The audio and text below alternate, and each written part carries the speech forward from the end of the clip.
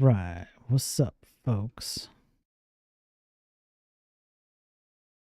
You might be wondering, what the hell is Spiro doing up this early? Or late? It's late. It's late for me. It's super late. Well, I was talking to a good friend of mine. And as it so turns out, some good ideas were hatched. Let me find the right place here. Global world data.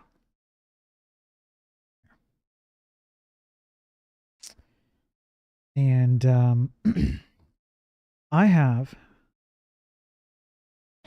there was a problem. Yo, what's up, AK? Good to see you.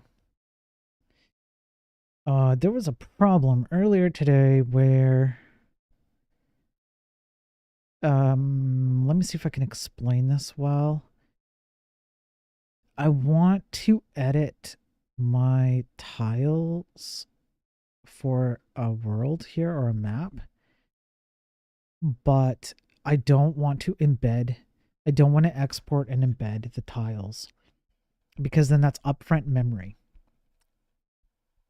And I don't want to have upfront memory loaded in with a WebAssembly file. You know, like if you have, say, 10 worlds and they're 20 by 20 and so on and so forth, that's all that memory. So I think we've come up with a way around that. And I'm up anyways, so I'm just going to do it. Yeah, Pure, it's late. I hope you're doing okay, Pure.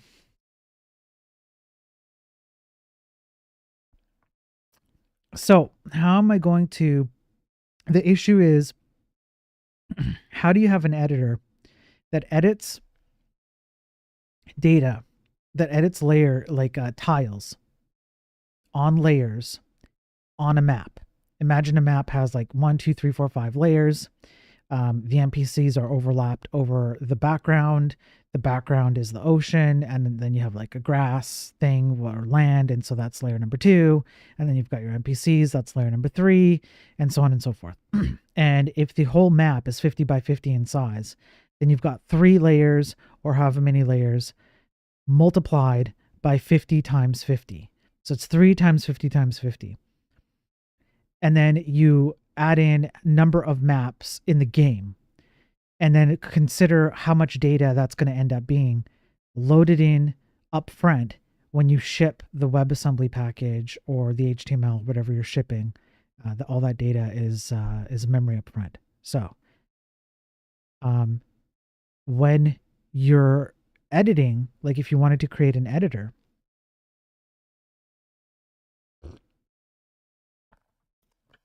I just got done feeding my little bun of joy. It's officially my bedtime.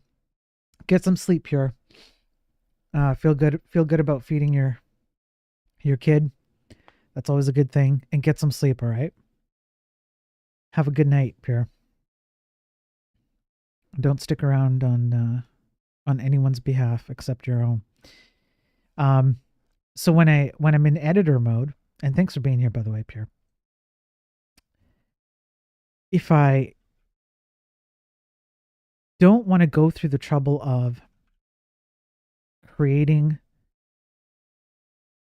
maps programmatically,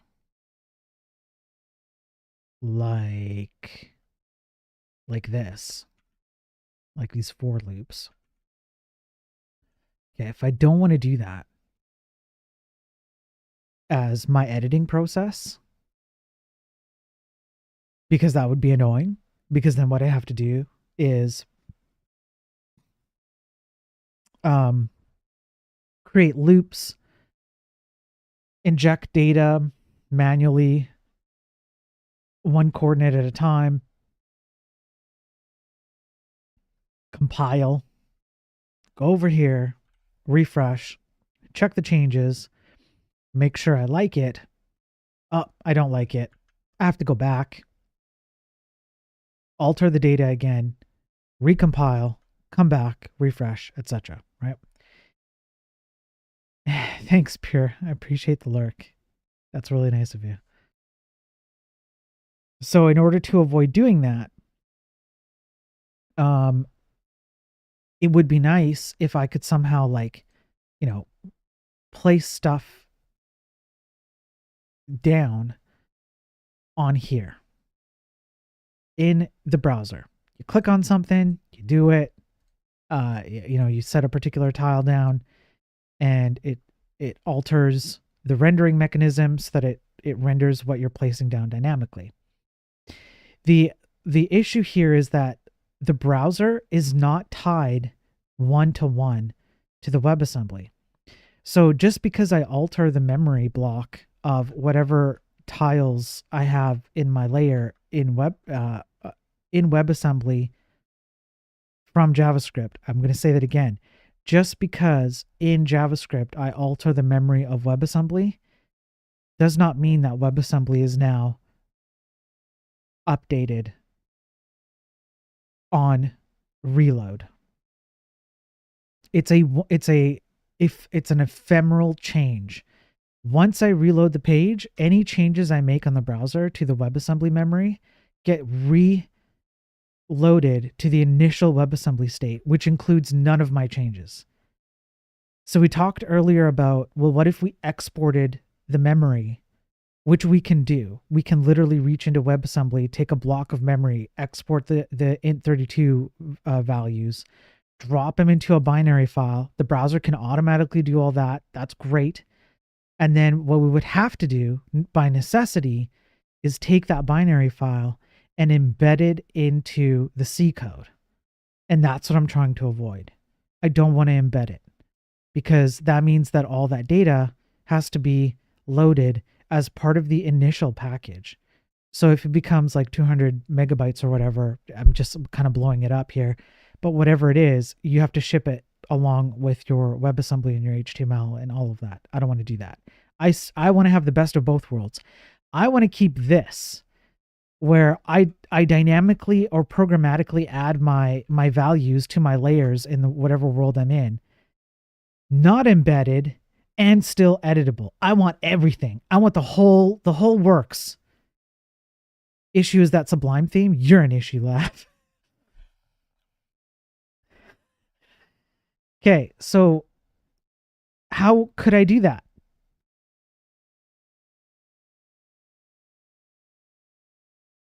Well, my friends, I think we have come up with a way. So let me go over to, worlds and layers. Nope, this isn't right either. I want, let's go look at create layer, which would be, no, it's just GWorld. Yeah, it's just GWorld data. Okay, we just got to find the right place here. Bear with me, bear with me, bear with me, bear with me, bear with me. Hold tight. Hold, really?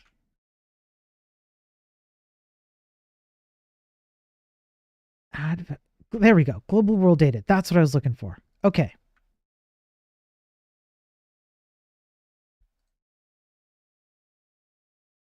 Global world data. And this guy is just one big fat array. And you can think of this big fat array as something along the lines of, I'll just pseudocode it. It would be, I'm putting in an arbitrary value, but ideally it would be maximum world width times maximum world height times maximum world layers, right? And so these would be some like defined global values, which I don't think I've defined all of them yet. And then times maximum, no, that's it. So that's exactly what you'd have, just like this. So it's just a massive ass array of all the possible, of the biggest possible set of layer data that you would need for a single world. So instead of worrying about all worlds on load time, exported, embedded, things like that, you just one big flat array, And it's the biggest array that you could possibly need for the biggest world you have, and that's it. So then what you do is you have these functions, which I've already created for the purpose of generating the world in the first place programmatically. And what you're doing is saying for a given layer ID and a given set of coordinates, x, y, you set a value. The layer ID is how deep down that big ass array you need to go to. So if the layer ID is 0, you start at the 0 index of global world data. If the layer ID is 1, you start at 1 times maximum world height, maximum world width, which means you just offset by an entire world width times world height down into the nested array. If the layer ID is 2, then you do 2 times maximum world width, maximum world height. And that becomes your starting point or your offset for where you start to inject data into the global world data. Your X and Y is literally just Y times the layer width. So if your world size is 20, then you're going to go Y, which is vertical, times the width, so times however many rows you need to go down to hit Y. So if it's 0 times 20, then it's 0. If Y is 1 times 20, then you're going to start at the 20th index and then at the 40th, right? And so that gets you to row 3 and so on and so forth. And then you just add X, and X will always be within your width size. So you're always going to figure out which row am I in by going Y times width plus X. And that is the exact spot where you're going to inject data for your layer data. And then if you include your initial offset of where does this layer offset begin in the big ass array, you add those two things together, and now you have the exact spot in the big ass array to put data in. And you can also reverse it so that you can extract data out that way too. So it's just index offsetting. It's just simple math. So using this, then what I should be able to do is on the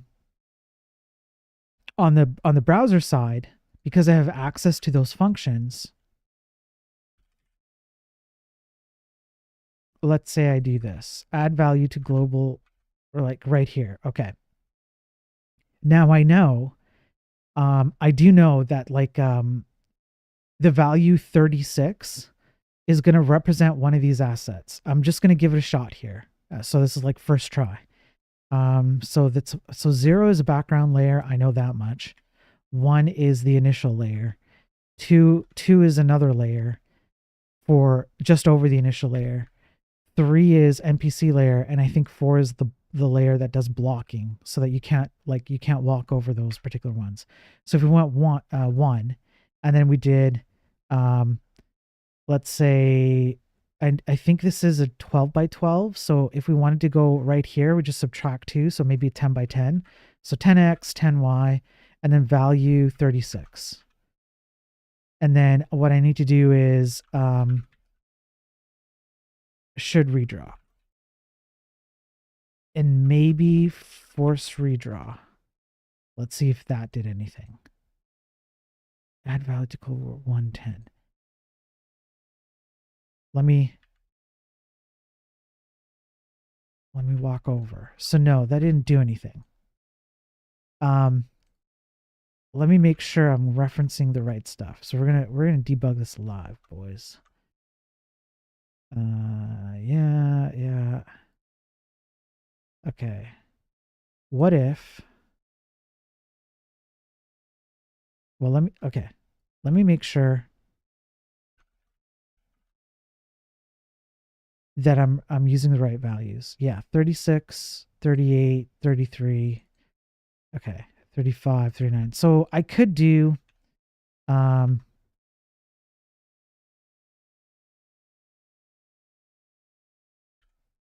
exports should redraw everything. And just see if I can get this working.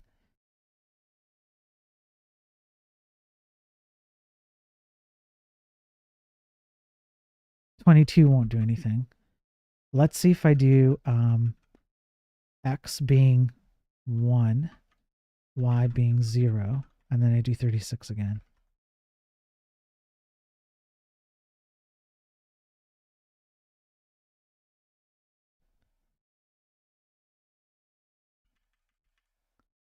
No, it's not working. So I had the now I have egg on my face now because this should have worked. Add value to global world layer data. Let's see.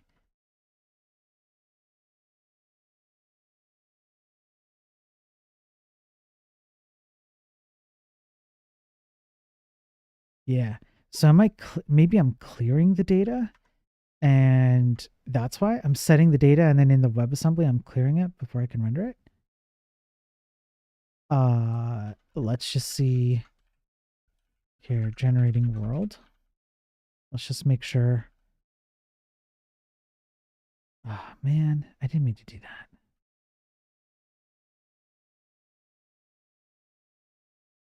Okay, cool. Everything's good. And then I do X, Y, 36.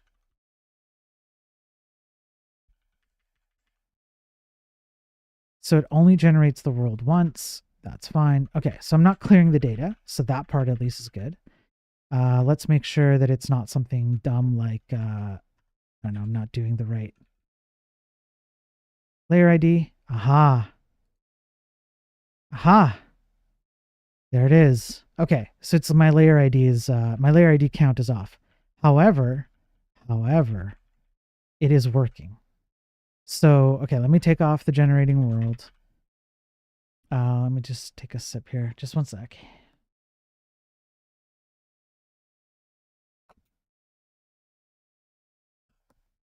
Okay, so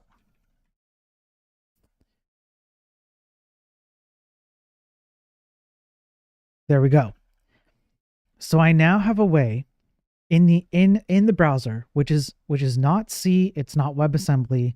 It's taken a compiled version of C WebAssembly, and it's just mutating dynamically array data for the layer and the tiles. I now have a way to edit the world. And I just have to essentially like just figure out the layer IDs, the values, and map them to an asset. And the way that I map them to an asset, the asset being the actual image that gets rendered, is over here. Actually, I can just look for layer 1. So like right here, layer 1, and then I'll zoom out a little bit, and then layer 2. I literally just look for like, hey, is the layer value 69? And then I just change it, right? So if I went like, let's say 69. There you go. So my layer IDs were off by 1. Typical programming error. Okay, so now what I have, this is good. Now what I have is a way for my browser JavaScript to reach into the frickin' WebAssembly / C memory and go, hey, you know that big ass blob of, what was it? Not here. You know this thing, this big blob of like layer data. I want you to reach in here, and as long as JavaScript calls the function correctly, I want you to set a value. This layer, this X, this Y, this value. And the WebAssembly is going to maintain that. And then the HTML JavaScript is going to render that based on whatever I've told it to render. When you see a particular value in a particular layer at these particular coordinates, render a specific asset in my atlas. Perfect. How am I going to get this out? Well, like I said earlier, it would have been, we initially thought we could export it. We'll just export it. We'll literally take the array that we've adjusted live on the browser, because we can do that. We can reach into WebAssembly and say, what is the new array, this new state of the array that I've told you to use? And then using This function, we can take the array. So imagine that we reached in and we just went like WASM exports memory and then from to, and we just grab the array data that we've altered, and we can create a new blob, and we use octet stream because what it means is the browser will treat it as like a raw binary file, and then we automatically inject an anchor tag with a link. We dump that into the body, and we virtually click it, and we do that all within the browser, and it just dumps a .bin file that has the data in it, and then we would go to our compile shell script file here, and it will convert that data into a header file, which then subsequently has the hex values, the int32 hex values, which then we can call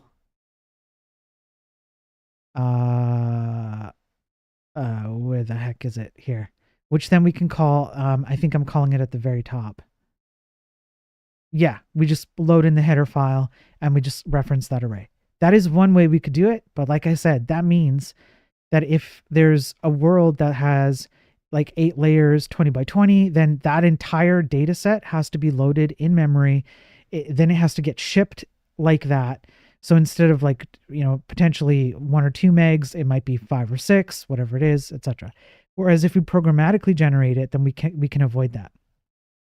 How the hell are we going to programmatically generate it?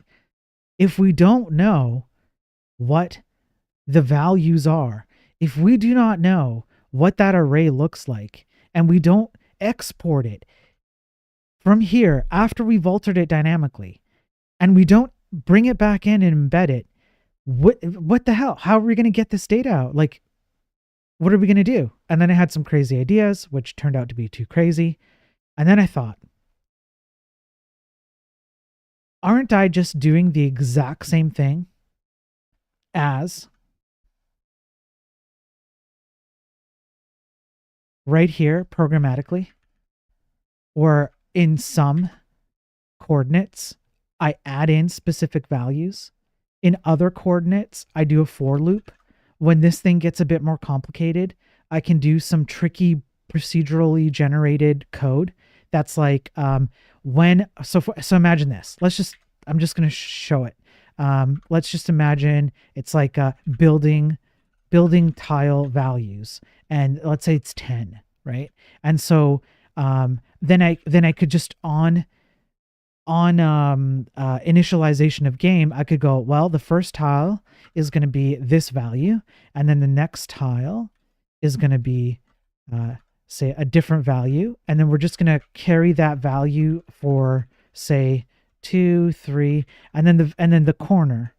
So we've got the top left corner, then 3 tiles of the same, and then we've got the top right corner, and this will be 36, right? And so then what I can do is I can just reference this instead of writing the values manually. I can re-reference it as many times as I want to recreate this building or any building with any of these values, because ultimately these values don't mean anything. These values don't even have to mean this building or that building specifically. They're just values that you could contextualize. So you could say 34, 35, and 36 in this map mean this building. 34, 35, 36 in this other map mean this other building. And the only thing that actually cares about what renders these values is your browser, your client, the thing that renders it, not C, not WebAssembly. So there are a lot of clever tricks you can use to encapsulate portions of your tile, inside inline code. How am I going to do that on the browser? Well, I'm doing exactly the same thing. I can literally just do the exact same thing.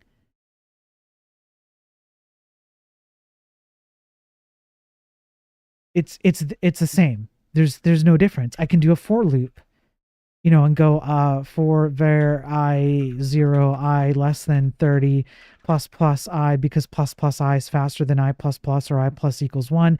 Look it up. Don't take my word for it. And then I can just go like add value to global world data, layer IDs 4, and then I can just like auto increment XY, and then I can go like I can do all kinds of stuff, right? And then I can clear this data. So I could go, I guess I'd have to create a function to clear the data, which is fine. I can do that. I can clear the data, or I can reset it before my changes, go back to the original state, and then just take anything that I come up with. So let's say I come up with this. So I've got a for loop. It creates exactly the right kind of tiles that I want on my map. And then I just need a couple of additional little things, like I just need to add a little touch up. I just want to add something on the corner. So it'd be like X plus 1, Y plus 30, and then like a very specific value. I just want to do 69, 420 because I like it. Right. And so then this becomes, I just copy this over. How would I copy this over? This is not hard. I don't need to export or import a damn thing. All I have to do is go over here and go like this. Okay, copy the JavaScript code and go UN32T. Perfect. Everything's there. Go like this. Take out the WASM exports because we're already in the right context. Go like this. Boom. Done. Programmatically generated from an editor that is done on the client side, that does not require me to do an import export and embed my data up front. I win the internet. I am the genius. I rule. Done. End of stream. Good night.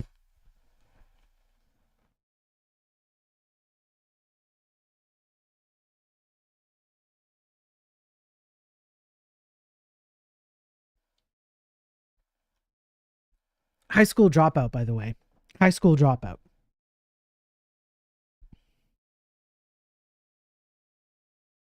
Just saying.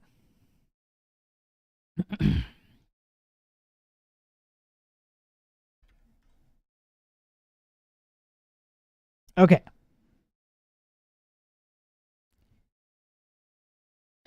Having said that,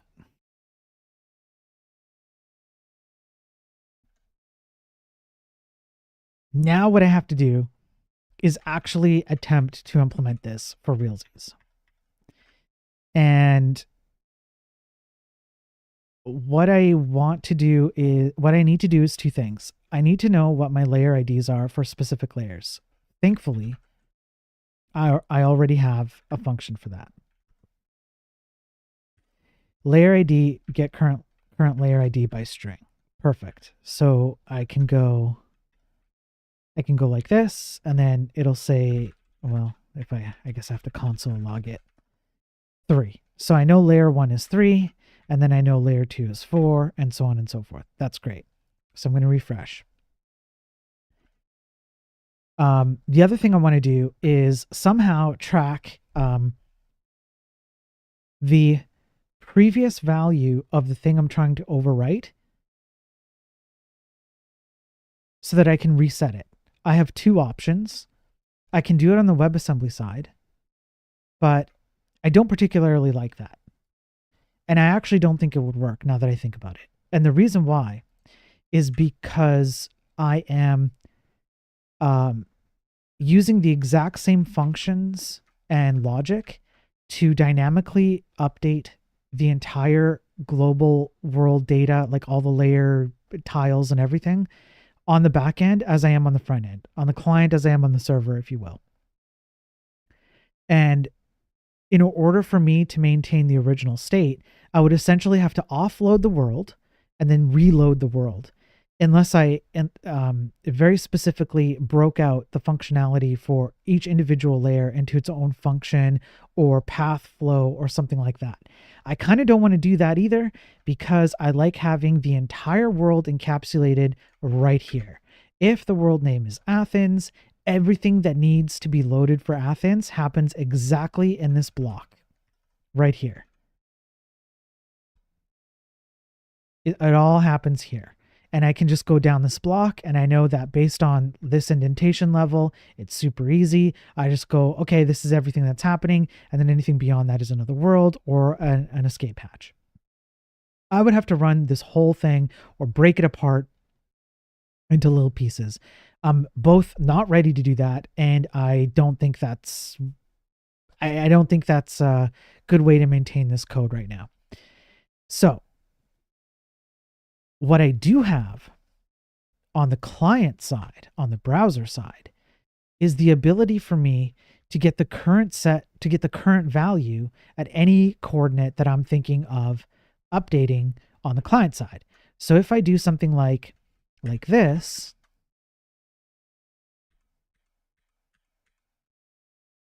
okay, what I can also do is, before I do this, so I'll run it again, I can do get value. Add, no. Add value to global. Get layer data by coordinates. This guy right here. I can go like this. So what is that 410 before I make any changes? -1. Perfect. So then I can store that on the client side and go, before I make this change where I set it to 69 and then force the redraw, store its original state, which I know is the sentinel. I call it sentry. So I stored the initial state first on the client side. Make the change, re-render. Do I like it? No. Clear it out. And I can even do like an array-based mechanism in JavaScript where I can store all the changes I've done incrementally, and I can do an undo redo. And it has nothing to do with WebAssembly. WebAssembly does not care about what I'm doing at the editor level. WebAssembly just cares about what is the current state and how do I deal with this current state. So just strictly for map generation, this will be a lot easier. It's not perfect. It's not like the easiest thing in the world, like having a proper editor where you can just like, click around and have your keyboard shortcuts and then you hit save and there you go. It's a little bit more involved, but it gives me my cake and I can eat it too. So in order to do that, I would have to have like a special function that does this state tracking. I don't just want to raw dog these functions, these WebAssembly functions right at the client level. That's too direct, and it doesn't give me enough control at the client level to do my own like editor stuff. So what I want to do is I want to go up to my UI helper. Yeah, so I go up there because I have a UI helper, and what my UI helper does is it essentially helps me to manage the user interface. Let's go UIH.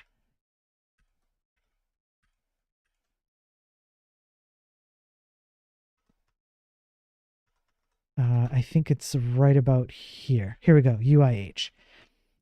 So this guy does, it helps me track my elements on screen. It helps me with some of my animations, things like that. My initial thought when I was thinking this out earlier was, I'll put it in the UI helper. This is kind of like an editor thing. I'll just, I'll put all my tracking mechanisms and undo redos in the UI helper. But wait, why do I need to do that? The UI is for the UI, and I'm not really changing anything in the UI. For example, I'm not like changing the start menu. I'm not changing the way these menus work. Like I'm not really doing anything that like that. I'm doing a game level. It's like this weird mix of the client's rendering stuff and I'm talking from that client to the server, which is holding the state of things, and right in between is this like what were things like before, what are things like now, undo redo, render an update, right? So it's a little bit different than the UI helper. So it makes more sense for me to do something in the game helper, which is up here. And the game helper is literally just a wrapper around common WebAssembly functions that I need in a way that makes it easier for me to use them inside of JavaScript. So in this case, it would be something along the lines of my game helper needs to do like, okay,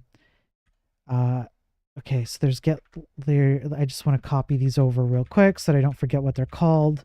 So it would be, I could call it whatever I want, honestly, like editor set, layer coordinate value, coordinate sets, editor set layer coordinates value, something like this, right? So we do like this, then we go layer ID, then we go X, then we go Y, then we go value, and so there we go. And then what we would do, we'd go like this, and then the first thing we would do is we would get WASM.exports, get layer data by coordinates. And if we look at the C version of this, we just want layer ID, X and Y.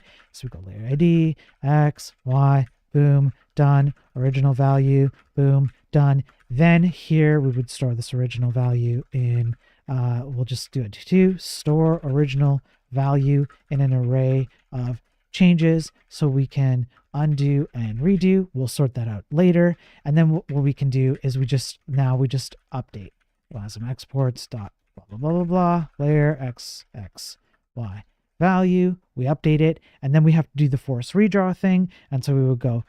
We have to tell should redraw everything. We have to tell WebAssembly that it needs to redraw everything, and so do we. And so to that end, we would also do force redraw equals true because we're in a special mode. So we're just going to force redraw. It just tells the renderer, hey, you absolutely should be re-rendering all your tiles because we've made it like a significant change to the world and the tiles and the layer and all of that. So there we go. We have our initial thing. And then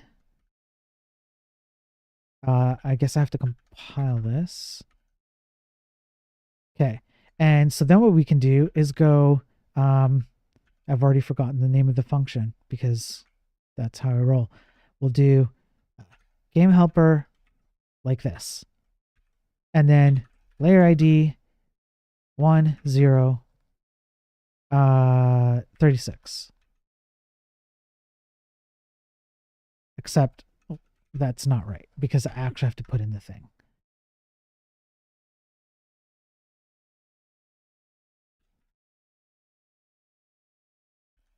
Did it work? No. Okay. Hey, Blue Blue. How's it going? Good to see you. Why does Visual Studio look like a blue screen? Because of blue screened. Hey, the chosen one, 1080, first time chatter. Thanks for being here. Why do C devs hate syntax highlighting so much? Like it's like a trend on Twitch. Look, it's not like it's not that it's particularly like oh, you're not a real programmer unless you like turn it off or whatever. I actually 100% completely understand why you would want syntax highlighting. Completely understand it. That like it can help your brain to parse out what you're reading on screen. But for my brain in particular, it breaks my brain. When I have syntax highlighting on, all I see is colors. I do not see the text. I don't see the code. And I just like, I can't turn my brain off from like, hey, don't look at the damn colors. Use the colors to help you. I just can't break out of that cycle. So for me personally, it's just a personal thing where it's just a self brain hack. If I can't focus on the code when the colors are on, well, turn off the colors. And so here I am.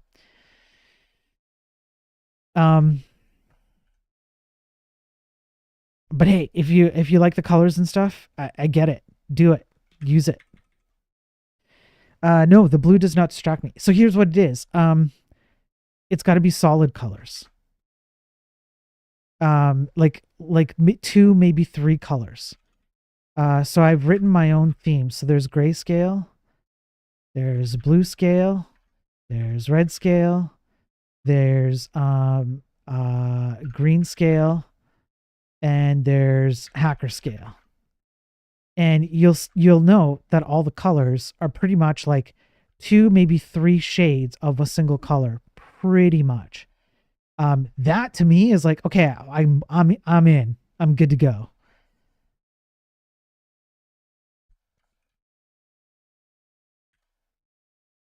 So there's our original data, their XY value, add value to global world data. Let me make sure that I'm not doing anything stupid. If I go look at how I got it working before, add value 41069. Okay.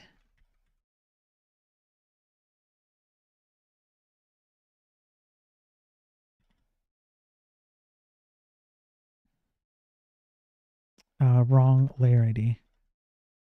There we go. It is working. Yeah. Okay, cool. Probably has to do with how everyone perceives color differently, like the gold white dress. Yeah, it's something like that. It's just it's subjective, right? It's preference. You're absolutely right. It's all about preference. Some people can do it, some people can't. If it whatever helps you read and parse the code easy, you know, at least in terms of color. Yeah, I get it.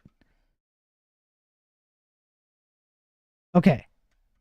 Um, so I've got it. I have a way to now update my tiles with a wrapper function that reaches into my WebAssembly. It updates the world dynamically on demand. So there we go. We're good to go. And then it stores an original value. And now what I need to do is I would like to be able to not do. Yeah, I know I'm using a double negative or something like that. I would like to not have to do this. This sucks. All my div elements use a common class called Atlas. Atlas stores, let me zoom out. It stores a background image.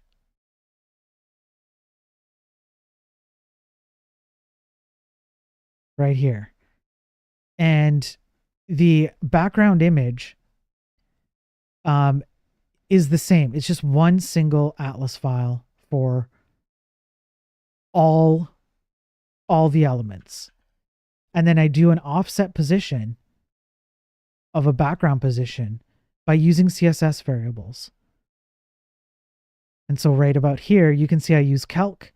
I read the Atlas X and the Atlas Y, and here's my Atlas, which is broken up into 32 by 32 squares. So I can just go 0, 0 is this square, 1, 0 is this square, and so on and so forth. And then 0, 1 is this square, and you can sort it out from there. But manually checking the value and applying XY Atlas coordinates to it like this is going to get stupid real friggin' fast. So what if I did something like I extracted these values out and I stored them maybe in a hash map. So it would be something like this would be UI helper. So it'd be var UI helper, and then it would be layer Atlas, maybe. Let's just call it that for now. And you'd have layer 1, and then you'd have your we'll just rough it out.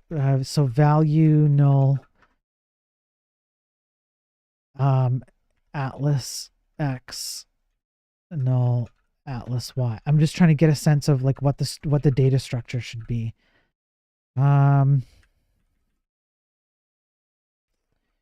Let's think just for a second. This is not the most efficient pattern. It would do. You could initialize a set of values. This would get nested and annoying really fast. It'd be so annoying really fast. So what if instead of UIH, we just took it right out and we did it at like the parent level? Maybe that's our finite state machine. There's some objects for the WebAssembly. We read strings. What if we did it right about here? And so we would go var layer atlas map.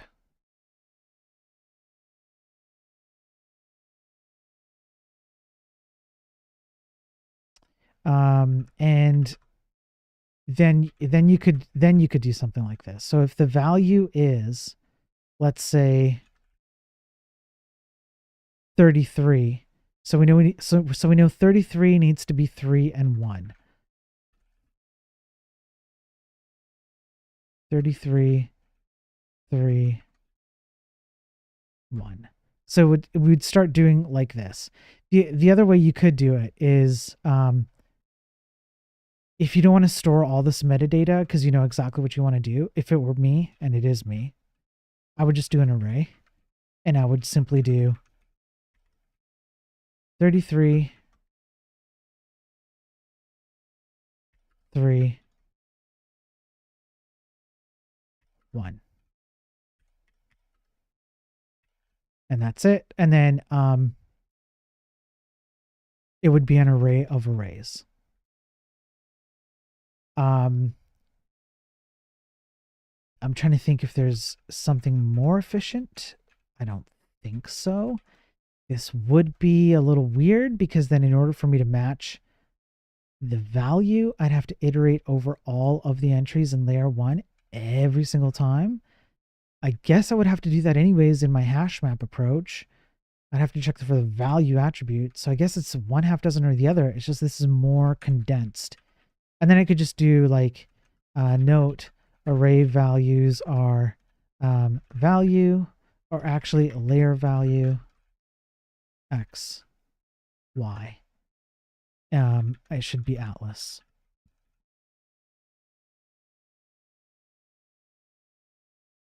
Okay, there you go. Why not do the value as a key, not a CM?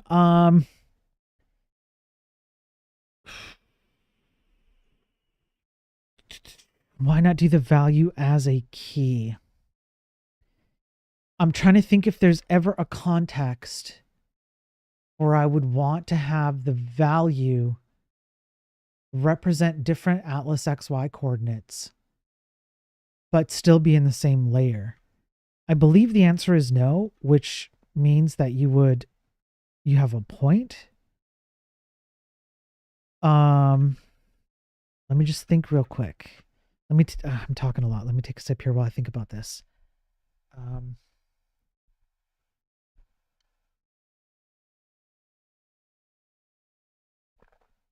Can my Atlas value, can my layer value, let's say 33, represent different Atlas XY coordinates in the same layer if there's a difference in context?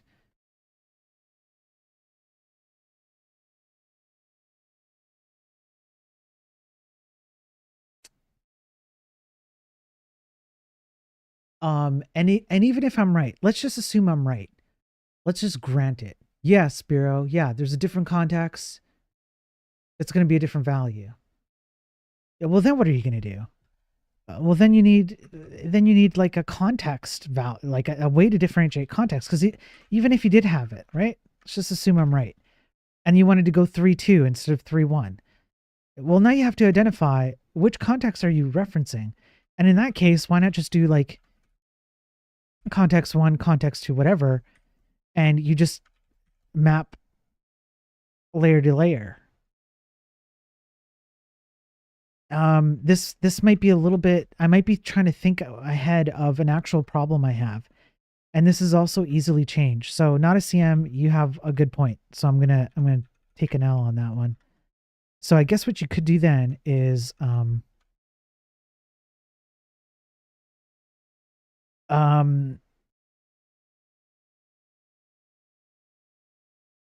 you would go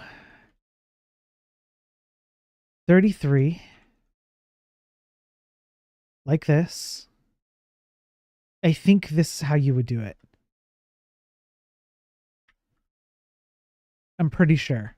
And so layer 1, it should be layer 1 33. I guess we can test it. Let's test it and make sure. So it would be layer Atlas map, and then it would be layer 1 33, and we should see 2 outputs if we did this right. I'm gonna compile it. I'm gonna go over here. I did something wrong at 254. Let's figure out what I did wrong. 254. No, this won't work.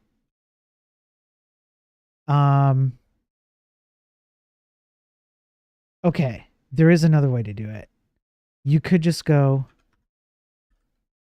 layer Atlas map, layer 1 33 equals 3 and 1. You could just do this. So then you just initialize whatever layers you need. Let's try that. Okay. And there it is. Okay, so it's a poor man's way of doing it, but it works. Okay. So I mean, then you could even break it down by like, if you wanted to, you could go like, because my world currently is called Athens, you could even break this down even further. You could go layer 1 for Athens becomes this thing. Like this. And then you just like generate your maps like that. Or you could, there are other ways you could do this, but like we're just trying to like proof of concept. Will this concept even work? I'm pretty sure it will. Because now what you can do is you can go over to let's go layer 1. We'll go down over here. And because I don't want all this junk, I can start slowly replacing things. So I would take out the 33 and just temporarily I would go there found in mapping. It would be false. And then I would go for, and we're just going to go there. Let's go. What haven't I used? I don't know. Let's go K. Something just dumb. K is less than layer atlas map. We know we're in Athens. Let's just hard code it. We're just trying to prove the concept. Layer atlas map. Let me turn on the freaking like word wrap. I hate that. Layer atlas map. Athens layer 1, which is exactly where we're at, and then we will go layer value, just like that.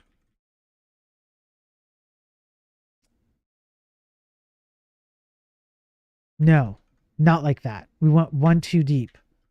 We just want this. Okay. And so there we'll shorthand it because we just don't care right now. LAM value is equal to this. Okay. Then we check if LAM value is equal to layer value, which is our current layer value that we've pulled from the WebAssembly file. Then we're going to go set property. We're going to copy this guy over, set property, and it's going to be LAM value 0 for X. Crap. And 1 for Y. Then we go found in mapping is true, and we'll break it. Then if not found in mapping. So this way we keep backwards compatibility so we can ensure that a minor change like this hasn't broken the entire game. Before we change all of these values, we go through the trouble of changing all of these values, removing code that we know works for a proof of concept thing, and we break the entire thing, and then we have to figure out, did we make a typo somewhere? Like, how much did we actually change? So this is just a backwards compatible thing. As we move out these layer values and their XY Alice coordinates, we'll slowly replace them with the thing that we're creating, and then we'll just get rid of this code and simplify it as we do that. But for now, we just want to see whether it essentially it looks like this. And in order to confirm that there's a good before and after, so what I'll do is I'll compile and then I'll duplicate.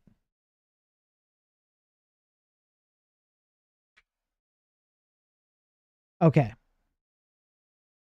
So it looks, so as you can see, there's like this edge missing, which probably means that this didn't work exactly as we expected. So I must have done something wrong. It's probably dumb because it's late at night and I'm a dumb. Let's figure out what it is. We'll go over here. So let's say, okay, is K, oh, of course. K cannot iterate over this because it doesn't know the length of this. So it would just be,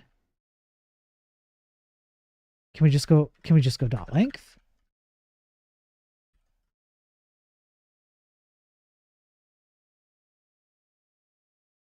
No, let's make sure that that's right. We'll console log it out. Stream length test. 34. That's right.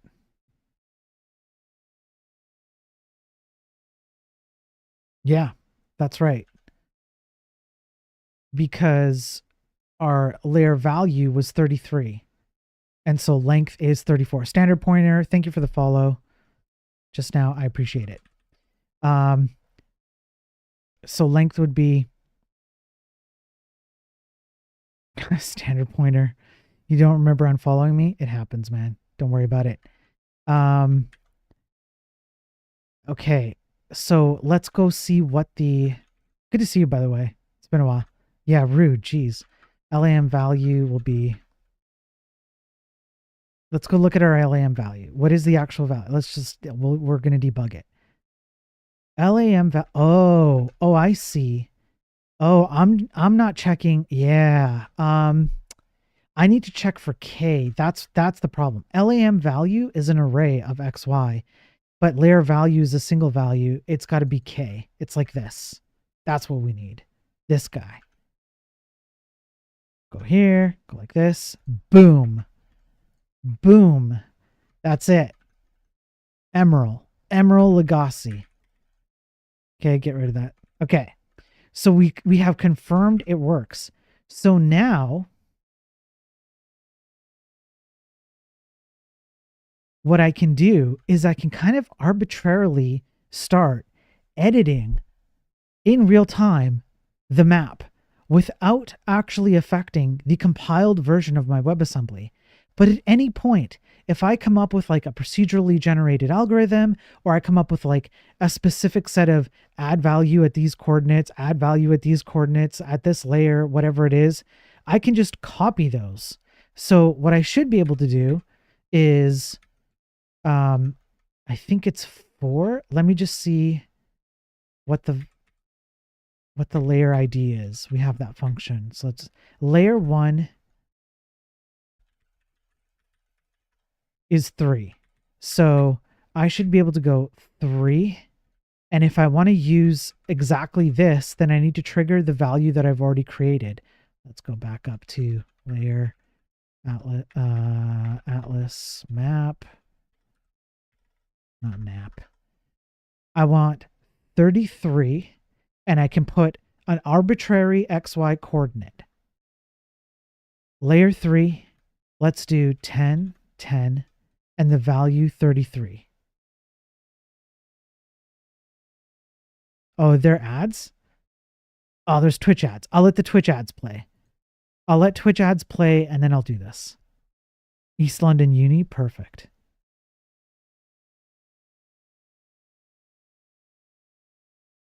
There's a minute on the ads, but hopefully everyone else on the other platforms can see what I'm up to.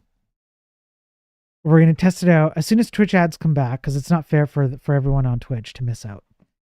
We'll see if we've got this right. And then from there, we just start building like an undo, redo thing, yada, yada, yada. But here, let me take a sip. Let me take a break for a second. 50 seconds on ads.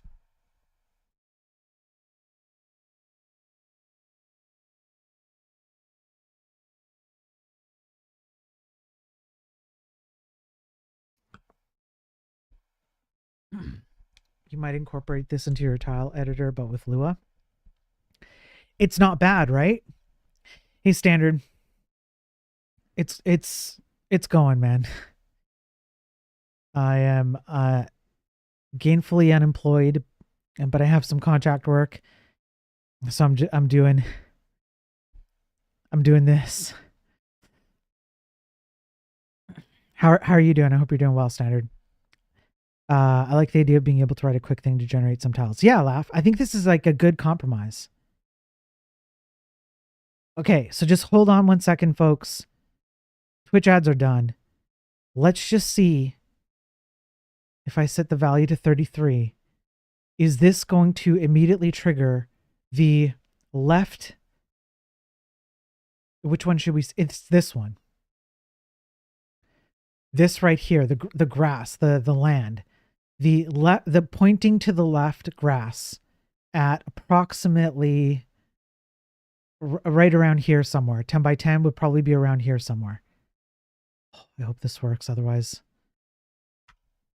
Holy crap, it works.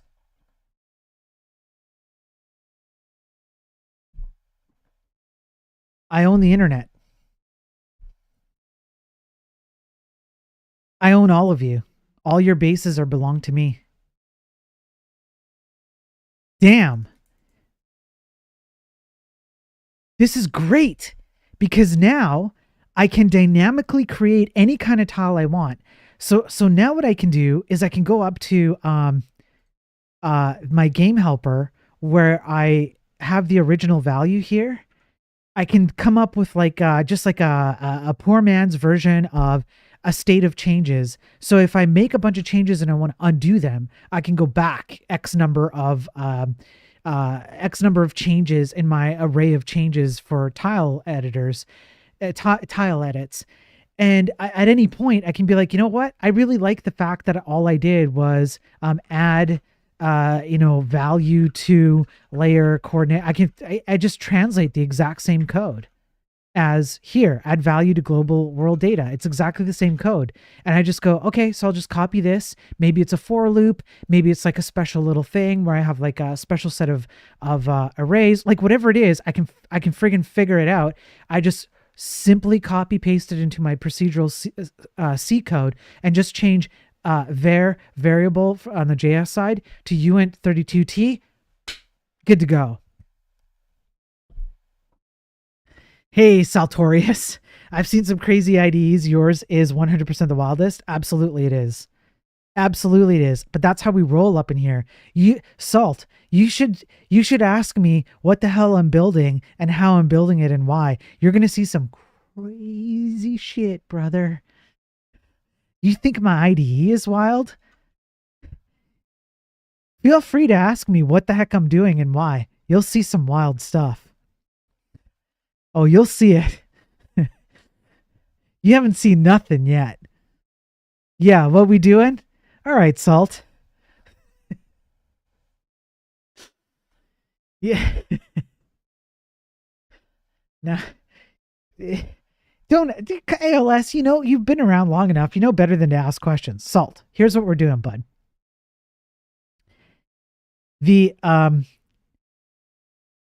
The entire premise of my streams, the history of my I know you're here to troll. The history of my streams from starting from like a year and some months ago was that we're in the opposite of whatever the golden age of tech is. Our programming and software, and especially the web, really friggin' sucks. We leave a lot on the table in terms of what we can do with a lot less. So things like libraries, frameworks, languages that are crutches or kind of obfuscate or indirectly tell you how to do things without actually teaching you or even encouraging you or incentivizing you to understand why you're using the thing. It's just check these things off, use the thing, don't ask questions, you're good to go. And it's led to the state of software where we're like RAM hungry, 600 gig DLC downloads, slow websites, massive security vulnerabilities. I've done stream after stream all on my YouTube live. It's all there where I go through scientific studies which go over like statistics on how terrible the state of software is, even though we have insane hardware. So what am I trying to do? I'm trying to lead by example. Instead of just complaining about this, I'm trying to prove that Mr. Dumb high school dropout who taught himself everything here can do a lot more with a lot less. And I can sort of like defy the status quo of basically the shit that is the tech industry right now.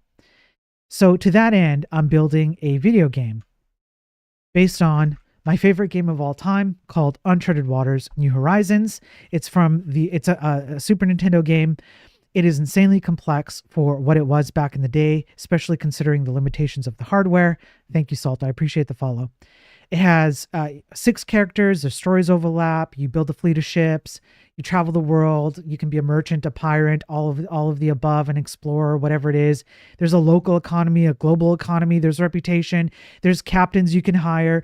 You have to track your crew. You have to track how many, how much cargo you have for like water, food. It's crazy complex, right? So I'm rebuilding it, and I'm doing it using C, no standard library, I'll show you the compiler right down here. I'm not using a standard library. I'm targeting WebAssembly. I'm not using structs. I'm not using pointers. It's flat arrays and straight up functions all across the board in my C code. I then compile it to WebAssembly, which then becomes a block of memory in the browser. And in the browser, in order for me to access the functions and data inside that WebAssembly, I use vanilla JavaScript. Just straight up vanilla JavaScript, no frameworks. I'm not even using ES 2016, I'm using ES5. So it's like old school JavaScript. Again, nothing fancy here. It's just use just whatever is built into the browser, all your browser standards, all vanilla, CSS, vanilla CSS. I have a background image in CSS, which is just one big Atlas file. And then I just background position, slice it up, background position. I use vanilla CSS variables to be like, okay, this layer value is equivalent to this position in the Atlas. That's how I render my tiles. If I could go to the right place and not freak out like this, right? So WebAssembly is purely a game state manager. The browser is a renderer. By the way, I'm not using WebGL. I'm not using Canvas. I'm not using WebGPU. What am I using? Straight up dev elements. Because despite what you've been told, the DOM is not as slow as you think. So this is all straight up div elements, all animated with just vanilla everything. Everything is vanilla. And yes, you can do animations. Look at this. I can fire some cannons and there's a little animation to, and then I can do some movements, etc. Okay. And so, no hardware crutches, no crutches of any kind.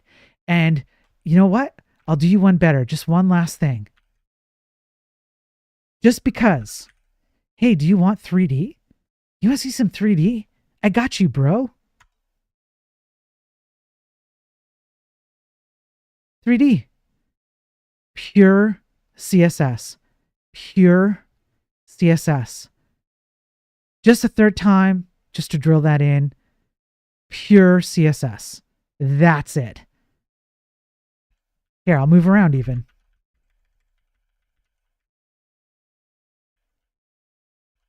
Let's do this.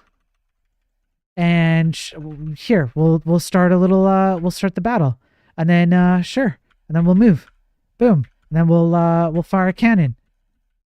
Pure CSS. So I'm not just getting on a soapbox and complaining about the state of the industry. I'm trying to prove it. Is this game going to be like a AAA rated, like, making millions of dollars? No, of course not. But that's not the point. So that's what I'm up to, Salt. How am I handling re-renders? So I'm doing two things. It's a mixture of what Laugh is saying in chat, because Laugh knows what I'm doing quite intimately.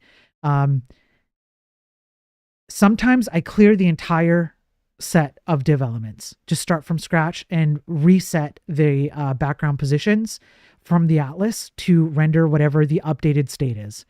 In some cases, though, when it's clever to do so, I will literally pick particular div elements that match world coordinates that my WebAssembly says these particular coordinates need an update. You don't have to worry about the rest of the world. Just keep the rest of the world the same. So, for example, when I'm doing this battle right here, the only things that get re-rendered are the ships that are taking place in the battle, which are the ships in the center here that just popped up out of nowhere. Everything else in the world just stays consistent. I don't clear it. I don't re-render it. The div elements all stay the same. All that stays the same because I'm in a sub state where I'm like, I only care about the battle. Just tell me what the battle state is and I'll just re-render those in particular. So I'm trying to I'm really trying to push the boundaries of what the hell you can do with this. And it is absolutely insane what you can do with this. Purely CPU rendered. No GPU, no hardware acceleration, nothing. We suck in the tech industry. That's what I'm up to. So welcome in, Salt. I hope that's worthy of the follow. I appreciate it. It is insane. Yeah, lots of people look at this and go, why the hell would you do this? This is absolutely bonkers. Like, what's the point of this? But there is a point, right? Hey, Hey, Dilo Designs, thank you. Dio Designs, thank you for the follow just now. Make sure to say hi if you're here. And I just put this up on GitHub today, so if you want to check that out, all my code is on there. You can go check it out. I'm gonna keep it up to date. And if you would like to run this locally, like if you want to just run this, you can do this. Go to the repo. Where the heck is the page? Pages. Where is it? Here.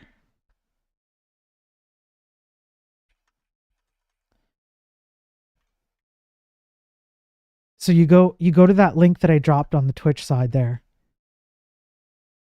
And you can run it right now on your browser and just check it out. Just play around with it. And you can go like manipulate it, hack it, whatever you want to do. You could download the raw WASM, whatever you want to do. Let me see chat. No problem. Hi, I get it. Hey, Dio, good to see you, man. I like doing low-level code in Rustig to get straight to the hardware. A little less on the way. I agree. Yeah, I agree. Thanks, ALS. I appreciate it. Yeah, it's crazy, right? Don't feel bad. You can do it too. I'm a high school dropout. The highest degree I have is grade 11. There's no reason why most, if not all of you, can accomplish a lot more with a lot less. And it's much simpler, and it takes you a lot farther than you would imagine. Do you find it more cumbersome, though, to implement something as simple as updating coordinates to managing game state? Or have you written your own abstractions to make it easier? It is super simple because all I have is a flat array. Where the heck is my code? Where did it go? Here it is. The only thing that you have to do to manage things like coordinates is just offset into a big array. That's all I'm doing here. So it's just, you just choose your flat array, just, however big you think you need it to be.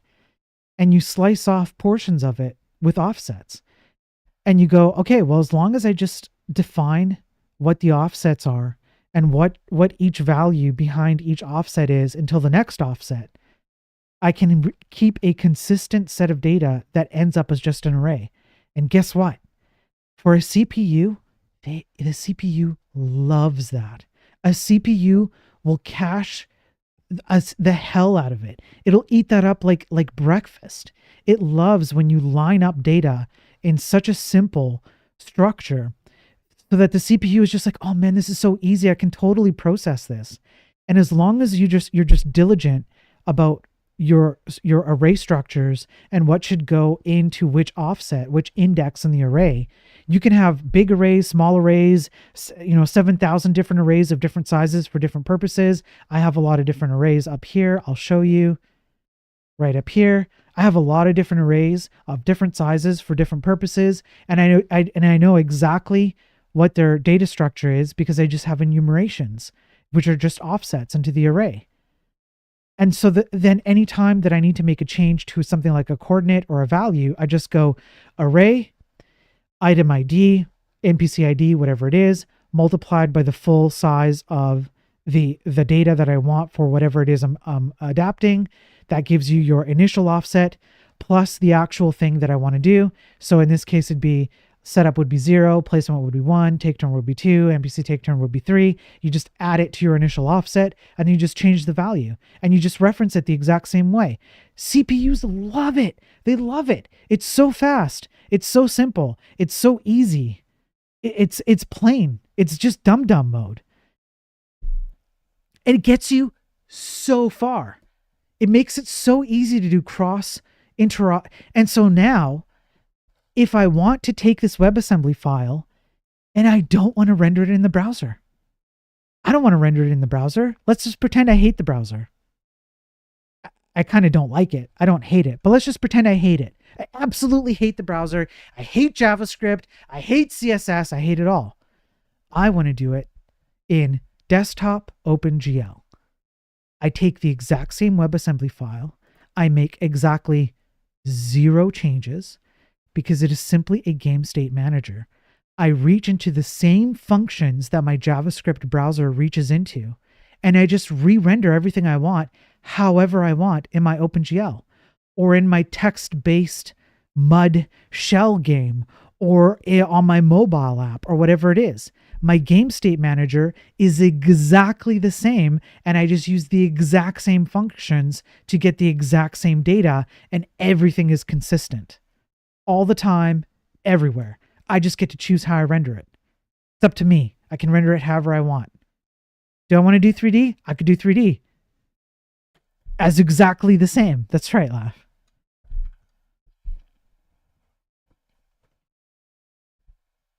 So there you go. That's what we're building. How's that for the tour, Salt? Do I have a YouTube channel? I do. I have to apologize because I have done a very poor job organizing my previous videos. Generally, they are named by what I'm doing in those videos. So you can go all the way back to when I started this in Zig, and then I did a bit in Odin, and now I'm in C. But there is a long back history, like a year and some months long, and there's tons of stuff. And if you want, feel free to jump on the Discord. You can talk to me. You can talk to whoever if you want to ask more questions or you just want to talk to me. I talk to people one-on-one all the time. Don't worry about bothering me. It's all good, man. I like showing this stuff off. But the primary reason I'm doing this is I just want people to understand that when a prominent tech influencer or tech streamer or somebody on YouTube, for example, or I don't know, like that senior developer or whatever kind of looks down on you and says, oh, well, the only way to deal with this level of complexity on the web or on an app or whatever is to use a library or framework that solves a bunch of problems for you. I disagree. For the most part, you don't need those things. And I think they're doing us a disservice. I think these paradigms are primarily a reason why programmers do not understand more lower level stuff. It's not because they can't. It's not because you're stupid. It's not anything like that. It's just because there is no incentive for you to do that. Would you use TypeScript instead of JS? No, I would not. Let me see if I can find it.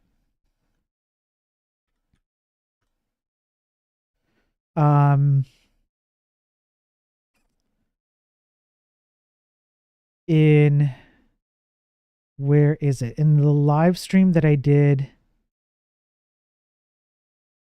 I think it's this one.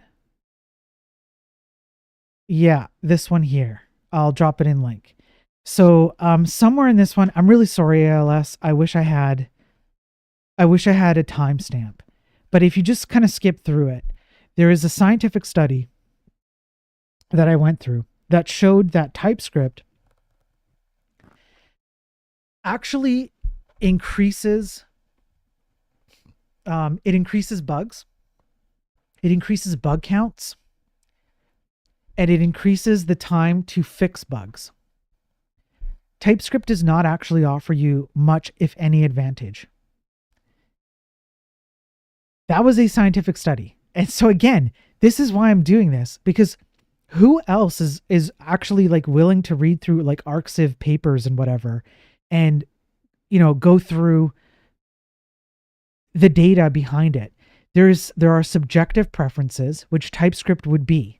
So TypeScript would be like, well, I feel safer when I have type safety because then I don't have to worry about someone else mucking about with my data. That is a subjective preference. An objective preference would be, it doesn't matter whether you use TypeScript or not. As a matter of fact, you're doing yourself a disservice because you're adding a build step on top of your existing regular JS code, which adds build times, which compounds when you have to bring in other libraries to finish that build system. And it doesn't just compound for you as an individual contributor to a code base in TypeScript, it also compounds for everybody else who contributes to that TypeScript flow. So what kind of time are you actually saving with TypeScript just so that you feel more comfortable? Wouldn't it be better if you actually had the kind of pressure to be like, let's be really freaking careful what we do here. And by doing that, you're actually encouraging each other to like step more carefully, understand what you're doing more, talk to each other more, have better team communication, All of these things are better when you remove the extra fluff that make you feel good, as opposed to having an objective measurement of goodness. Just JS, no package JSON or anything. If I could pick every single time, I would do just JS, no package, anything. That's correct. Just do it on my own. There might be some extreme circumstances, like if you're working with AWS. Okay, well, it depending on what you're doing, that might get really complicated to write your own AWS, like S3 interplay system. You could just import a module for that and run with that. I might do that. I would consider that. Would I do that in TypeScript though? No, I don't need that. Right? At one point I would need charts. You might need to pull in a chart library. I could 100% see, why would you write your own chart library? That is an entirely different ecosystem. Same with Amazon, things like that, where it's like, geez, I'm dealing with like an entirely different world. Then maybe you want to import something, but at least you would be doing it with an educated perspective, as opposed to I'm just going to pull in everything under the sun. Just like whatever, just npm install this, npm install that. Who cares how it works? It just works. I don't know how. I don't care how. I got my job done. And that, I think, is like the true cancer of the tech industry right now.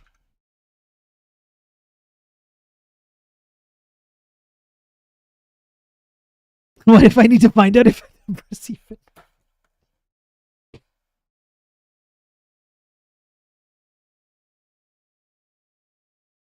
Son of a bitch. You got me. What then? What then? Then we're screwed. That's it. It's over. Got me. Got me so good. I wasn't expecting that. You son of a bitch.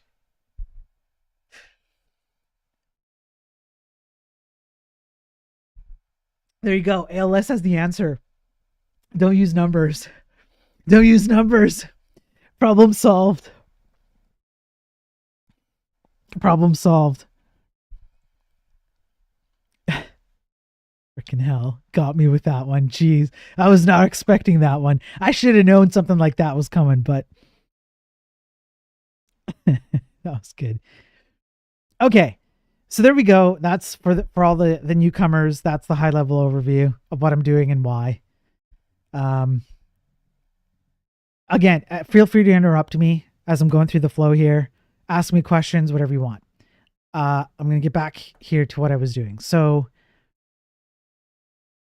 okay.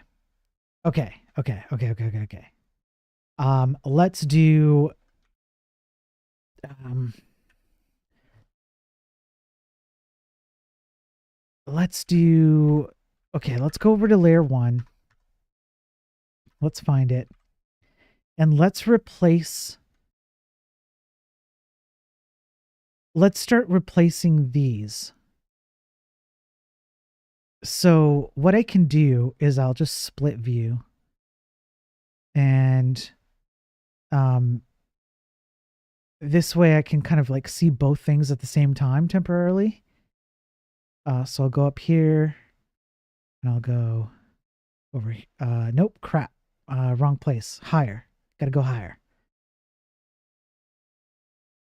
Gonna take me higher. I can't sing. All right. So we're gonna go 34. And it's 33 and 0. So we're just going to do these by hand. I know this is not the most exciting thing.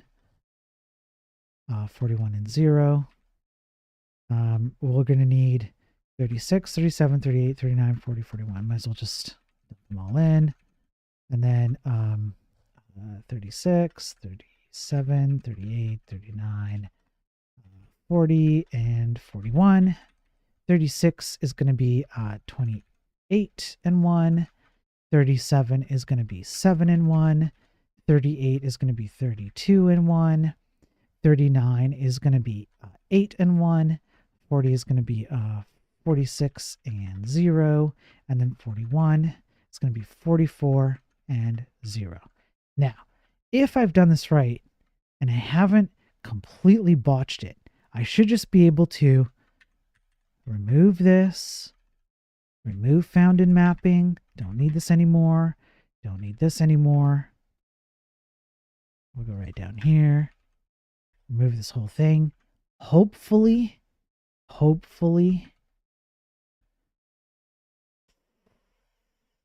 Oh, so close. Okay. What did I get wrong? Let's just go have a look. We'll go right back up over here and have a peek here. So 34 is 33 and 0, so that's probably one thing. Got 41 and 0, that's right. 28 and 1, 7 and 1, 32 and 1, 8 and 1, 46 and 0, 44 and 0. Okay, so I'll just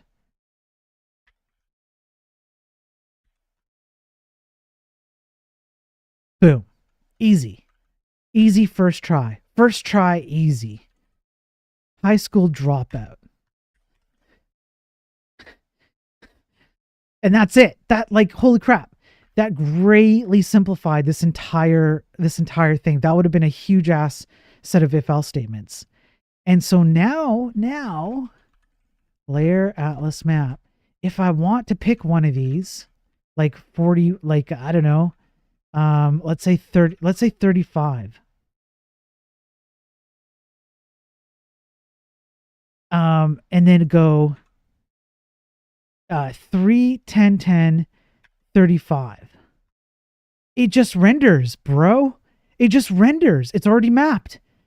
So when I call this, it calls a WebAssembly function on the back end. It says, hey, I'm updating your layer data in your memory block. And then I also tell the WebAssembly and the renderer, the client, the browser, the JS, you both need to re-render. You both better re-render. And when it does, boom.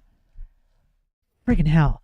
How many lines is this file? I'll show you in a second. You know what would go hard in this moment? Kanye West can't tell me nothing. Yeah. So this file in particular, the HTML file,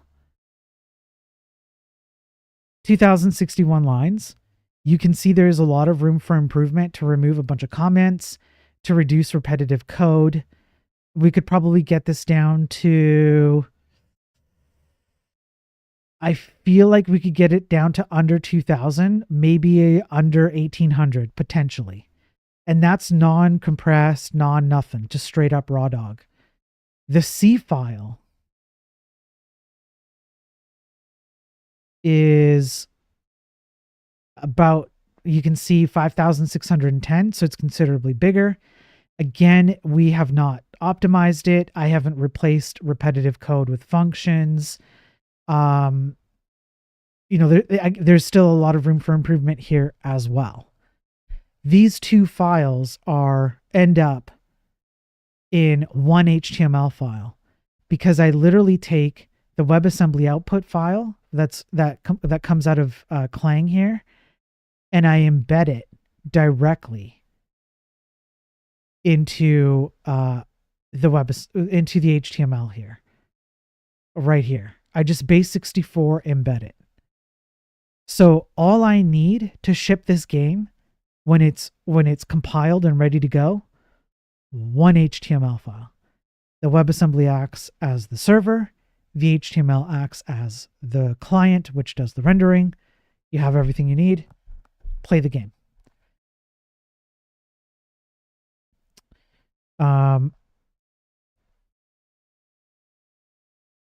I'm going to, you're a madman? I know I'm a madman. I know. I'm going to commit this working layer atlas map override tile editor thing. That's the best I can come up with right now. I'll push that out to the repo. Again, the repo's there if you want to check it out. Thanks, Salt. I appreciate it, man. I think it's cool too. And I think it has a lot of potential.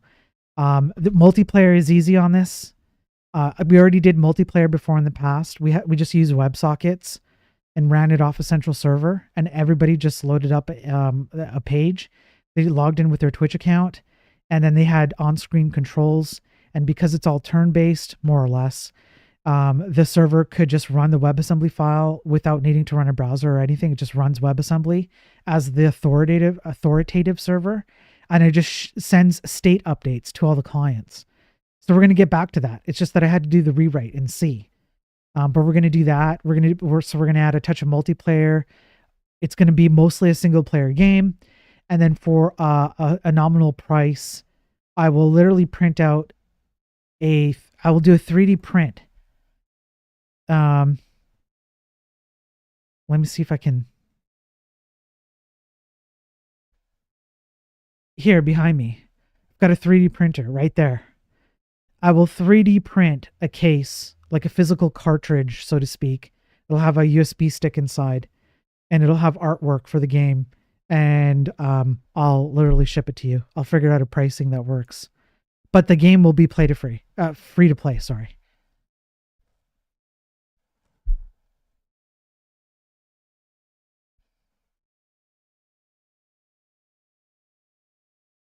React logo shape USB stick. Shut up, laugh.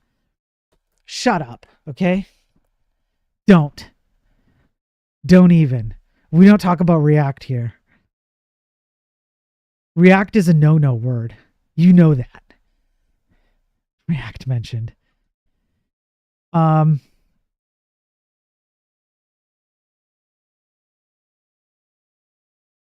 Okay. All right. So, again, feel free to interrupt me. That worked out really well. We replaced that whole set of code. We can replace this set of code too. That's going to be great. I want to try and see if I can come up with a quick and dirty, simple way to do the history. What if I make a bunch of changes? It's on NPM, double whammy. NPM package React game engine. I don't even want to click it. I don't want them to have the satisfaction of having my traffic increment a tick counter for a view. That's how much I hate React. It's cancerous. Like, do you want to touch a little bit of cancer? Just a little bit? Not even a little bit, right? Not even a little bit of cancer. Okay, so right here, I have to think about this.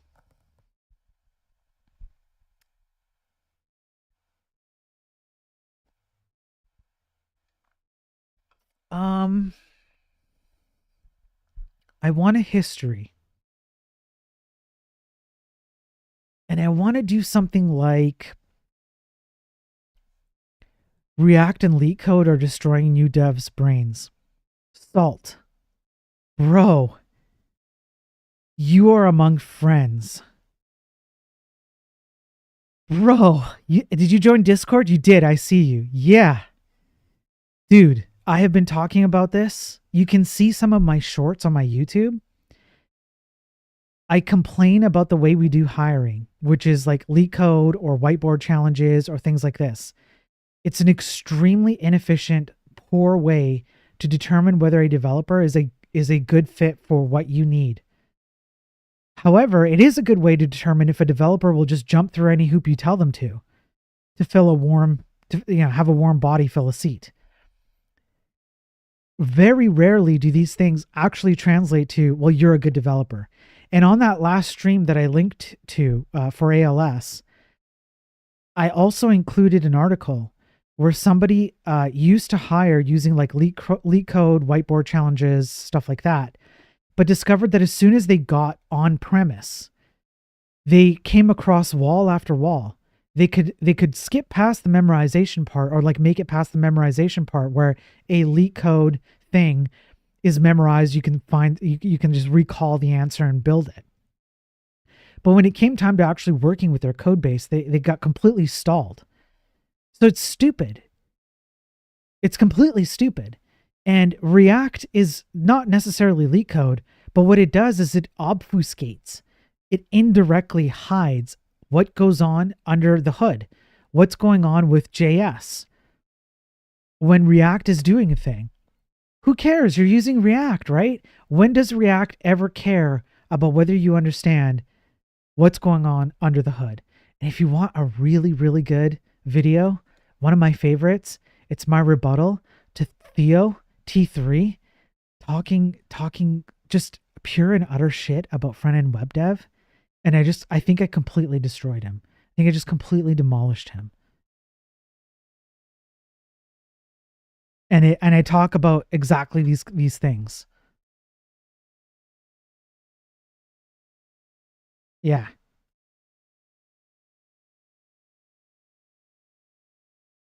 there you go. And yeah, boot camps for sure. Faux show. Yeah, welcome insult. You're among friends here, man. So like, a part of my thing is that I barely see anyone making these arguments, trying to come up with the data to back them up, and trying to prove it, and willing to call out people when they're doing stupid things, or willing to encourage people to do better. There are a few people. Don't get me wrong. It's not like I'm the only person who's like, trying to do this. But I just think it's rare, and we need to make a shift.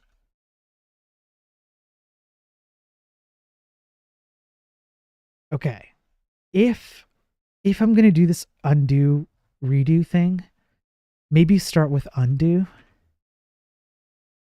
I suppose it would have to be something like,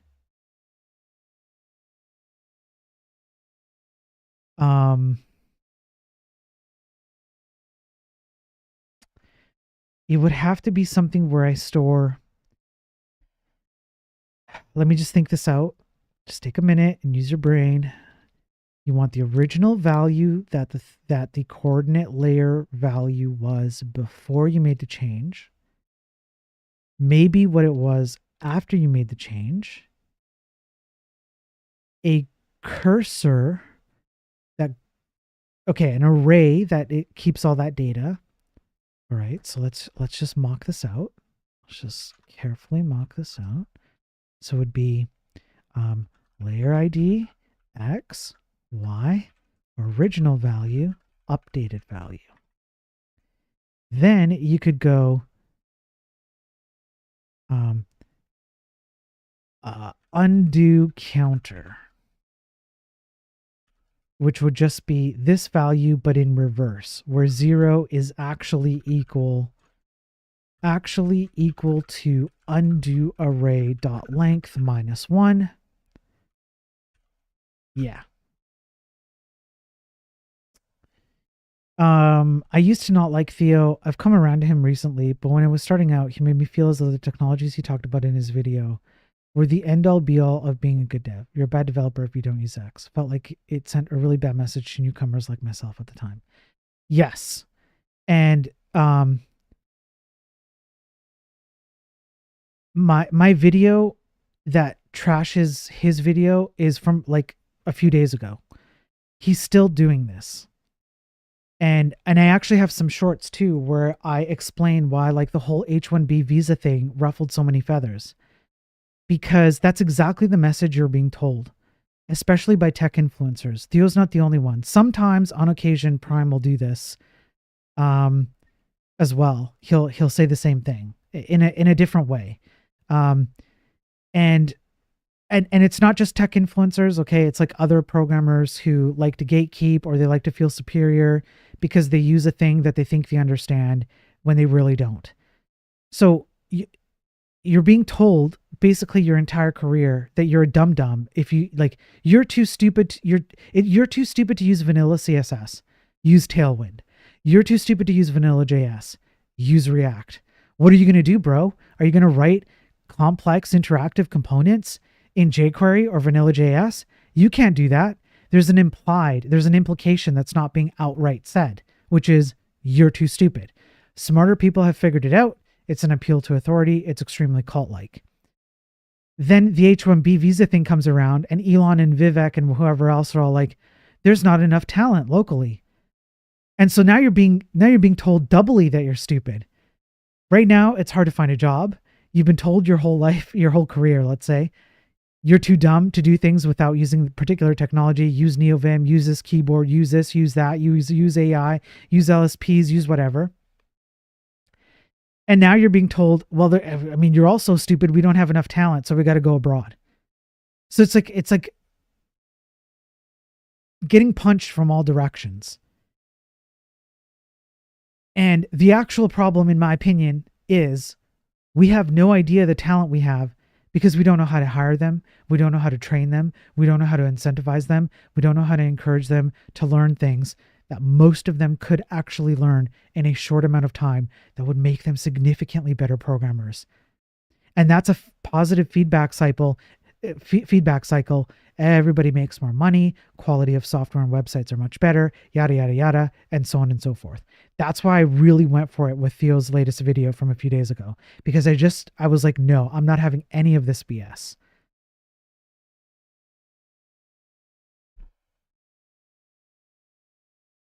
100% agree. I'll definitely be sticking around here following along. Maybe I'll make a PR or two. I've been wanting to dive into low level stuff. You are more than welcome to. I'm glad to have you, Salt. Listen, a lot of people, well, maybe not a lot of people, but a few people, like 5, 6 people, including Laugh in chat, who's been around in chat. He's a gold star member. They've helped out immensely. I get help from people who are just like willing to help with art, willing to help with like a few PRs. Literally, some people just make 1 or 2 PRs. I'm more than happy to have the help.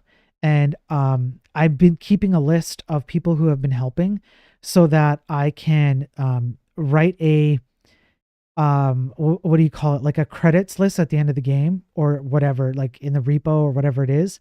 So I can make sure to give credit to the right people who have helped contribute. And that includes if you help me out with the game in some way and you would like to use that as a mechanism for me to like, you know, be a reference for you. You've got like a 20, 25 year senior developer who will pick up the phone and talk to somebody who might be like considering you for a job. And I'll be like, yeah, I worked with so-and-so and they contributed to something I did and it was great. You know, it'd be great. And I do that for everyone, whether it's art or code or whatever. So definitely feel free to contribute whatever you like. I'm happy to have the help. Yeah, you get a star, Laugh. You absolutely get a star. What are you talking about, Laugh? You're a bro. You're a solid bro.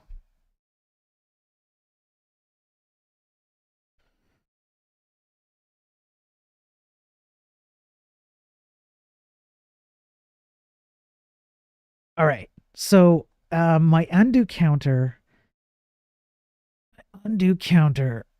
is going to be backwards. I want it to start at the end of my array and then go backwards. This is fine.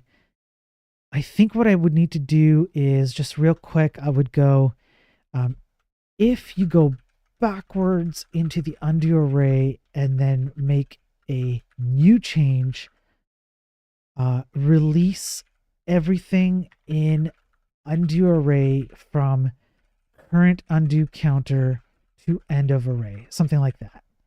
And that is fine. And then if I do redo counter, it would be undo counter +1, reapply updated value, something along these lines. Rough. Last thing before I head to bed. Not sure if you've seen Coding Jesus on YouTube, but you might get a kick out of his stuff. I have not seen him. He interviews current new grads who are trying to see how cooked they are. They're in fact giga cook, like an intern at Amazon not knowing what a CSV file is, or a guy who's worked for 1.5 years as a JS dev not knowing how to print to the console. No. Let me just open that up in a separate browser. Comma separated values in console log. Yeah. Coding Jesus. Just because privacy and all that. Coding Jesus. Oh, I'm totally going to check this out. Oh, this is great, Salt. I like it.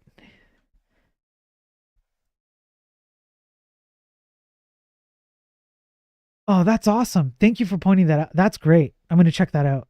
I appreciate that, Salt. That's funny.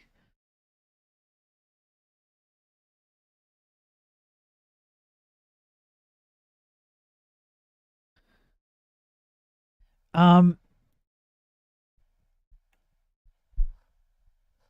okay, that's cool. Yeah, so if hell yeah, man. Okay. It looks like you got cut off there. But uh get some sleep. Have a good night. I appreciate you popping in. And everyone else who popped in and dropped a few follows. I appreciate it. I hope you're all I'll just, trying to make it worth it for everyone. To learn something different and push some boundaries around here. Question paradigms, help people to like, hey, if I can do it, you can do it, kind of thing, right?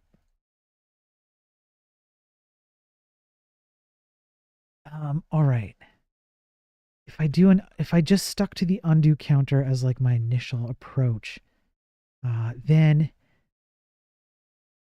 I would just need a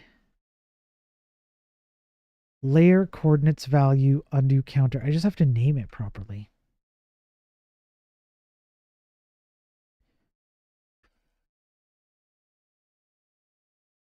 Layer coordinates value undo counter.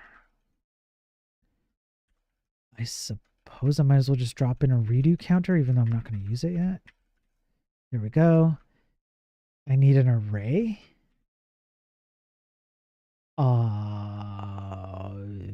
Their layer coordinates value history.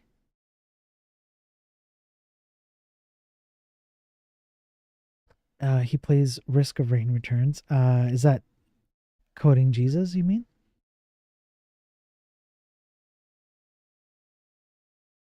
Um, so yeah, okay. Well, that's an instant win then. So if I do, let's go.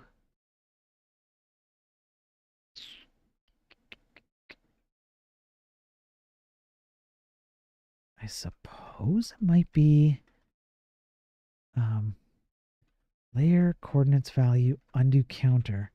The reason why I think it might be this is because every time we add something, our undo counter would go up, which means we're kind of always at the end. Layer ID, X, Y, original value, value, plus, plus layer, undo counter. Okay. When we want to do editor, set layer coordinates value undo, we want to go this thing with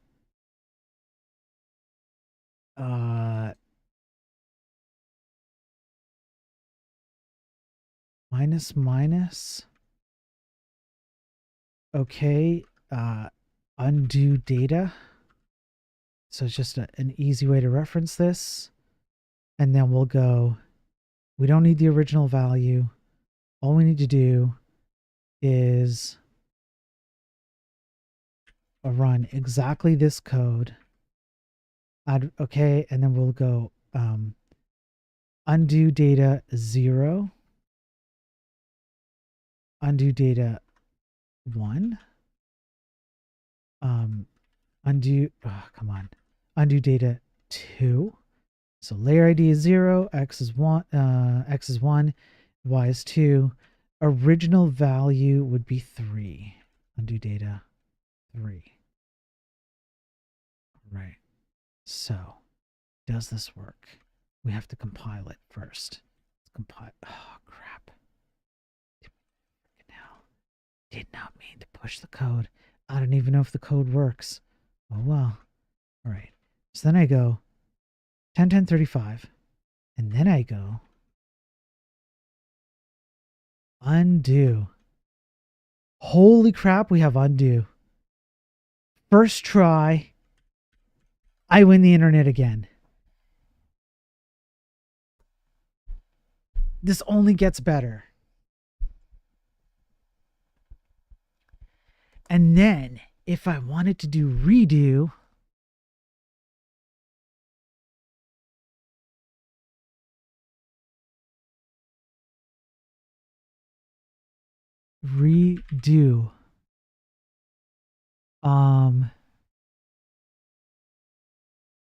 take, okay, let me think about okay, so if I have an undo counter,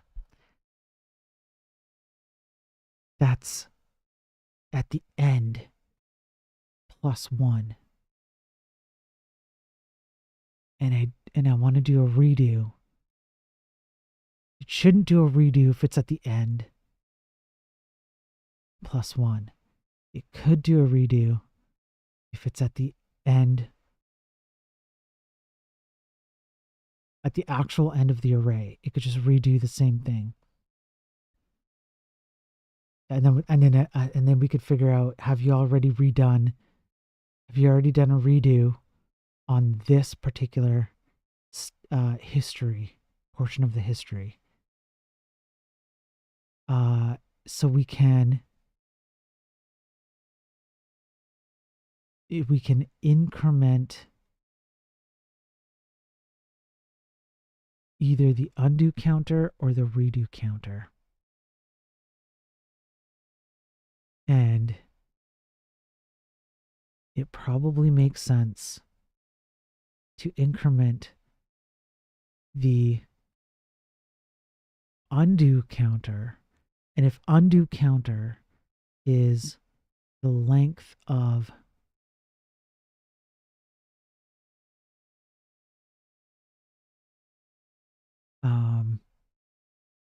the coordinate value history, don't do anything. Otherwise, do something. So it'd be here, and then we'd go, if we're at the end of the array of coordinates, so it would be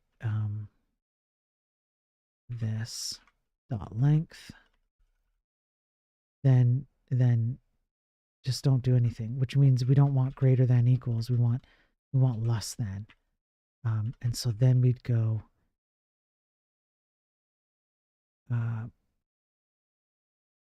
redo data. How about we just do data? It's just so it's consistent. Minus, and then we decrement.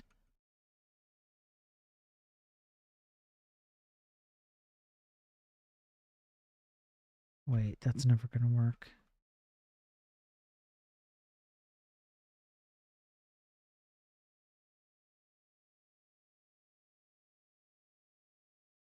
Let's just try this for now. I think I've got my minus in the wrong place. But we'll just give it a shot.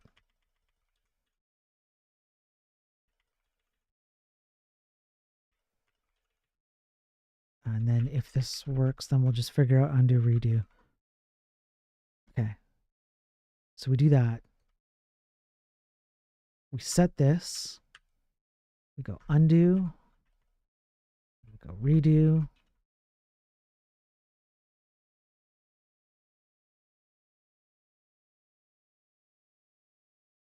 Cannot read properties reading 0. Okay, let's try this one more time. If I went this, undo, redo. Nope. 393. Let's see what's going on. It's right about here.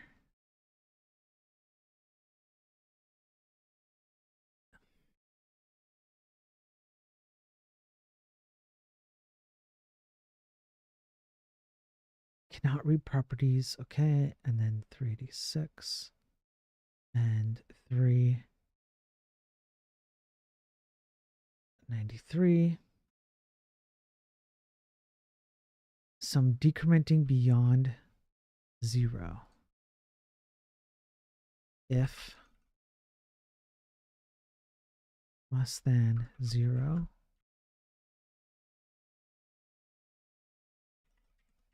equals 0. Let's just see if this helps a little bit. 1. Undo. Redo.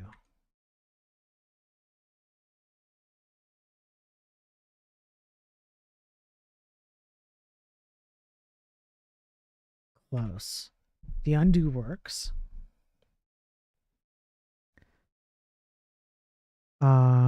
Oh, yeah, I'm actually not referencing the right thing. The redo needs to reference 4, not 3. That's why. It's original value versus non-original value. Here, undo. There it is. We have undo and redo. Bam. Bam. First try.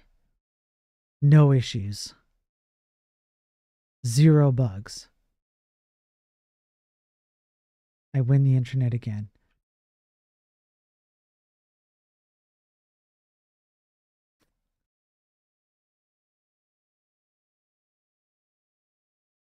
Okay, so that gives me like a full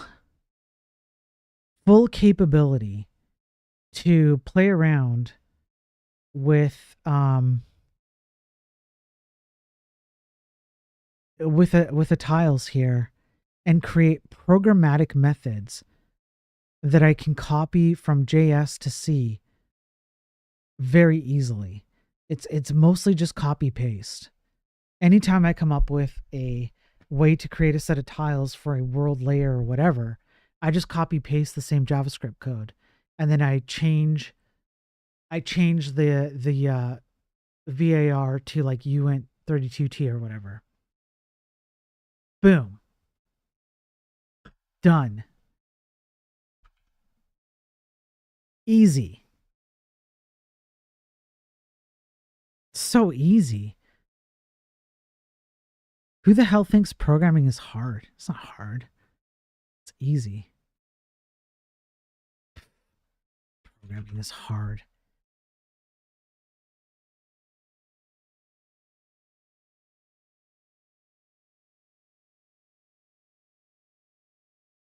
Bro, you don't even know what hard is.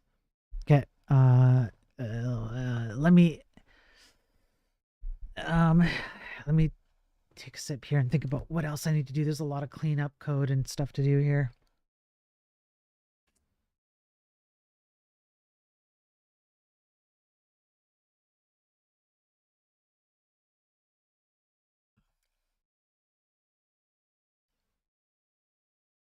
Oh man,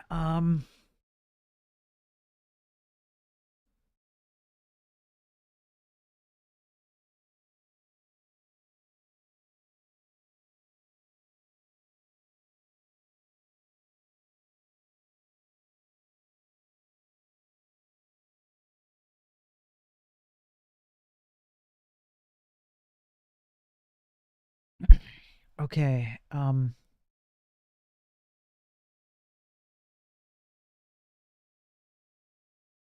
what could I clean up around here?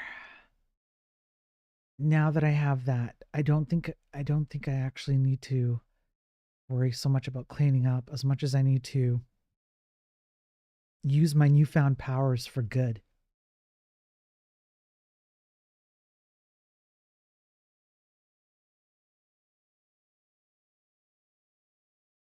I have undo redo. Okay, I just want to just take a minute just to think this out.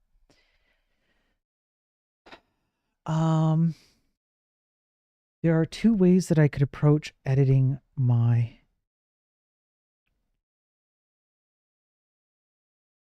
tile map. So why don't I do some cleanup while I think about this out loud?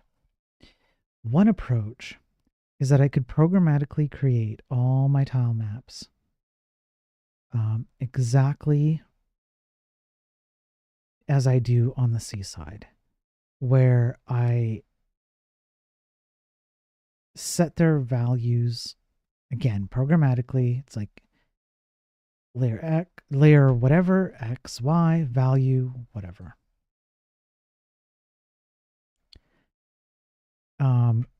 Or if I do like for loops or special arrays of data, that indicate things like we're going to draw a whole building here or whatever it is. So it'd be 69.12.0 for layer 2. Let's go deal with that. The other way I can do it is, I've already forgotten the damn numbers. Dear Lord. 69.12.0. 69.12.0.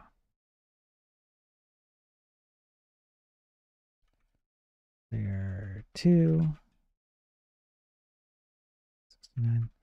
The other way I can do it is I can just have like a little editor based UI. I click, it gives me options of, so I would go like something like whatever. I click on a tile and there would pop up some options to alter the CSS variable for the XY that is being rendered to that value on that tile.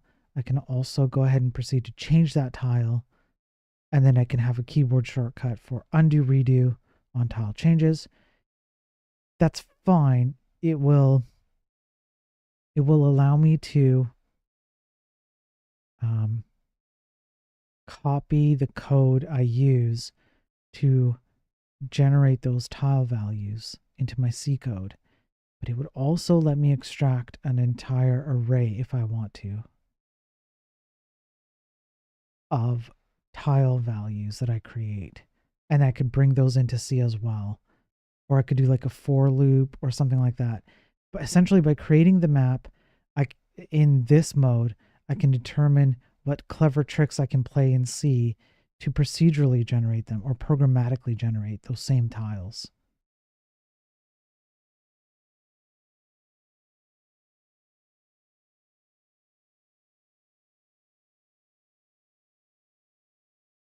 Okay. Okay.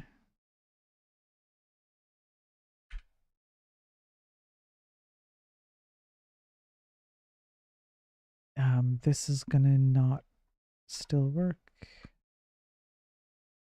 but layer 2. Yeah, this is the one that won't work. There we go. Layer 2, that should work. And then we can do the NPC layer. And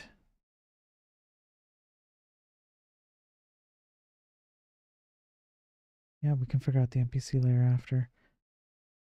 We actually don't even need these colors, so this is actually quite simple. Just have to take this and extract it out.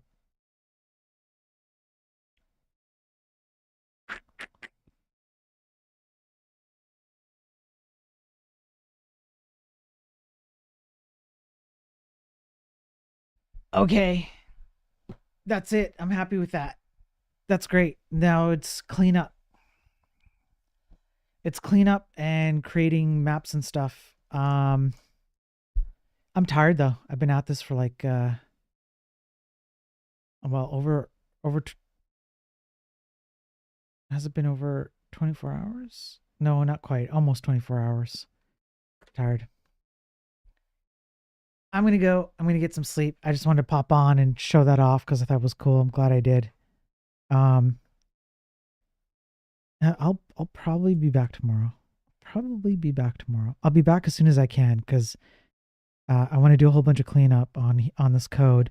Get some stuff sorted out. Build out some of the bigger maps. There's code that just needs to be just tidied up.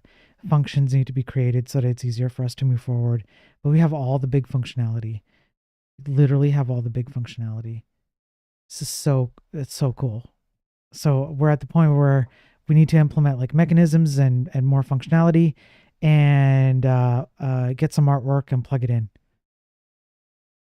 And there are some people on my Discord who are helping with the artwork, which I really appreciate because I do stick figures for art. That's as good as I can get for art. So I really appreciate the artwork. But we got the big stuff out of the way. This whole thing is freaking working. Ship an HTML file, play a full-fledged game, man. It's crazy. It's crazy what we've accomplished. And this is going to have some light multiplayer. And now we just need to add in things like we already have some shops. We have a blackjack game. We've got money. We've got battles. We've got like goods. We've got NPCs. We've got maps. We've got movement. We're going to have sailing. We're going to add like heuristics for like certain areas of the world will help you sail faster. You can build ships. I mean, like we have all the hard stuff I think is done. Now it's just, let's just build it. Let's just start building stuff. Build the story, build the menus, build the items, all that stuff. Polish. This is a good place to be, man. I'm excited. This is great. And people did not think we could do it, and we did it. Appreciate the passion. I appreciate the people who have the same passion as I do who are here. We need more. We need more of it. Thanks, Dio. Okay, I'll find somebody to raid on the Twitch side, and then I'll go get some rest. I'll be back on as soon as I can be. Life is life sometimes. Let me just see if there's anybody on that kind of is doing the same thing as we're doing. Let's see. Python, into game dev, combat system, web dev, solving legal problems. After what we just talked about, solving leak code problems. Don't even at me, bro. So, yeah, Portuguese for game, blah blah blah blah blah.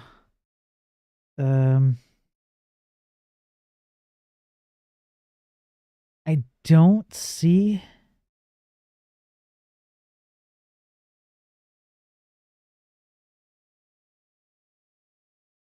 C++, CPP, yeah, game dev, GUI. I don't see anybody really doing like a lot of the same thing that we're doing here. That's not good. That's not good. You know what that tells me? That tells me that we're the only ones holding down the fort right now for what we're doing.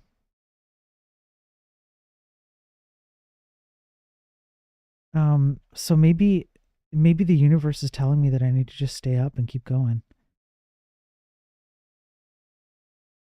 Yeah, I don't see anybody doing like like low level stuff on here.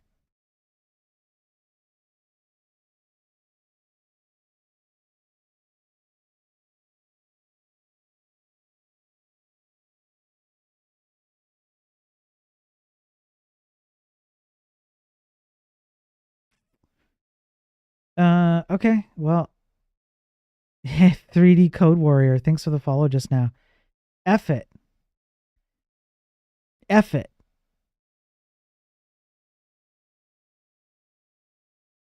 We're going. We're gonna keep going. Hey, 3D Code Warrior, how you doing, man? What brings you over here? Unfortunately, we have to keep going with boring code. It's not as exciting as what I was doing at the beginning of the stream or earlier today on my previous stream. It's just going to be me pushing around code, cleaning it up. But I'm just going to get through it. And it's boring. You can watch. You can jump off if you want. That's fine. I will hold myself accountable to getting things accomplished. We're just going to keep going. That's it. I can't in good conscience lead you guys over to nowhere land. Join the Discord. That's right. Okay, let me get something like let me get a little snack and whatnot. Let me get cozy and set up, and then I'll just push code around, clean it up, make a few improvements, add some polish, just slowly. Yeah, I'm continuing on. Yeah, I decided I'm continuing. F it. Because like nobody else right now is up doing the kind of stuff we're doing. and I like to try and move people over to like the same kind of thing. So whatever, I'm just gonna keep going. But let me just refresh everything, have a snack, yada yada. I'll be right back in a minute. Here. And feel free to ask questions and stuff. 3D Code, if you want to ask questions about what we're up to here, feel free. And I'll answer as soon as possible. There we go. Okay. BRB in like a minute or so.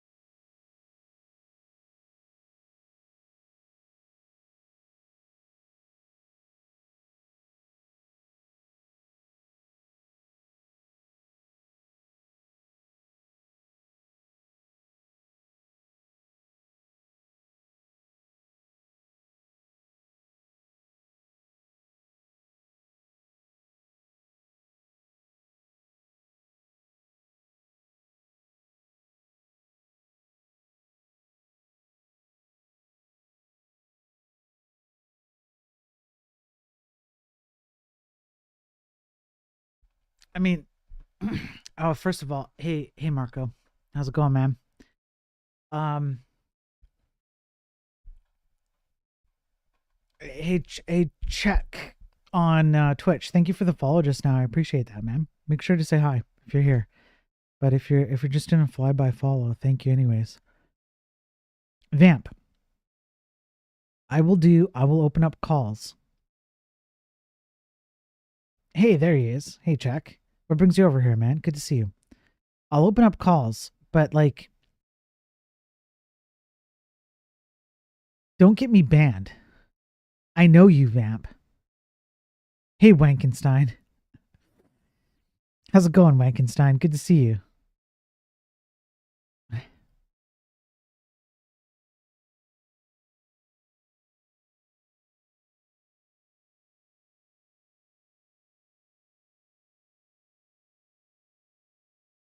If you guys want to know what I'm up to, just feel free to ask.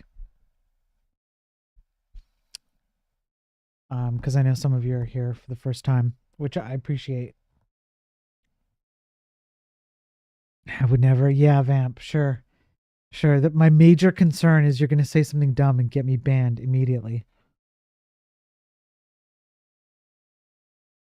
Just to troll me.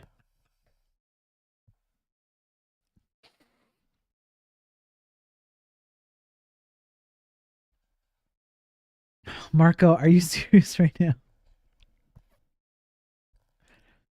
I want to discuss where we can use React outside of web development, we still can expand it to operating systems and firmware design. Yeah. Yes, you can.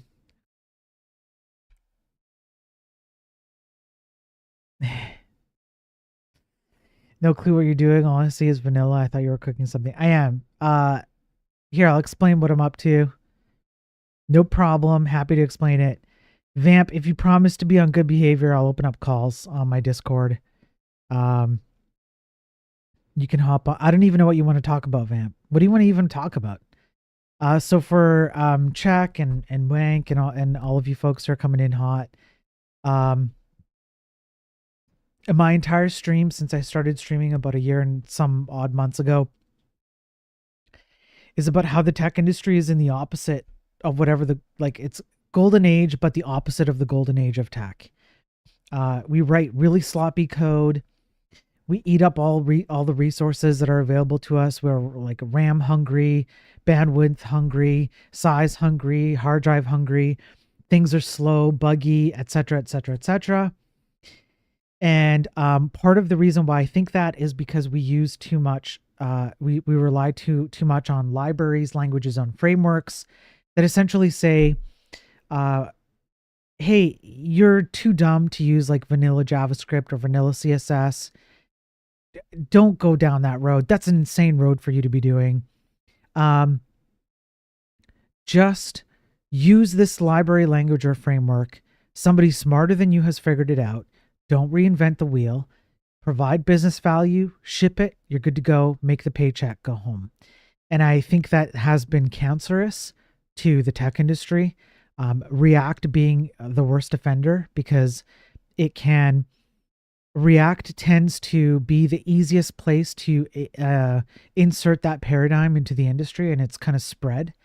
And so instead of just saying that, I'm trying to prove it. Maybe not exactly prove it, but trying to demonstrate that we can do a lot better. So I'm building a game, which is based on my favorite game of all time, Uncharted Waters on Super Nintendo, which, if you think about the hardware limitations of that time, this game was extremely complex. You had 1 to 6 characters, their stories overlapped. You could explore, you could be a merchant, you could be a pirate. There was an economy. You had to manage your fleet of ships and travel the world. You had to manage captains for each ship, how much cargo space you had for each ship, individual stats for each ship, the crew on each ship, investments in different ports, your sphere of influence. I mean, the list goes on. It was an insane game. And I'm trying to rebuild it with my own twist. To do that, I am writing vanilla C, no structs, no pointers, no standard lib. When I compile with Clang, I don't have a standard lib, and I target WebAssembly. And so WebAssembly actually acts as like a server. And once I have the WebAssembly output, I embed it into an HTML file. And by the way, it's all a single file. There's no multiple files or folders. So I have my WebAssembly embedded here, and it's loaded into the browser as a block of memory. And then I use vanilla JavaScript, vanilla CSS, vanilla div elements. No canvas, no web GPU, no WebGL, no hardware acceleration. It's all just div elements. That's it. And I render the entire game. So the client is the browser, the server is WebAssembly, and they communicate back and forth. Mostly the client asks the server, WebAssembly, about the state of the game and then renders that. And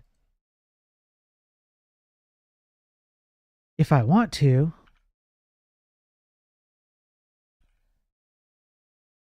let's say I want to have 3D. It's just pure CSS, bro. It's pure CSS. CSS 3D. That's it. And because it's all one embedded HTML file, it means that I can do where's the page?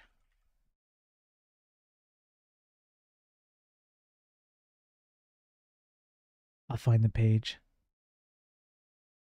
One sec. I'll find it. Here we go. I got it. I can deploy it as a single page app on my GitHub repo, which means you can go to that link and you can play the game right now. It's stupid. It's just, whatever it is, but it's what it is. And the entire point is not for me to just sit here on stream and complain about the state of the tech industry and say, like, we've lost our way, we've really screwed the pooch, whatever. It's to actually demonstrate that Mr. High School Dropout over here can take vanilla everything, no libraries, no frameworks, like nothing, and raw dog the entire setup of an entire game on the browser and ship it in a single file. And then I'll do things like 3D print. There's a 3D printer behind me.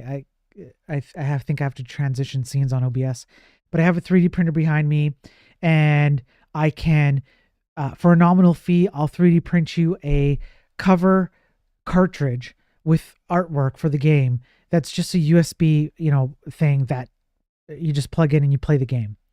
There will be light multiplayer, which is really easy. You just WebSocket over top of this. I mean, it's crazy how much you can do with very, very little. But that's not what you hear commonly. You go to tech influencers or tech streamers or whatever, they insinuate that you're too stupid to understand vanilla CSS without Tailwind, or vanilla JavaScript without React, or you can't do memory management without Rust, or whatever it is. It's not true. It's just entirely not true. And these people just don't get it, and they don't even want to get it. So I'm trying to prove it by doing something extremely complicated with a lot of self-restrictions and showing how far you can take it. Are you using BindGen? I'm doing it manually. No glue. The only glue I have is just when WebAssembly needs to spit out console output for, like, when I need debug, like this stuff. This comes from WebAssembly, not the browser or JavaScript. But WebAssembly calls JavaScript and says, I have a string of output. Do console log. And so then I can read that. That's it. Everything else is the client asks the server. The client is the browser, JS, CSS. The server is WebAssembly, even though it happens to be all embedded in one. It's all an embedded system, but you treat them as decoupled. The reason why is because you could take the WebAssembly, and if you don't want to render this on the browser, you don't have to. Take the WebAssembly and render it on desktop OpenGL or Vulkan, or you can use a text-based, like a MUD thing, and render it with just text. Your WebAssembly requires zero changes. It's just a game state manager. And if you call the same functions as the browser does right now and the JavaScript does right now, you will be able to render anything you like in whatever method you like. You don't have to use the browser, but you don't have to touch WebAssembly. I work hardware. I find reinventing the wheel in hardware as well. Things are new and unnecessarily complicated. I don't know as much about the hardware, but I suspect that is true, Wank. I do. I suspect that is true. I suspect that what's happened is that this mindset has infiltrated other areas. Hang on, I miss Vamp's messages. I want to explain to you my foolproof method for mining the depths of the unconscious mind for valuable ideas when you're using your intellect on a sophisticated project.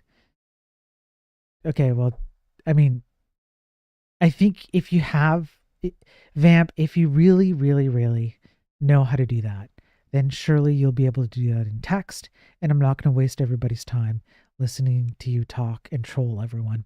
CSS is greater than UE5, yes. Chuck says, I agree 100% with the diagnosis about where web dev is heading. The last time I got really angry was when I noticed that someone added a 1 meg library.js term monorepo just to do something silly. Well, I spent 2 weeks refactoring everything to reduce the bundle by 50 KB. Yes. I have been through previous, so on my YouTube, I have live streams going back a few months where I go through scientific studies, actual like academic studies that go over things like cybersecurity being a huge issue. Because of what you're describing, in part at least, because people will pull in a whole bunch of repos and not understand what they're pulling in. They don't have a way to security check it. They don't have a way to review it properly. Things like this. So they'll pull in a bunch. They'll do npm install whatever. Then they can ship it and provide business value. Everybody makes a paycheck, but the consequences downwind are massive. And what you're actually doing is complicating the entire stack for yourself and everyone around you, including the end user in most cases. And that's just purely looking at things like adding steps, build processes, and steps to the entire ecosystem. On top of, what if something has a security issue that you have no idea about, and you release that into the wild, or you participate in that? What are the consequences to people's lives because of that? And I've been over academic studies that go over things like entire operating rooms being shut down, 911 being shut down, the east coast of the US not being able to properly receive like gasoline at gas stations, et cetera, et cetera, et cetera. So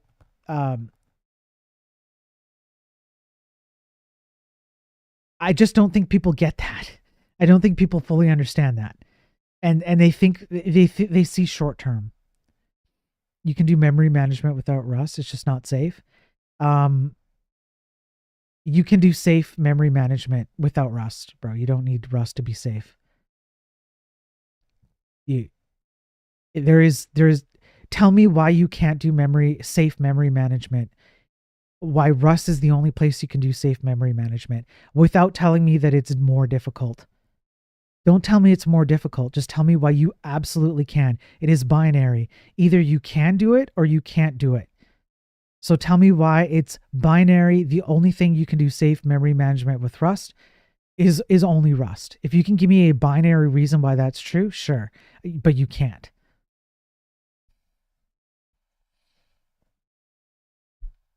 Hey Ross, how's it going?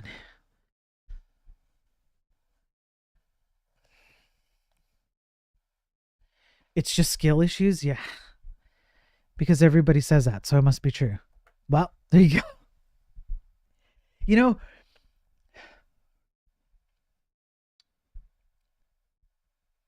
I have to give it to Marco. Marco is like, he trolls really well. He knows how to say things so that myself and others are baited into confronting him. But he's already reached the conclusion that most of us have. So he just baits us for the sake of the lulz. And he does it really well. A lot. And I hate him for it. Because he baits me. And then he's like, yeah, bro, you're right. But just so you know, I baited you into it. So it doesn't even feel like a victory.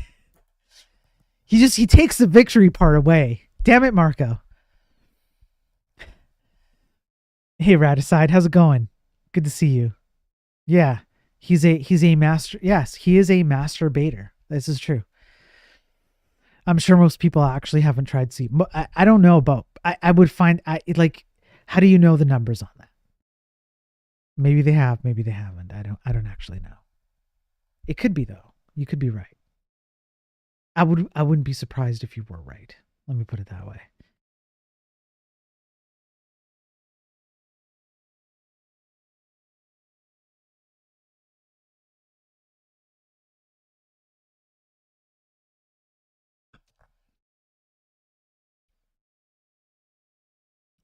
Okay. Feel free to troll me or interrupt me or whatever. it's gonna be boring stream. It's just gonna be me pushing code around, cleaning things up. It's masterful deduction based on all the regarded crap people say. Yes, I agree. I agree. I completely agree. Um, okay. What should I clean up? Oh yeah, right. Laugh helped me out with this one. And it was a type def. Um, he told me to use a type def, which I hadn't even, it didn't even enter my mind. I just like, I went with it. So, like, I went with, you went 32. So, like, a super simple type def might be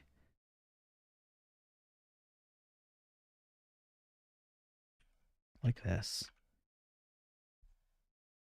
That's just like a simple starting point for a type def. And then I probably don't need to make any changes. I can just run with this. It'll probably run just fine. But I have it. I can make like a big change there. Just do like a copy replace. All good. What else can I do? Right. So I have some really boring stuff to do.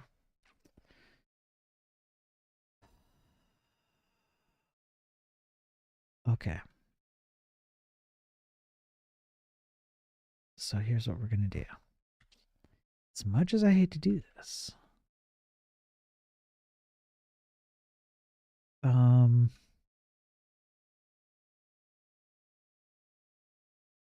I do a regex on this? No, that's going to be a problem, but that's fine.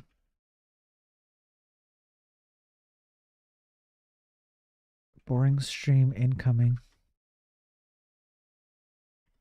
Oh, I wish you guys knew about reboot. Incoming game. Incoming game. Does anybody know Reboot? Anybody? It's a good show from Canada, eh? Where I'm from. That was a solid show.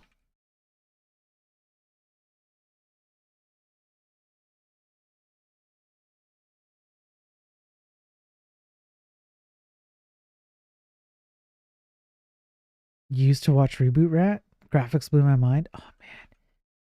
You used to watch Reboot? Oh yeah. Reboot was great. I loved Reboot. I would rush home from school to watch that. And the graphics were crazy. Think about how much rendering power would have had to like go into that just to render an episode a week,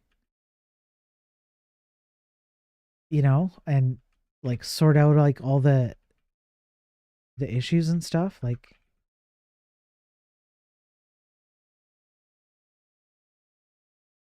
and the story was really good too. Now an Apple Watch can do it. Yeah, now an Apple Watch can do it. I know.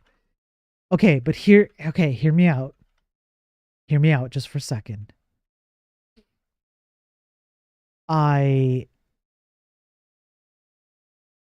Marco AI will eventually replace memory management either way. Sure. Sure. AI will eventually replace everything. I think Reboot is a good example of a show that actually had a good story to carry its graphics that is hard to find these days.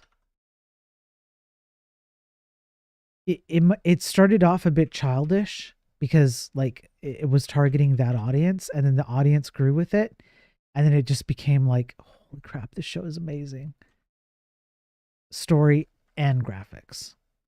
And I don't think that's something you really see anymore today. Like, not much.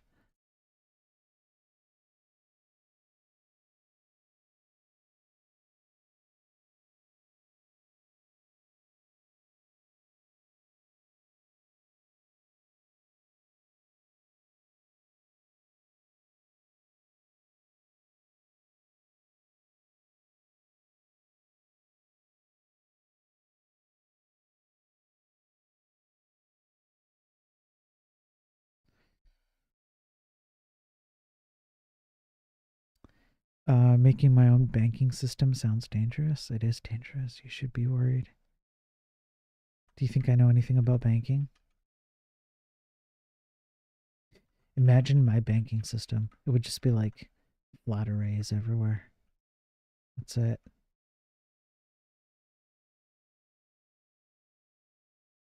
Done. Be terrible. Imagine.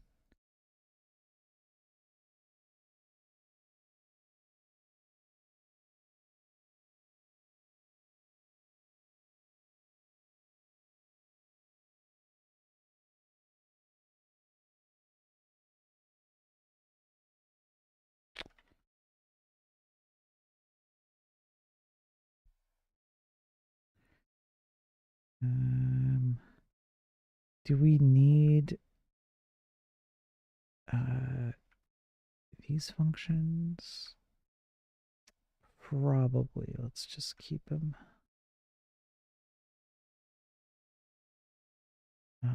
Here.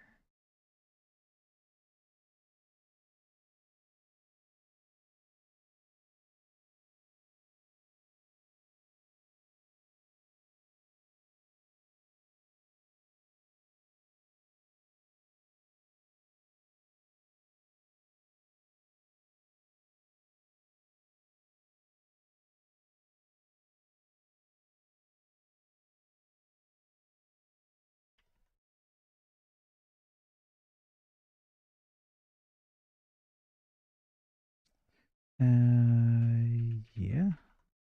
Yeah. What the hell is this? Current scene needs numerical input? Oh, what the heck? Okay, sure. Leave that be. I'm scared to make changes right now. Oh no, yours, vampire. Yours is. I'm really glad I didn't open up calls to you.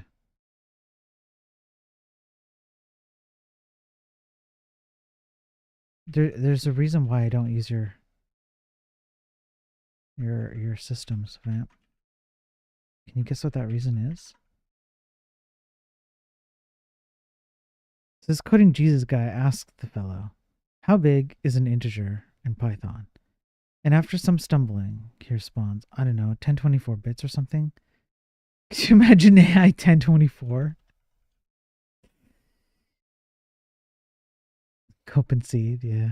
Copenseed. Could you imagine I-1024? That'd be like, we're living in a whole different world, bro. It's a whole new world. And I ain't no Aladdin.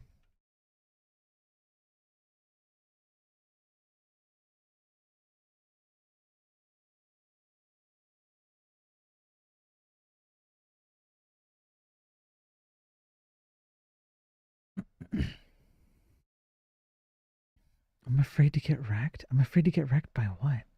Vamp, what are you talking about? It's late over there in scumbag, whatever scumbag country you're in. Do you have like, I don't know, like some garbage can to root through or something?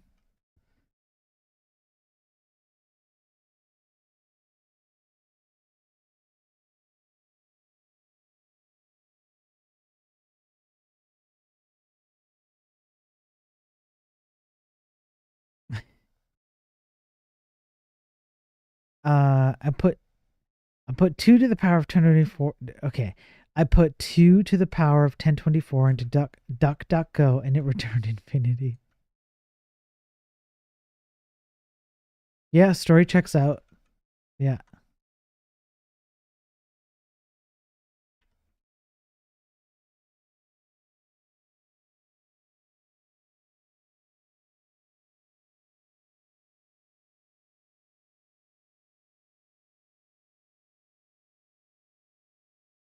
Yeah, I found threading a pain on WASM. It is because you kind of have to do this like weird um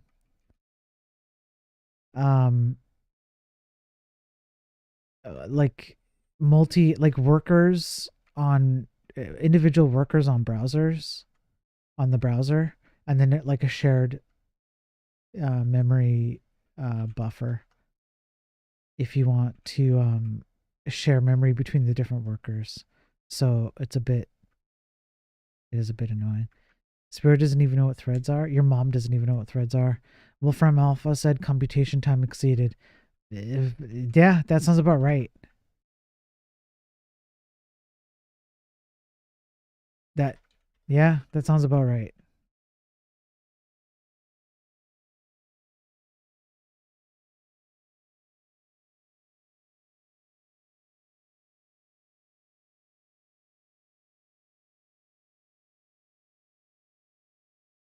Can you imagine exceeding computational length time?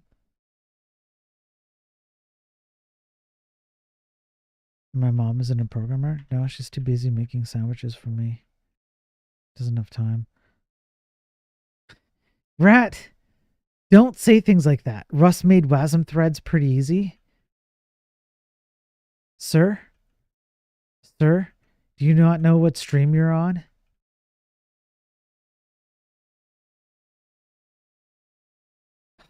Marco, on a more serious note, there are people in JS land that I respect. That's fair. The YJS guy, for example, Kevin Yons, right? YJS and Ross thinks it's slower raw dogs at WASM by hand. That's fair.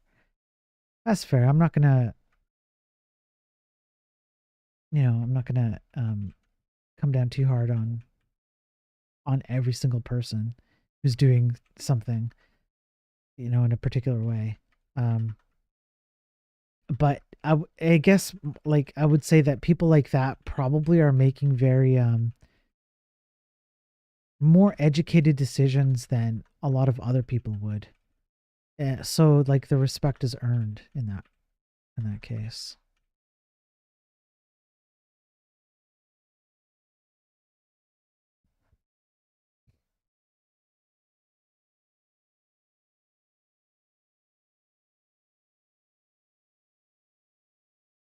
TypeScript pays better than C, so that's what I do. You know, like I get it. Like we all need a paycheck, right? I take such an extreme stance, not necessarily because I want people to like not have a paycheck and like not have work because they're like just unwilling to work with particular things, but more because I think that if more programmers understood why they should or shouldn't do something, um, you could positively like make a change wherever you're at and still get a paycheck. Something along those lines. Vamp, what the hell are you talking about, bro? Do you need me to like time you out or something? You're kind of like you're not saying anything, bad or anything, but you're being weird. What are you talking about? Peeing my pants?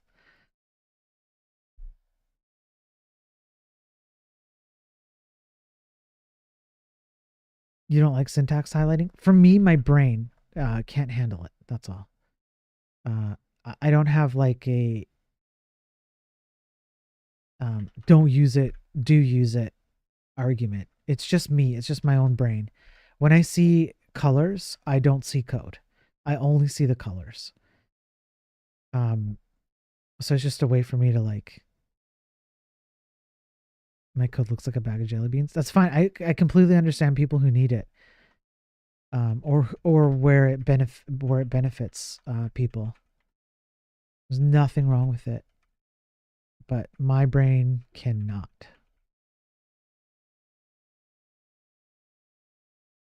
You see the subpixel burner. Yeah, hey Bogan. You're afraid to take calls? I'm just afraid to take yours because you seem like you're not in a good space right now, Vamp. And it hurts me.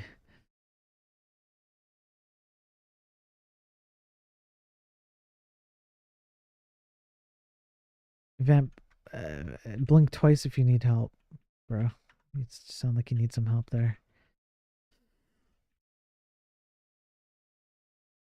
I get it. Life is hard in like a seventh world country. I understand, but Yeah, you don't have to take it out on me.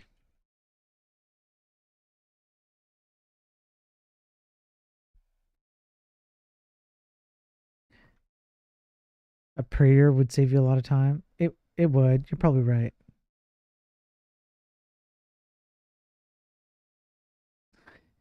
It's like a one. Okay, okay, Vamp. Sure, buddy. Like, let me say it prettier. That we weren't allowed to bridge chat rooms. Yeah, I'm pretty sure you are. Yeah, it used to be that you weren't allowed, but I think they've changed the rules recently. In the last few months. And yeah, I think you're allowed. Yeah, yeah. Especially if you're not like if you're not I think you can even show it on screen. I think you can.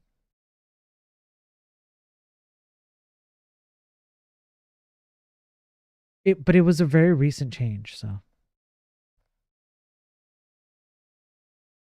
okay.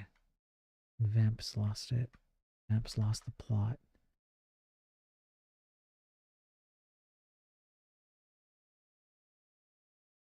How's it going, Bogan? Good to see you, man.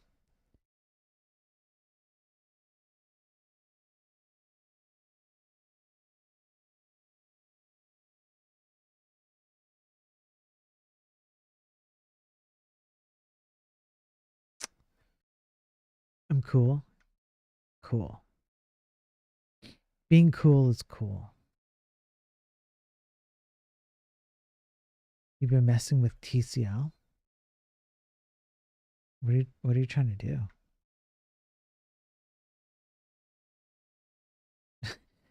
Because you forget why.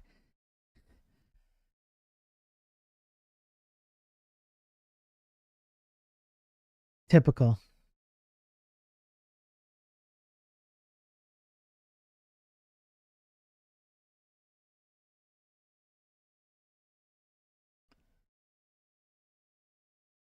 Typical.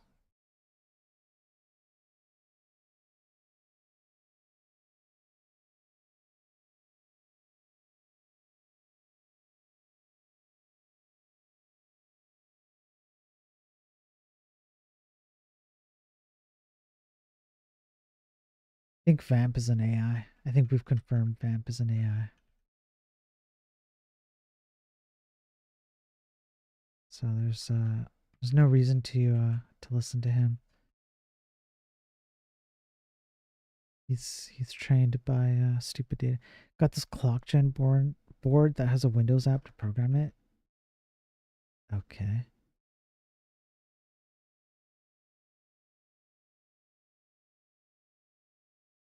The formulas for programming it are in the docs. Oh. Oh. So that I could write a platform independent version. Uh-huh.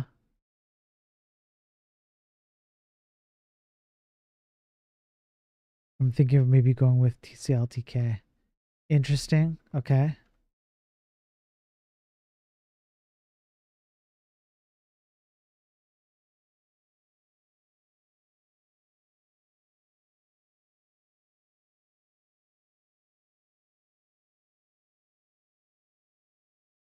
For the exercise.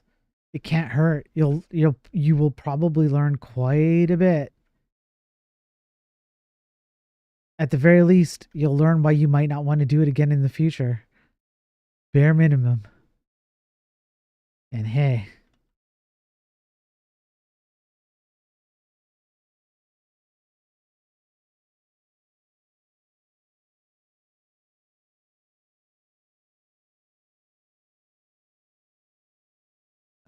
find layer. Okay.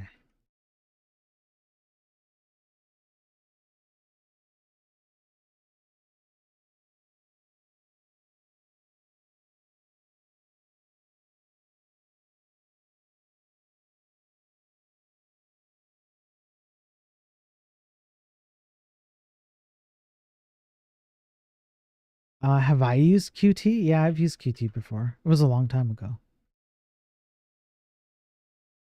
T-cell has proven interesting. I bet. I can't say that I'm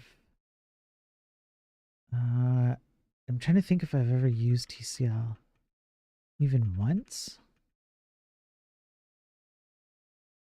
Not sure.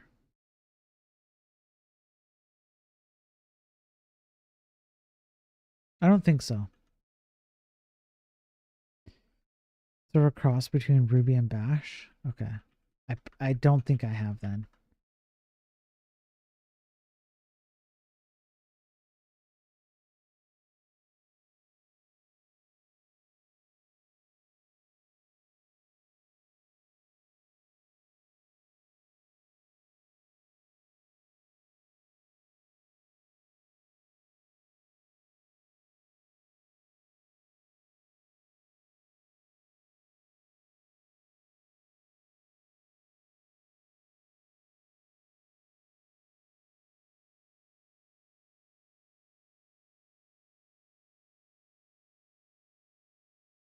Nice QTL. TCL pops up in EDA circles. Hey Lawler. Yeah, I'm live again. How you doing, Lawler?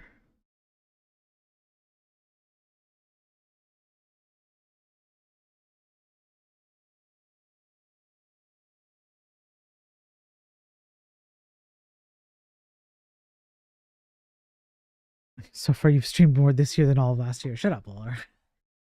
Good, how are you? I'm alright. I'm alright. I'm a little bit tired, dude, but there's boring work to do, and I figured I might as well just stream while I do some boring work, and yeah, I'll just put up the game.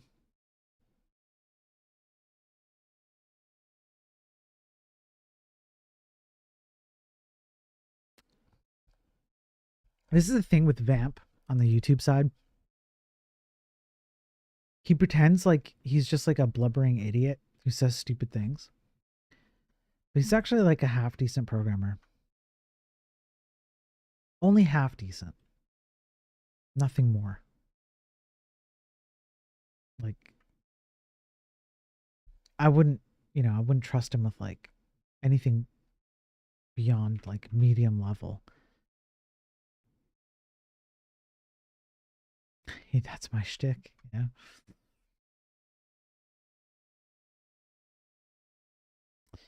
Just someone on YouTube.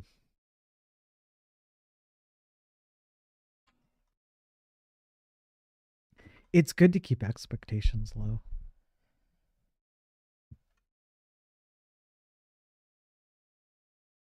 Wow, way to put me down. Is that how you treat your friends? You're not my friend, buddy.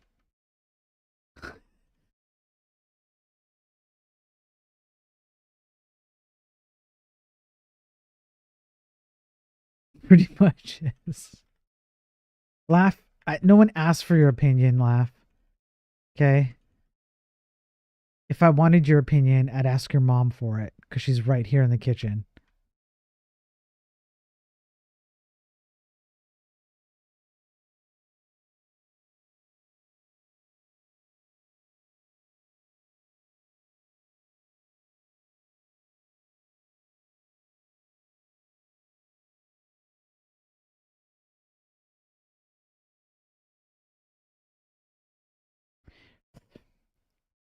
Yeah, that's it, Vamp. You nailed it.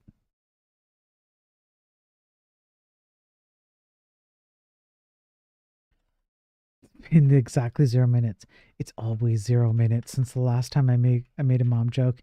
Even when I'm not making a mom joke, I'm making a mom joke.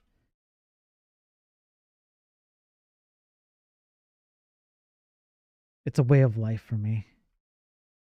I wake up in the morning, I'm like, chat's mom.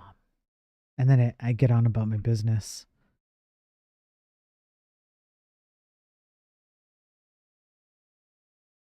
It's great.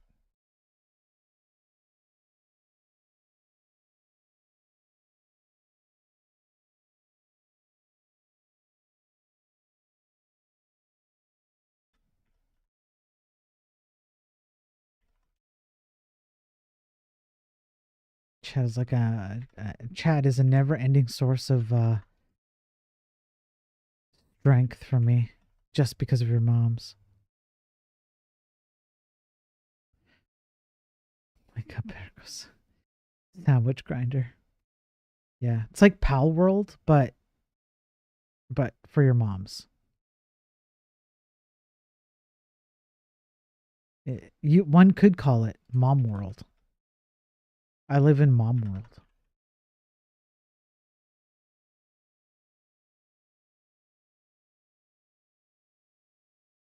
We gotta catch them all.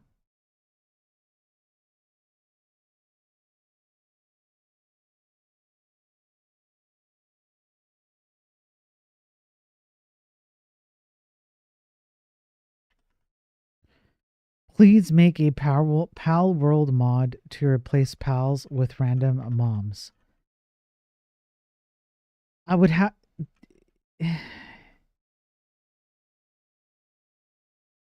I'd have to go find mom assets or like I don't know, just like regular I don't know, rando chick assets. And then what if like they look like they're way too old to be your mom or way too young to be your mom?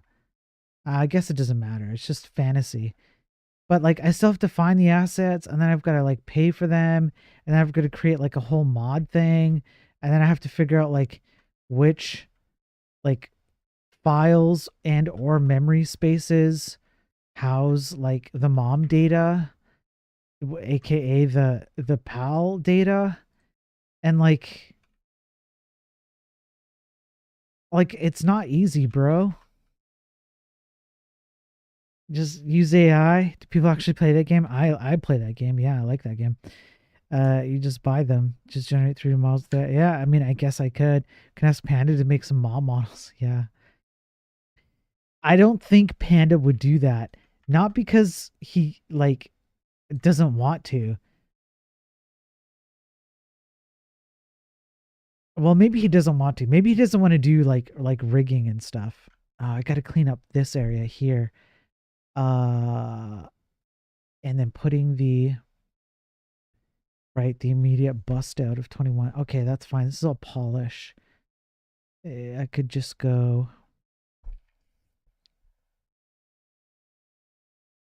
So grab this guy. Okay, now's when I have to like do this. Okay. Yeah, Laughing Panda could probably do it, but I don't know.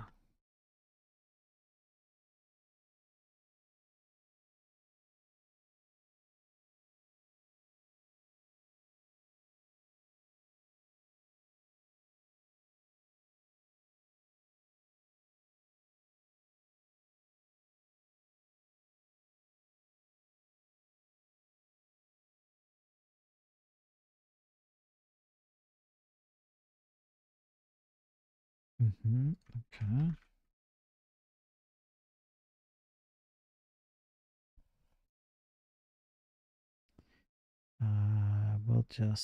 We'll go like this.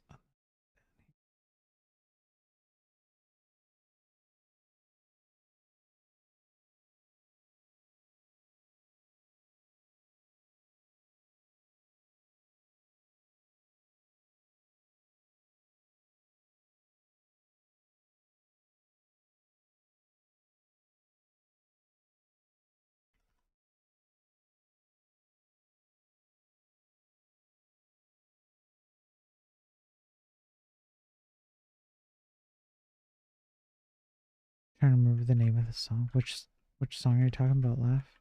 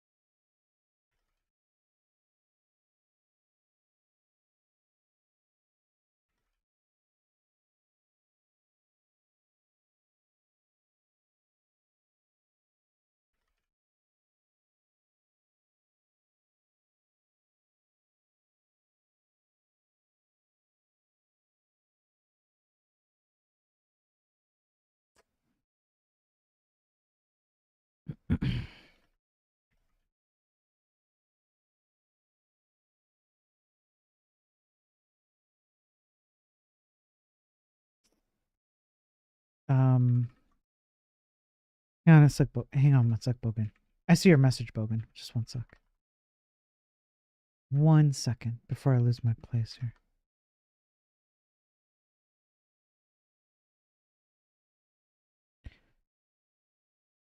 Cards, okay. I'm curious about how you would solve my little engagement challenge.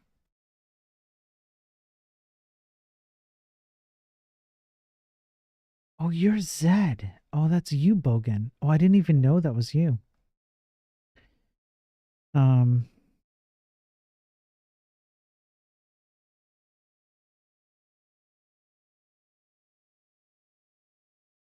You have 2 text files, about 1,000 lines each.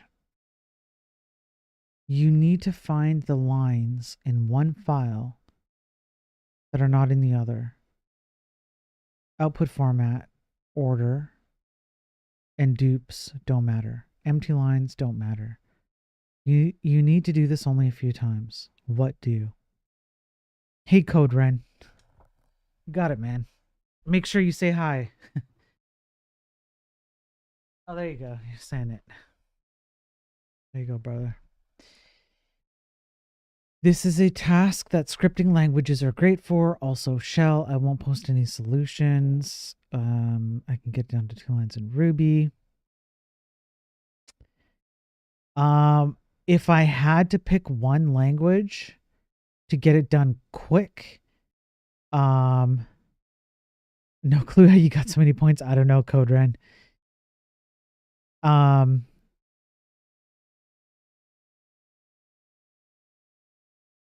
Use Kit. Yeah. I unfortunately do not have the watch time thing up. I don't have it. I'm sorry. If I had to pick one language to do, so you have 2 text files, 1,000 lines each. Peace out, Vamp Man. Have a good night, brother.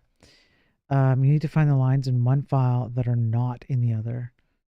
So you just read the lines. Empty lines don't matter. Well, then I would probably just quickly pick Node or Bun. Probably Bun.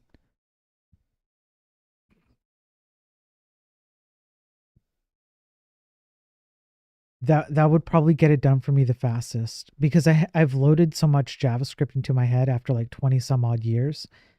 Why not Dino? Because I think Bun outcompetes Dino in terms of performance, and it also has some built-in Bun has some built-in stuff that if I'm just gonna look to like cheat and like kind of find the shortest path out of this challenge, I would probably just use Bun. It has a bunch of stuff that I can just like pull out without doing an npm install.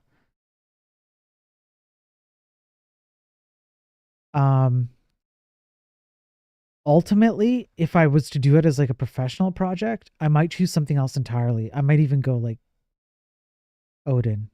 I'd probably do Odin if I was gonna like really do it. Yeah, I would say so. And implementations aside, JavaScript is your go-to language for quick and dirty jobs like that. Yes. This is the reason why that sticks out to me that way. Like I would just go to JavaScript. simply for me, I'm used to working in JavaScript. It's like it's one of those languages where I've been working with it for so long, since before jQuery, like late 90s. I'm talking about like 98, 99. Um and it's just ingrained into my head.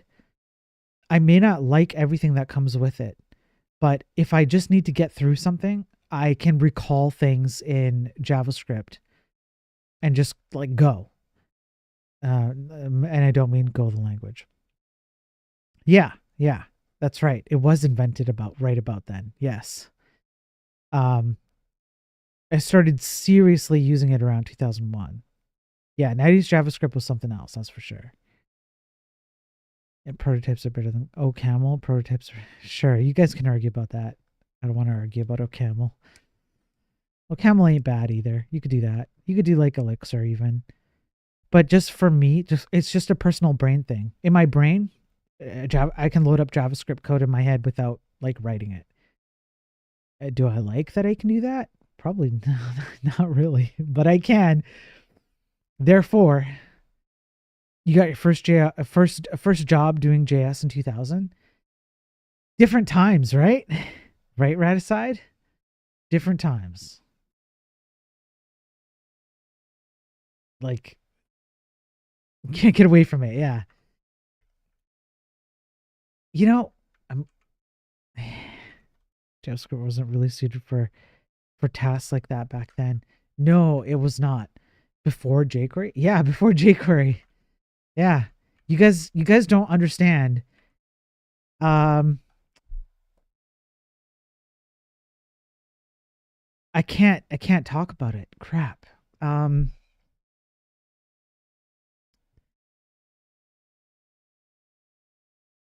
Shoot. I can't talk about it. So I have to kind of like be ambiguous. Yeah, there were, let me put it this way. I'm wondering how you do that in Netscape Navigator. I think it might be possible if you use a form for the text files. NDAs. Yeah, NDAs. There is a company that you would all know that existed back then. It was required that I had security clearance. I won't say what kind. And we raw dogged JavaScript to do data ingestion and manipulation for like restructuring data in a particular format that that they wanted to see it in. That was before jQuery. Attempt to turn this into Boomer Sundays. I have no idea what's going on. Baller, I have no idea what's going on. What are you talking about? You have no idea what's going on. I have no idea what's going on.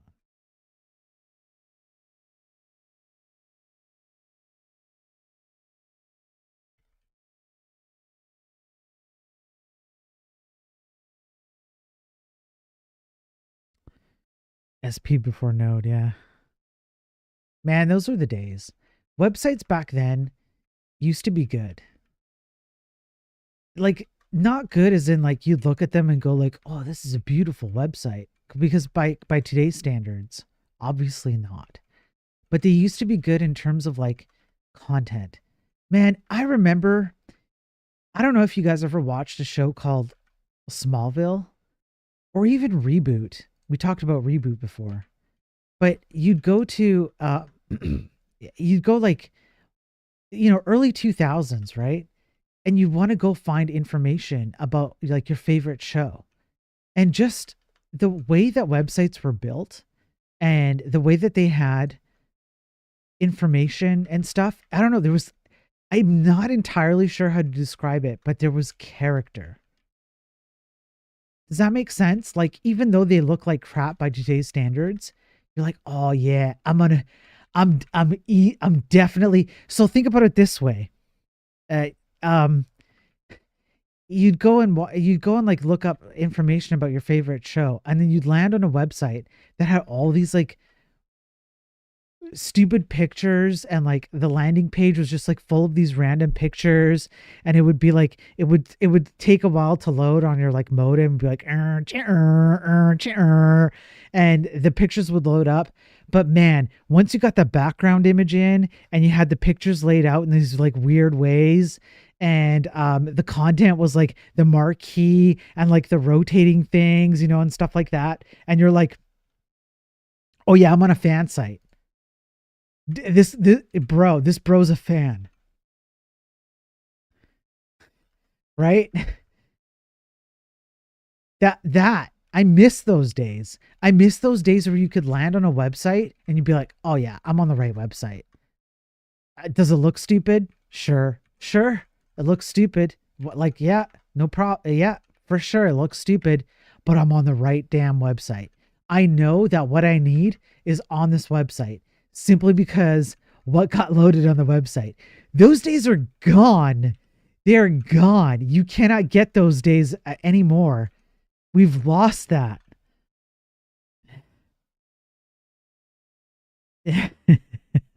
PHP damn. Yeah, remember? Even those days, like when you had the what, damn it, the forum, and you'd load up PHP BB and you know it was there. That was a little bit farther ahead, right? It was a little bit farther ahead in time, so you didn't have like the same kind of like websites and stuff. It was just a little bit more advanced. PHP was kind of like taking over a little bit more, and but you'd still would load up a PHP BB website, and it would still have this character where you're like, oh yeah, I came to the right place, or no, I really didn't come to the right place. And you could tell simply by the design of the site and like the layout and the content and things like that. And it was like almost an instant tell, right? You don't get that no more. No more. It does not exist.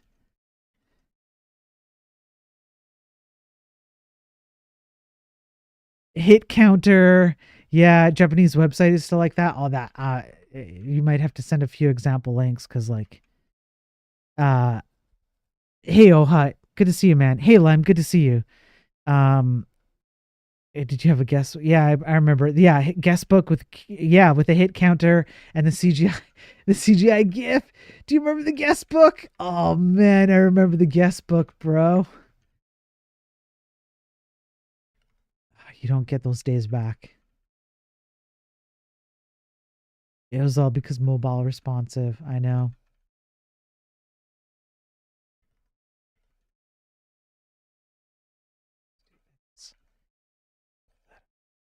Yes.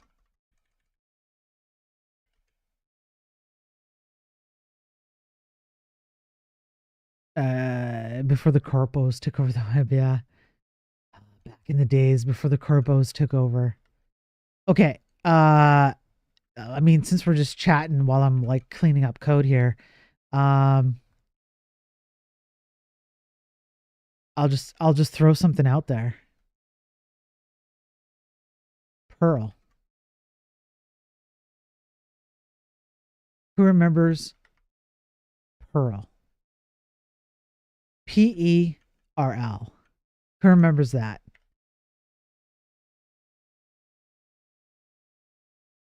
I still use Perl.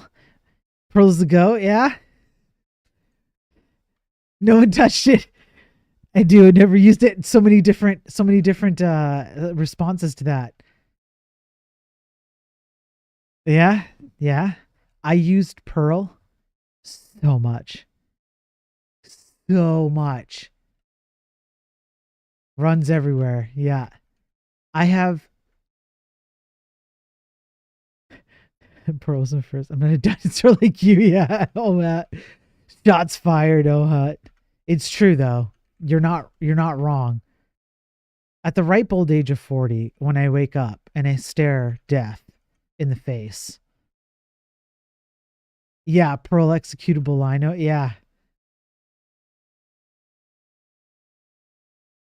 Yeah. I don't know where it's gone. I must still be around. but I just don't see it used anymore the way that it used to be used. Panosa, first time chatter. Hey Pan, welcome in, man. Uh Enter a time machine. That's how I started back in the day. Open SSL source. Yeah. There you go. Thanks, Lawler. Ripe old age of 40. I appreciate you sticking that. Hey Pan. Good thanks for popping in, man. And thank you for the follow. Um hey Pan, don't feel free to ask questions and jump in. If you want to know what I'm up to, just feel free to ask what I'm up to. I'm happy to explain it to you. The regulars have heard it a million times, but I like explaining what I'm doing. So if you care about what I'm doing or whatever, just let me know. Yeah. Welcome in, Pan. OpenSSL uses Perl as a meta language for some funky macro. What? No, come on, Bogan. There's no way. No, you're lying. Those are lies. Has 100,000 lines worth of assembly in Perl? No, I lies. Pan, thanks again for the follow, man. I appreciate it. He enjoys exposing new victims to his Borland color scheme. It's true, I do. It's the best.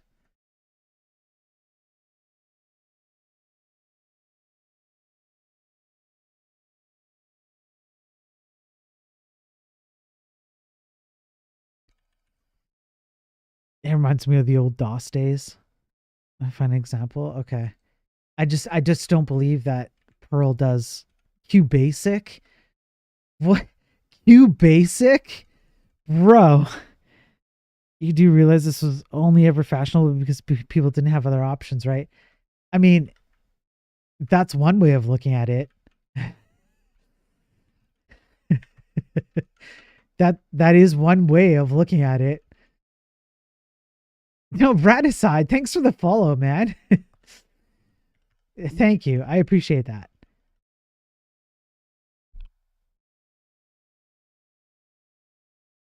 Standard by the lack of option. MS-DOS fighting the 640 KB limit. Yeah. What kind of man voluntary stares at these colors for hours on end?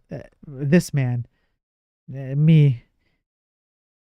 Okay, hang on. Let me just take a break here. Or was it Bytes? Can't remember. It might have been. Yeah. You know what, Pan? It might have been Bytes.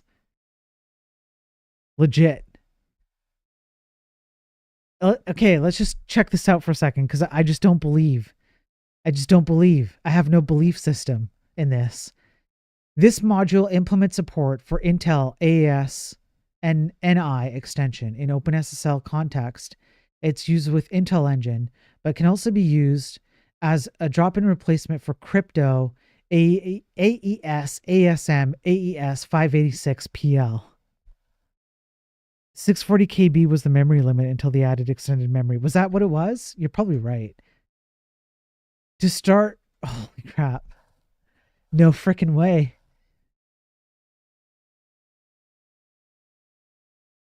Yeah.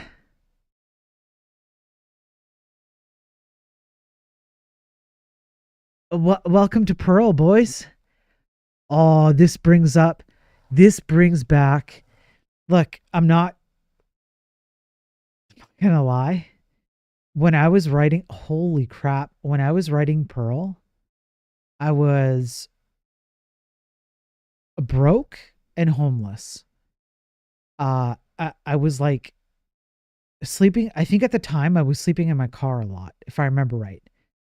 There might have been one or two nights I was writing Pearl, um, and I think it was at the local library, and then I just went and slept at like a park nearby.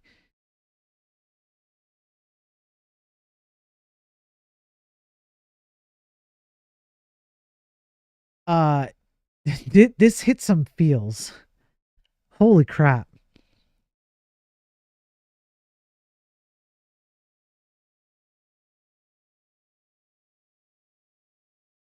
Damn, this hit some feels. Yeah, it's assembly in Perl. Yeah, and we need a whole episode about your story. I could write. I could give you a bunch of episodes.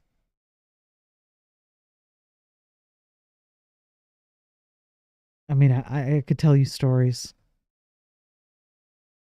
Yeah, I was like nobody was my family wasn't talking to me at the time. I remember this, man. I remember because I wasn't being a good Jehovah's Witness. Yeah, I was born and raised in a cult, so and then nobody would help me or talk to me, not even my family, like my parents. And I remember writing Perl code, and some of this, I'm not gonna lie, some of this Perl code got me through some tough times. It paid some of the bills. It actually did. I forgot about it. I did until I saw this code. I forgot that I wrote Perl. How long was I homeless? I was homeless from I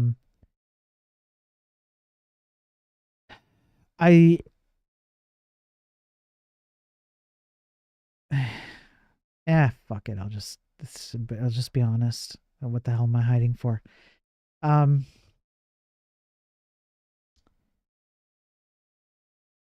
my mom used to like to beat the living fuck out of me. Um she didn't grow up in a nice home. To be as charitable as I can be to her. Um I remember around this time when I was learning C because I wanted to build a game, and it led me into Perl. And I remember around that time I was 16, 17, and by that time I could tell um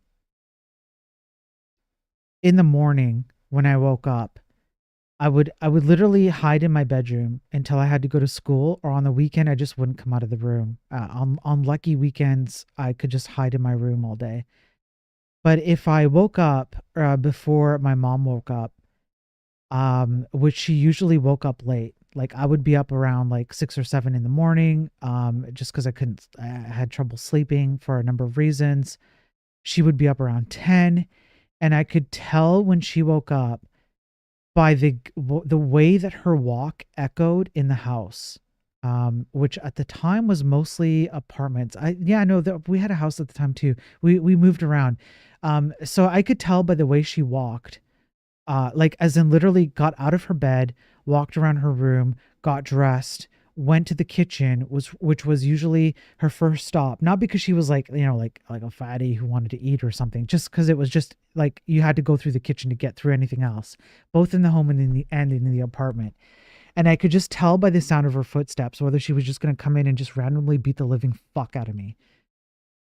And so I learned at an early age how to make myself really small physically in order to take a like I just stopped asking why she was beating the shit out of me at some point. I'm just like, okay, you're just going to beat the shit out of me.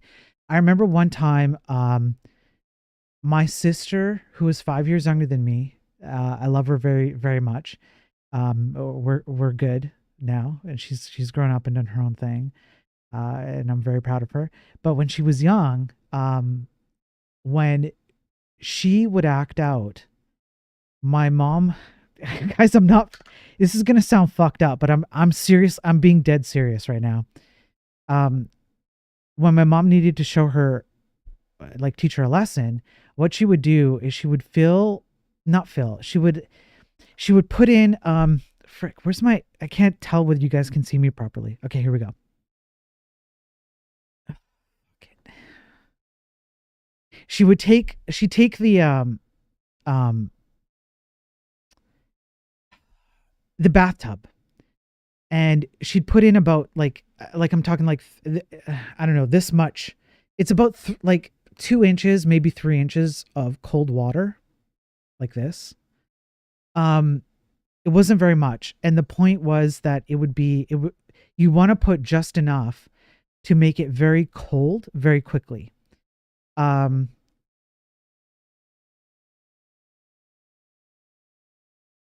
shit.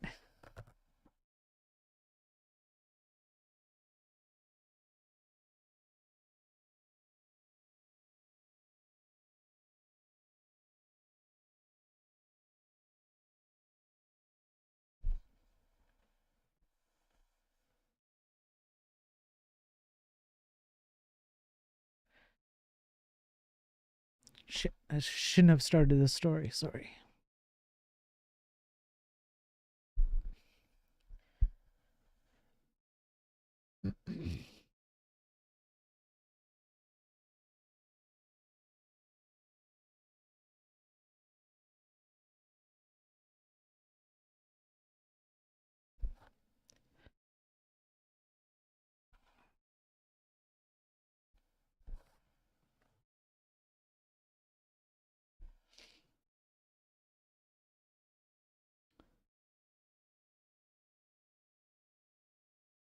And then she would she'd strip her down naked, and she'd let her sit in there for about, I don't know, 2 or 3 hours till she was like freezing cold, because obviously that, you know, water at that level, it would be freezing cold. And then she'd make me go check in on her every 30 minutes just to make sure she was okay. So I'd go down there and I'd see like my completely naked sister in the bathtub, and she'd have like goosebumps and stuff. She'd be shivering. And then just to drive the point home, whenever, you know, my mother thought it was good enough, she'd take her out of the bathtub and she would take a slipper and she just beat the living shit out of her straight out of the bathtub. And, you know, like when you're doing that, your body's really cold and super sensitive. So, like, yeah, taking a freaking slipper and bashing the shit out of you after that, that fucking hurts.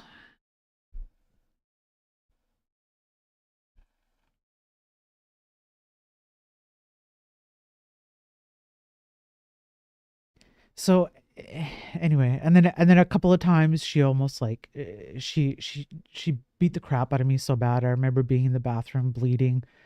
My father used to drive truck to pay the bills, and he'd be gone for like 1 or 2 weeks at a time, just traveling across the border from Canada to the States. And I got lucky both times. Um, he came home at exactly the right time, and he physically had to like put my mom in like a separate room, and then I just went to the bathroom, clean myself up. And then after a while, my mom just like completely ruined the marriage, completely ruined her family. Like it just, there was no salvaging it. And my dad had to leave because she kicked him out. And so by the time I was 17, I'm like, I can't live like this. I might die. Um, so I literally packed a bag of like I took a garbage bag, a black garbage bag. I'm not even joking. I went around and secretly looked up to find like any car I could buy. I bought like a night. I bought, it was my first car. It was a 1979 Ventura Pontiac. I took a black plastic bag in the middle of the night. I put in just exactly what I could fit in there, and I went and I had to do construction to make $500. That took about, I don't know, 2 months or so because I'm a 17-year-old kid. How much money am I going to get in 2 months doing construction? So I saved up. I bought the car, took a garbage bag, snuck out in the middle of the night, just put whatever I could, uh, lived in my car. I probably did that till I was 19, I think. 18, 19. It's hard to say. That period of time was not good. Um, and then I would, and then I finally had enough from construction work to be able to afford to like buy, like rent a basement suite. And at least I had a place to sleep. I didn't have a mattress. I didn't have a TV. I didn't have anything like that. I just used like library computers to do my, to work for free, to get experience doing software and like web. Um, I would buy like McDonald's every 2 days for like $5 because it was like all I could afford, or I buy like a cheap thing of spaghetti. Um, and then it started to slowly get better after that. After I got more like experience and just like worked my ass off. Um, things probably didn't start turning around for me positive, like in a positive way, until I was about 21. So there was probably like 4 years where it was just like just pure and utter shit.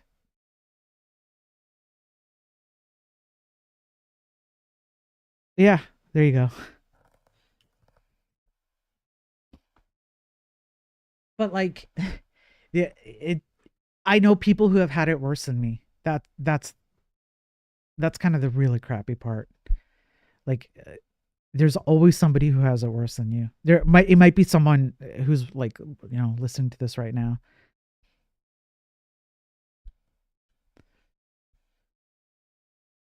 Yeah, thank you. I'm yeah. I have a wife. I have a beautiful, beautiful daughter right now who, I get to take care of them. Um, my that's why when I say things to people like life could be a lot worse, I do truly mean it because my life was a lot worse, and my life could have been a lot worse even still. So it was yeah,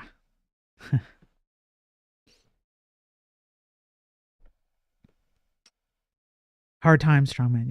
Yeah. Thanks, Pan. I just noticed. Oh, it was just, yeah, this minute. Thanks for subbing for 6 months, man. I appreciate it. I appreciate that a lot. That was not necessary. I didn't tell that story. Just, yeah, Pearl saved my life. Fuck you, Bogan. So look, this is the thing, right? That the entire reason why I'm doing like this this project, um, and why I'm on stream talking about the stuff I am is, um, I'm a high school dropout. Most men cry when they read Pearl for other reasons. Yeah, I'm a high school dropout. I'm not particularly like, I wouldn't consider myself like some kind of genius or anything like that. Um, yeah, I would say I had it difficult, but other people have it even more difficult, and they do a lot more than I do. Um, and nobody gave me a helping hand when I was getting into the industry, but this industry helped me get out of a bad situation. So if you think about it from that perspective, for me, I started programming because I wanted to build this game that I'm building right now. I've been wanting to build it since I was a kid, since like I was 12. And when things got really bad and I had to leave, this industry gave me an opportunity, even though it was still rough, to get myself out of a bad situation. At the same time, nobody said something like, don't worry, bro, you don't have to work very hard. You just have to follow these, just check off these check boxes every time you work on something and you're going to make a paycheck. Ship it, bro. Business value, bro. It doesn't matter if you ship slop code. None of that was told to me. What was told to me was, hey, is your life fucking shitty? Cool. I don't give two fucks. Get your job done. If you wanna be a programmer and you want me to pay you for your job, do it right. That's exactly how I grew up during that period. And then I look at programmers today and it's like, you guys have it so easy. You guys have no idea what you have. You can't even comprehend what you have. And you just throw it away and you ruin the entire industry by just not giving a shit, or at least not giving enough of a shit. And part of it is not even your fault. There's at least part of it, and sometimes entirely not your fault. There's at least part of it where other people are saying, hey, it helps us out when uh, it benefits us when we encourage you to do things that are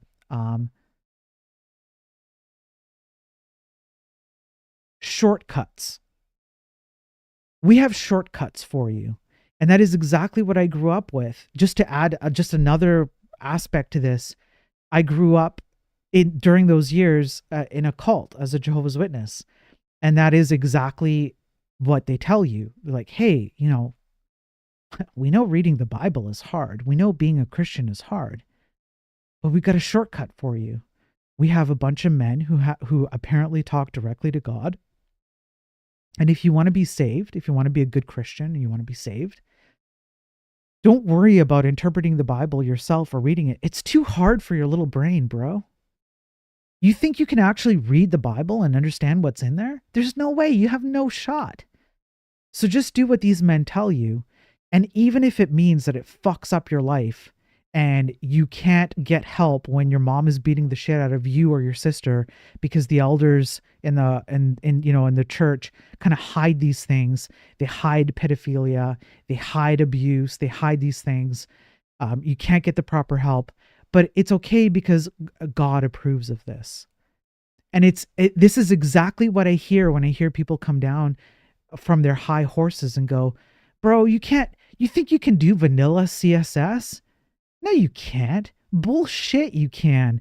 You got to use Tailwind. You have to have an entire complicated JS system to do vanilla CSS. You got to, it's a shortcut. We got you. We have a direct line to the programming gods.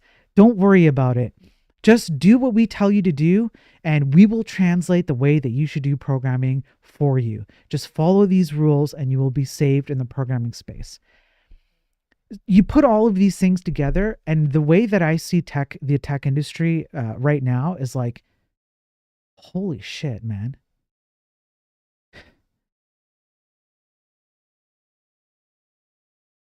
Do people really say that? Yeah. Yeah. Theo says that on his streams, often. And to be fair to Theo, sometimes he says really good stuff too. Like him and Prime and Thor and many others like Tej and stuff. They'll say really positive stuff. But I find in particular Theo just really, he often rubs me the wrong way.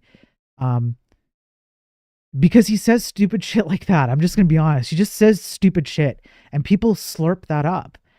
And what really pisses me off is that people like him and yes, other people like Prime and whatnot, they take for granted the fact that they are influencers who, when they say something, other people do not understand the difference between gospel and suggestion.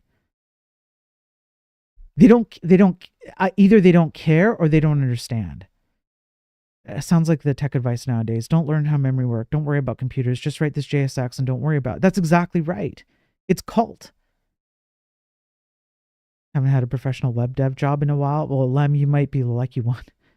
But is regular CSS really verboten now? I'm not sure what you mean by that word, verboten. I'm not sure what that word is, Lem. That is exactly how I refuse to work and have been all the time. Yeah.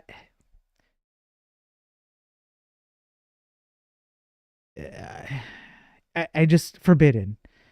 Well, I mean, if you talk to Theo, yeah, vanilla CSS is like, it's too intimidating. I literally went through this on a stream on my YouTube channel where it's an actual video. It's a rebuttal to one of Theo's videos from a few days ago, and he literally said that. He literally said, and I'm not joking, he literally said, vanilla CSS is too intimidating. Therefore, I'm going to use Tailwind. And then he also said, he literally said you cannot use Tailwind unless you use Visual Studio Code so you can have a multi-cursor editor. Otherwise, it's unusable. Like, just follow that chain of logic along. And it's like, fuck, man. Like, this is what we're teaching people. And if that's even half of what we're teaching people who are coming out of boot camp, no wonder we have a tech industry where people who actually have brains cannot, like, appropriately use those brains. Theo's a complete shill. I mean, at least partial influencer. Yeah. How's it any more intimidating than installing a SAS transpiler? I went through that. Yeah, you're eliminating an extra step. Yeah. Tailwind doesn't hide vanilla CSS from you. I'm not saying that it does or doesn't. My argument isn't like Tailwind does or doesn't. My argument is, like, and I get your argument too. I think you're kind of agreeing with me, Bogan. It's just a different perspective on the argument, right? It's just, anyway, I think you get it. It's always the shortcuts. What's new instead of learning it. Yeah. Wrapper on wrapper. And if you're someone who cares about like business value and making a paycheck, And yeah, I know, Bogan, we're agreeing essentially. It's just a different way of saying it. If you're a business that wants to make lots of money, what better way than to do the stuff that works in the past, which is like you build something solid. Yeah, it might take more time up front, but if you build it really well, it's going to outlast your competitors, and you're going to have a huge amount of like runway to make lots of money on, because it's going to be harder for people to achieve the same accomplishment in what you're doing. We've lost our way there, where it's just ship it and business value, ship it and quick exit. I won't say CSS is intimidating, but goddamn, it feels good to not have to come up with thousands of class names just to style a page. You don't need to come up with thousands of class names. You can create your own component system. It's really not a problem. Or you can use IDs. You just have to be like thoughtful about what you're doing with your CSS. Is it easy? No, I'm not going to say that it's easy when you start scaling it. But is it something that you absolutely need to reach out to Tailwind for as your starting point? No, I don't think you do. At least make a better educated decision as to why you're doing it. Hey, Dojo. How you doing, Dojo? Good to see you. Yeah, you missed me crying about my story, man. You'll have to go back on my YouTube live. Good morning. Your shortcut statement hits hard. I've come to realize that easy things are actually hard, and that you can't take shortcuts even on the most elementary things. Things take time and dedication, even easy stuff. Yeah, can Tailwind do 3D? I can't do 3D unless you do CSS 3D, which is what I'm doing on the browser here. If you do CSS 3D, then sure, Tailwind's going to do whatever CSS can do, and then yeah, you can do 3D. CSS is all the 3D. Yeah, web components. Yeah, so here's vanilla Tailwind. Well, vanilla Tailwind is like not really. It's CSS 3. You'd have to do it in CSS 3D, or you'd have to bring in another library. It would be fun to see if a dev could start a new project without internet. I would say lots of people couldn't. Yeah, I agree. Yeah. So here's a life pro tip. Okay, so now that you've heard like some of my backstory, I didn't think I would cry on this stream. Damn it. Hang on.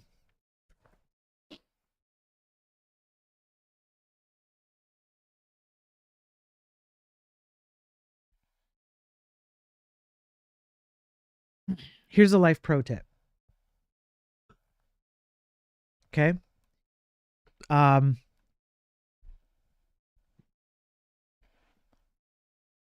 If anybody ever offers you a shortcut to anything, ever, sorry, Bogan, you bastard.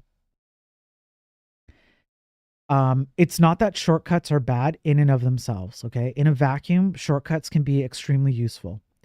And sometimes you get lucky, or the right circumstances come along, or you've prepared for something, and a shortcut possibility comes along, and you definitely want to capitalize on it, okay? Because there are definitely other factors in life where you want to do that.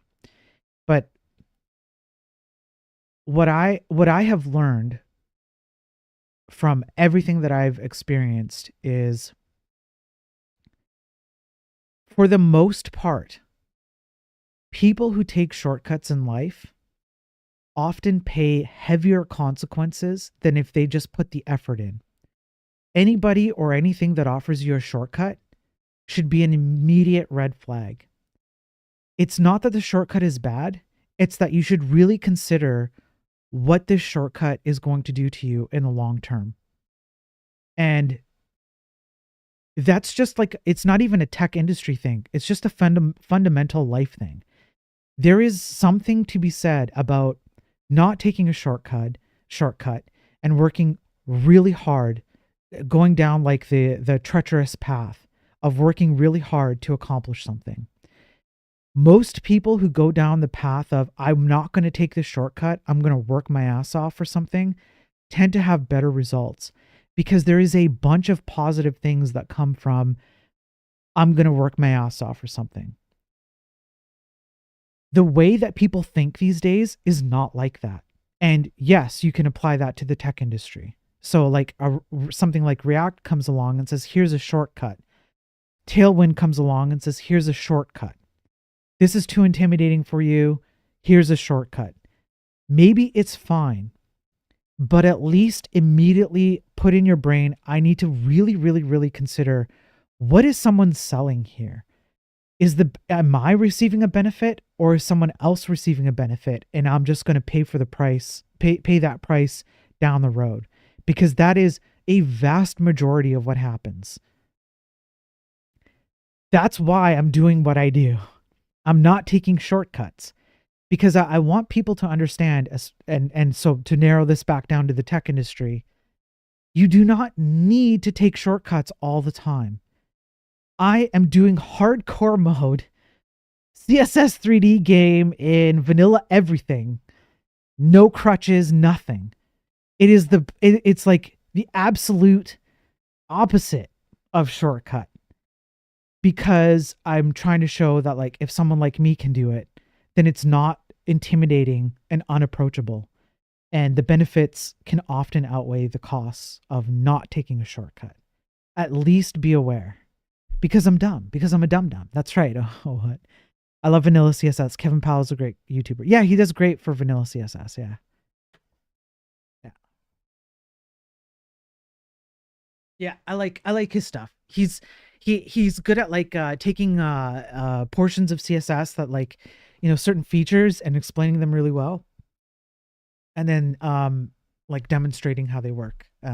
It's good.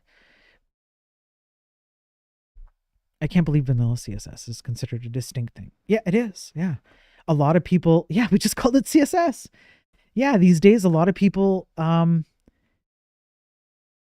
don't do that, right? They don't see it that way. They see vanilla CSS as like it's its own entity almost. It's crazy. And so they go, well, I mean,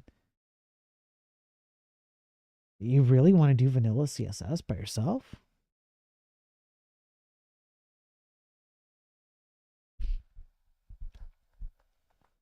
Like vanilla Rust. Bastard. How dare you?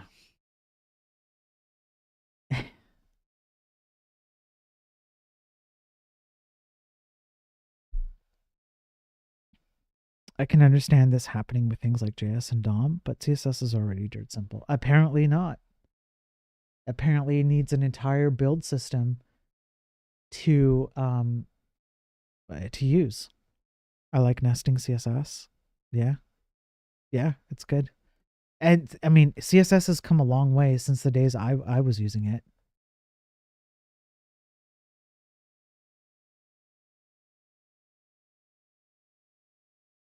Like, quite a long ways. Cascading sucks, inline styles. Yeah, it doesn't help CSS itself. It's pretty fucked up. Yeah. Like, you can make a subjective, I think these things are gross in CSS, and I might even agree with you, but ultimately they're subjective. Some of the arguments against CSS.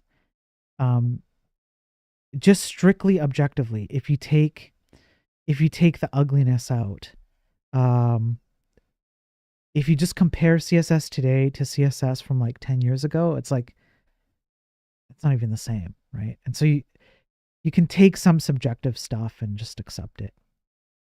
You know that thing in Sass where you can get one rules style to inherit from another? CSS got that just recently. Right.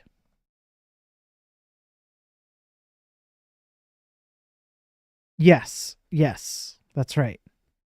Um so this is another thing, Bogan, you're touching on that I like to bring up. If you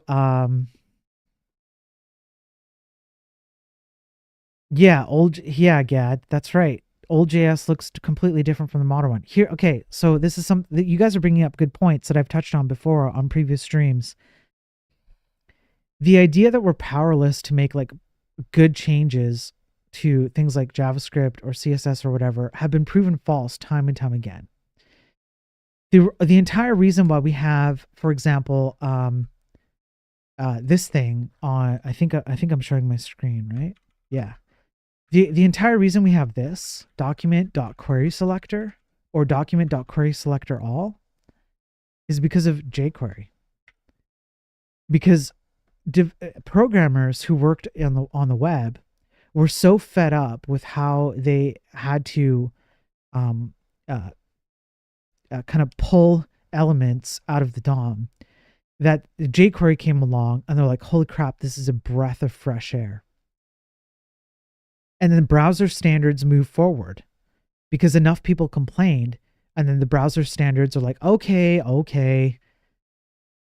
we'll pull in some of these jQuery niceties and we'll make it easy for you to use it. And nowadays, most of jQuery is replaced by just browser standards. That's it, right? Like there's very little jQuery that you still need that it doesn't exist in a browser standard anymore. How was it done before jQuery? String replacement in HTML? Yeah, pretty much. You would just do an inner HTML swap. You could also do children, DOM elements, create element, whatever, and then just kind of swap them around. Yeah, it's been going strong, right? And there's some other aspects that have come out of Sass that are now implemented in CSS. React has also pushed forward web standards. So this all leads to proving that programmers in the tech industry have a mechanism and a means that has been proven time and time again to work, where if you present the argument correctly, you don't need to add complicated build steps, tool chains, processes, etc., to get the things that you need that work at a lower level. And that's really the key. I would rather a lot of these things work at a lower level so that people understood why that was implemented at the lower level, instead of like you just live in React land and everything is taken care of for you. Why do you care about the underlying JavaScript? You basically never have to. Even if web standards move forward, who the hell cares? You're in React land. Doesn't matter.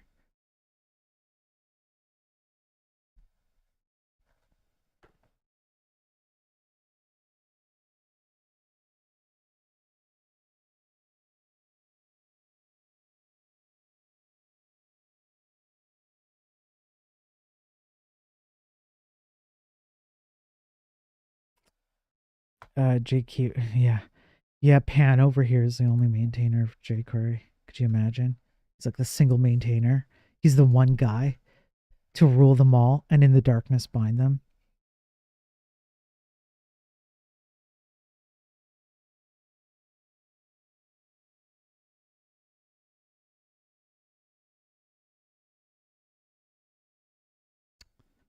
Um,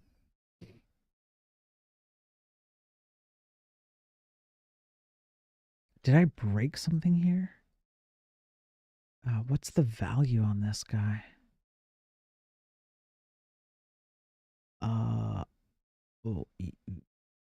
33 and Y0? 5 and 3?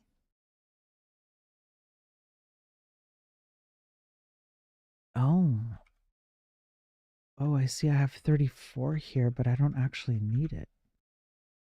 Oh, I'm glad I checked that. Yeah, it's fine. Yeah, thanks for all your hard work, Pan. Appreciate it, man.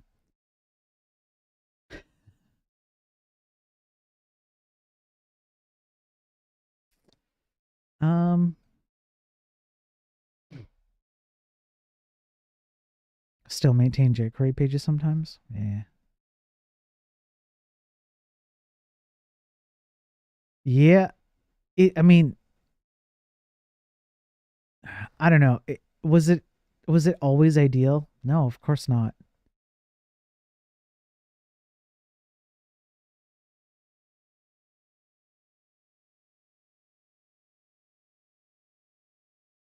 But it didn't suffer from a lot of the stupid stuff that we suffer from today.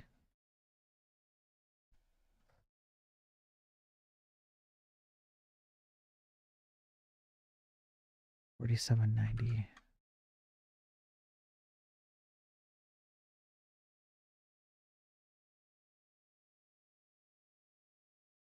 I'm jealous. Still working on jQuery right now. Yeah. Hey Ned.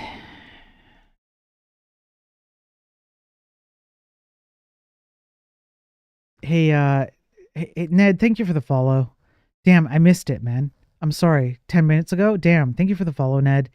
And Killshot, thank you for the follow too. I appreciate it.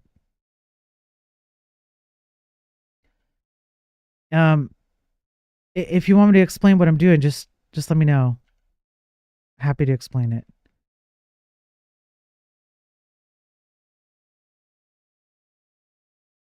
Yeah, I was thinking maybe um it might be time to explain it, Pan. But I don't want to do it if they don't actually care or anything. I don't want to presume that they care. Just it's you know nice of them to pop in and drop a follow. But yeah, if they want to know, yeah, if you guys want to know what I'm up to. Oh crap! Really? Okay. In browser game WebAssembly. Yes, I don't know what's going on in the code base. I should sleep. Okay, I'll explain. Hey, Lem, have a good night. Get some sleep, but I appreciate it. Sure, I'll go over what I'm doing. Okay, so, geez, you missed a banger. You missed a banger. Chat made me cry earlier, explaining my backstory.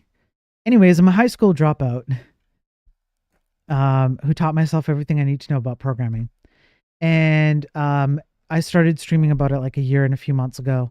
And the reason why I started streaming was to bring attention to the fact that, in my opinion, we're in the opposite of the golden age of the tech industry. We're writing slop. We're writing stuff that is uh, bloated, slow, RAM hungry, web page size hungry. It's crazy, buggy, crashes all the time, all that stuff, and we don't seem to care. Instead, what we do is we reach out for libraries, frameworks, and whatnot, and under the guise that these things are going to solve a bunch of problems for us because they were built by people smarter than us. So it's along the lines of, like what we were talking about earlier, like, oh, vanilla CSS, it's too intimidating, man. Like, do you really think that you can have a good handle on vanilla CSS? Don't even bother. Use Tailwind. Vanilla JS, don't even bother. Use React, or Vue or Svelte or whatever. Memory safety in desktop applications, use Rust. You don't have a chance in hell. You're too stupid. Just use what we tell you to use and you're going to be fine. And I'm like, no, that's a bunch of BS. Because Mr. High School Dropout over here taught himself everything he needs to know, and he did not have to rely on these crutches. And these crutches are cancerous because what they do is they incentivize not understanding what's going on under the hood. So it's not like you have to understand everything that goes on. You don't have to be an expert on CPU architecture or anything like that, but just know a bit more than whatever the paradigm or framework is telling you to know. That's all I'm asking for. So it's great for me to sit up here and go on a soapbox and complain about the state of the tech industry and 600 gig DLC, files for video games and blah, blah, blah, blah, blah, and complain about it. And complain about the H-1B visa thing where it's like, no, we don't need more visa applicants. to fill shoes in STEM. We need to actually like manage our STEM uh keep like the people who we have in STEM, we need to manage them better, things like this, right? So it's one thing for me to say it. It's another thing for me to show it. So, when I was a kid, I really liked this game called Uncharted Waters, New Horizons for the Super Nintendo. Um, and I got into programming because of this game. I wanted to rebuild this game because I thought it was fantastic. And so long story short, you pick one of 6 characters. Their stories overlap. You build a fleet of ships. You travel the world. You can be a merchant or a pirate or an explorer, all of the above, whatever you want to do. There's an economy system, local and global. There's a reputation system, sphere of influence, investments. You got to manage the crew on each of one of your ships, cargo, blah, blah, blah, blah, blah. So I want to rebuild it. And the way I'm rebuilding it is what you were seeing on screen. I'm writing in C code. No structs, no pointers, just flat arrays. No standard lib. I compile to WebAssembly, and I embed the WebAssembly and all my assets directly into a single HTML file. That means that there's one HTML file that you have to load to run the entire game. WebAssembly, you can think of it as a server, and the HTML, you can think of it as a client, and you can think of the client as being replaceable. You can keep the server, the C code and the WebAssembly code the same. And you just replace your client. It doesn't have to be on the browser. It could be like OpenGL or whatever you want to do. It doesn't. It could be terminal. It doesn't matter. Your WebAssembly is your game state manager. It's exactly the same no matter what you do. On the HTML side, I use vanilla JavaScript and vanilla CSS, and I render everything to div elements. These are all just div elements because the DOM is not slow, regardless of what people would have you believe. It's perfectly fine for most things. You just have to be careful with it and care about what you're doing. And I even have like, some animations and blah, blah, blah, blah, blah. Okay. So then, on my JavaScript side, all I do is I reach into the server, AKA the WebAssembly file. I call specific functions to get data, and that tells me what I need to render. And if I want to, just because we can, I can do pure vanilla CSS 3D.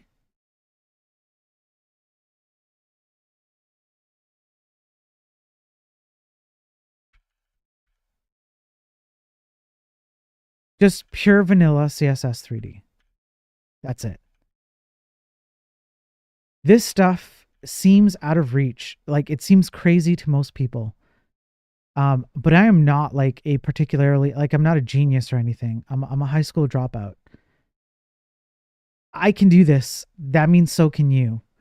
And the industry in general needs to do better. So I'm trying to show by example, not just by complaining and being like, we suck, but like, hey, if you push simple things really, really far, you might be amazed at how far you can push them. And things that seem unattainable now, if you just put a bit of effort into it, they're not as unattainable as you think. And you don't need to reach out to a complicated system to accomplish things like this. Only macros allowed, yeah. Why no structs or pointers? So no structs because I then have to worry about laying out the data that is in, like if you imagine structs ending up being like an array of data, ultimately, the compiler will do things like it'll pad a struct with certain values in order to lay out the data in what's called like the cache line, so that the CPU can eat up the struct efficiently. But sometimes you don't want to do that, and I don't need to deal with those kinds of like data layouts. I don't have to worry about it. Um, at least not right now. Maybe I might need to worry about it in the future. Structs are mostly, if not 100%, purely for the benefit of the programmer to be able to structure their code in a readable format. What actually happens under the compiler is very much akin to what I'm trying to do, which is strictly flat arrays. The compiler has to take a struct that is nice and readable to you and essentially lay out the memory of that struct in a way that I'm basically just shortcutting through here. It's like the most raw dog method to do the exact same thing without a struct. And so the point is not necessarily that I want to make the code unreadable, but like how far can I push it if I really restrict myself? Um, and pointers have cache miss problems. So you can have a pointer that points to a function or a value in an array or things like this. And then when you go to call on that pointer to retrieve whatever it's pointing to, it's gone. And so it's not in cache anymore, especially if you're thrashing memory. Like if you have a short-lived memory, like you're going to load a bunch of NPCs for a little bit and then you're going to offload them. Your pointer stuff might be all like weird and wacky, and you'll get into weird situations that you can't control. Um, are you resizing those flat arrays? I am not. I'm just laying out exactly what I need, usually more than I need in flat arrays, and then I just enum myself into offsets, and that's it. This is like extreme CPU performance, which is why I can get away with not having hardware acceleration. No WebGL, no WebGPU, no Canvas, just straight up div elements, no hardware acceleration. Hardware acceleration is turned off unless I trigger it with CSS 3D. And it's because I am using this structure. So I can really push this to like an insane amount of I don't know, limits, I guess. Do you plan to run this on a real SNES?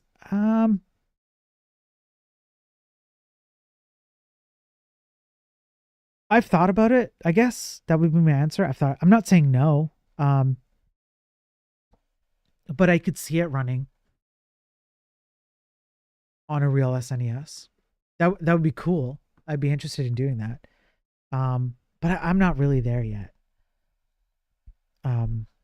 Right now I'm trying to just get it running on the browser. So that people can like go to whatever the page is. I can't remember anymore. It's the GitHub page. Wherever it is here, there's a GitHub page, and then that way they can, it's all. Can I do this? GitHub.io. Here, this one. So this is just running off GitHub pages. It's just a single HTML file, but everything is embedded. So I could separate out the WebAssembly and run it possibly on an SNES, maybe. It's a possibility, but I don't know what that looks like right now.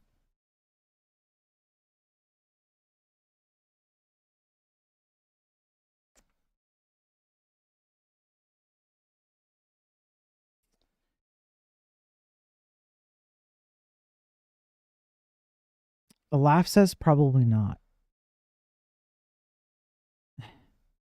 Not sure. I actually don't know why. I just haven't looked into it. Is it more difficult to debug WASM with pointers and structs? Is there animations for ships and people now? Yeah. So I don't think it's more difficult to debug with WASM and structs. It may be in some cases. There might be some cases where it might be more annoying because the way that WebAssembly memory works in browser is a little bit awkward. So, man, I say a lot. So, hang on, I didn't do this right. If I go like this and then I fire a cannon, so there's an animation that fires a cannon, but that's dealt with on the browser side. That's not WASM. WASM does not care what you render. right? And so there's the, let's just end the turn. There's all the cannons flying around. So we have some animations in there, but WebAssembly doesn't care. WebAssembly, all WebAssembly does is, hey, we've initiated an attack. It was successful. Here's the damage taken. Now I'm going to put myself in a state where you have to confirm that you've accepted what I'm telling you, which is the damage and the movement and all that. And then the client here, which you can, by the way, go ahead and load up and play in its current stupid state. The client will make those animations happen on the JavaScript CSS side, and then it will reach back into WebAssembly and go, okay, I'm done. I animated it. What's next? You can compile C for the SNES, but the way it's architected, I doubt it would work. CABI isn't friendly. I mean, it's pretty old school. I would be surprised if I could just take the C that I have and just straight up compile it to SNES. That would be surprising to me. I don't think I could. I don't think that would work without at least some finagling.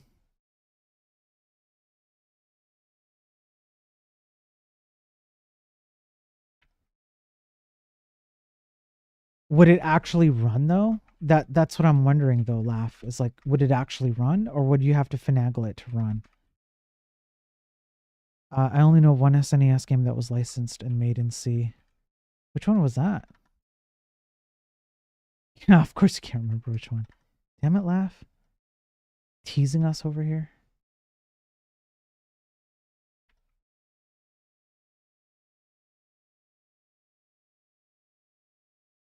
I'm just doing some boring code cleanup. We accomplished a lot of cool stuff earlier today, and we're at the point where the game is like, what would you say? The big stuff is done. We've accomplished all the major technical feats that we wanted to accomplish. So right now I'm just like, I have to go through, clean up a bunch of annoying, tedious things,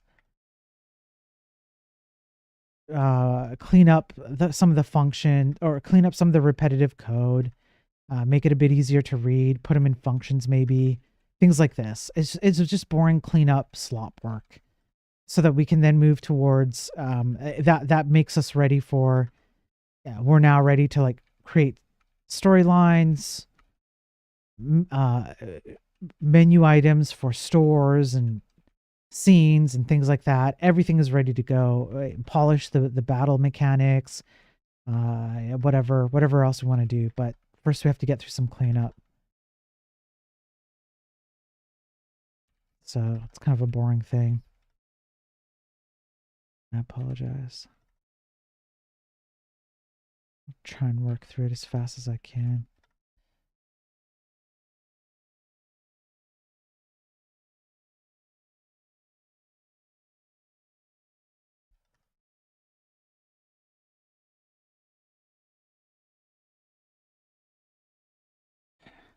Never talking about Perl ever again. It's the last time I ever mentioned Perl ever.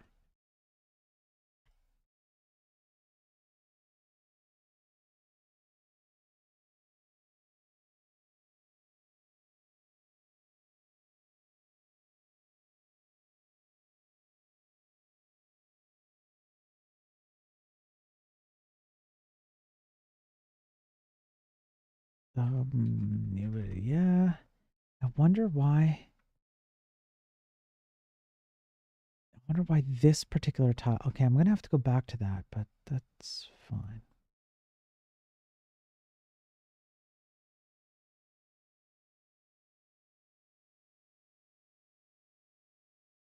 Uh, okay.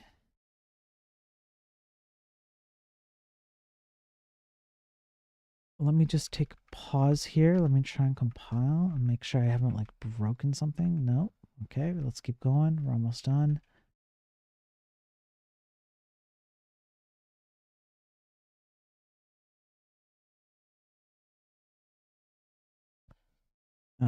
Here. Oh crap. Here.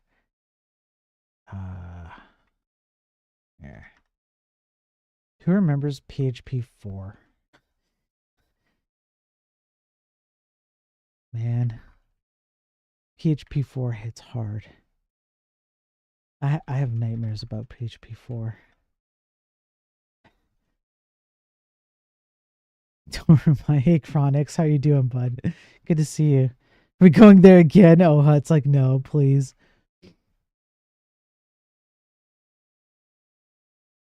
Late PHP 4.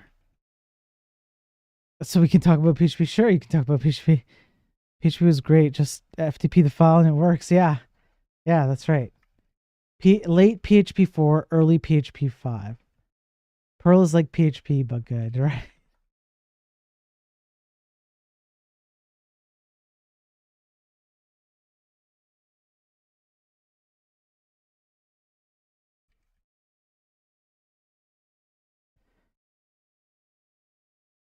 Wait, what? I'm working on a code base that uses PHP -1. Did I read that right? -1? That's quite the version number.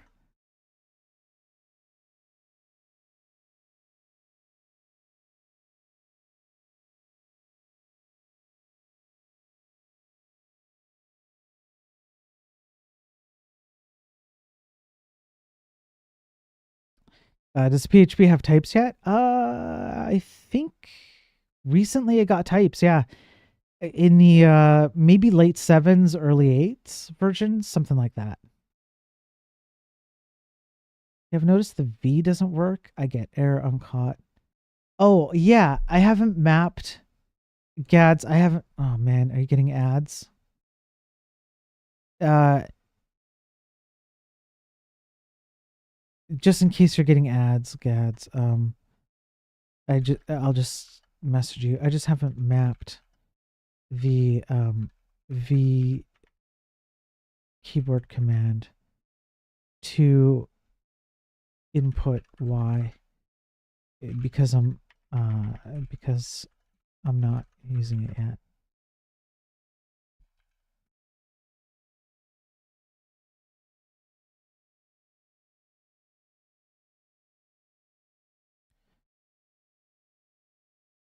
Yeah, PHP is way better. Yes. I guess they have to consider well, yeah, I guess they have to consider a whole bunch of websites that are still running on older versions that would like to benefit from the speed increase of 8.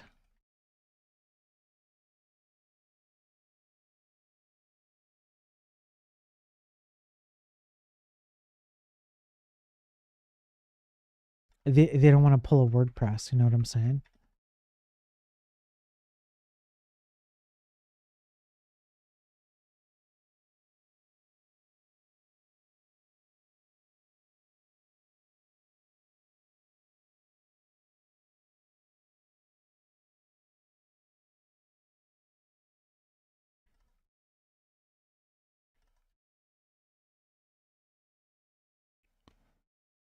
I guess mainly WordPress is holding it back. Probably 40% of the internet. That's right. No big deal. Chump change, right? And if the dead internet theory is true, then 40% of the internet is really just 40% of nothing.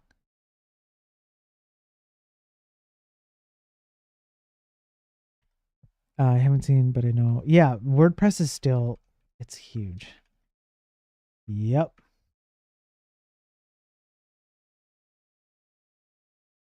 Chat is all AI. Yeah. Yeah, that WordPress drama was something else. The stream is AI too. It's true. The stream is AI. If you were here this morning, you would have heard AI Spiro talking because I had to be quiet because people were sleeping in the house.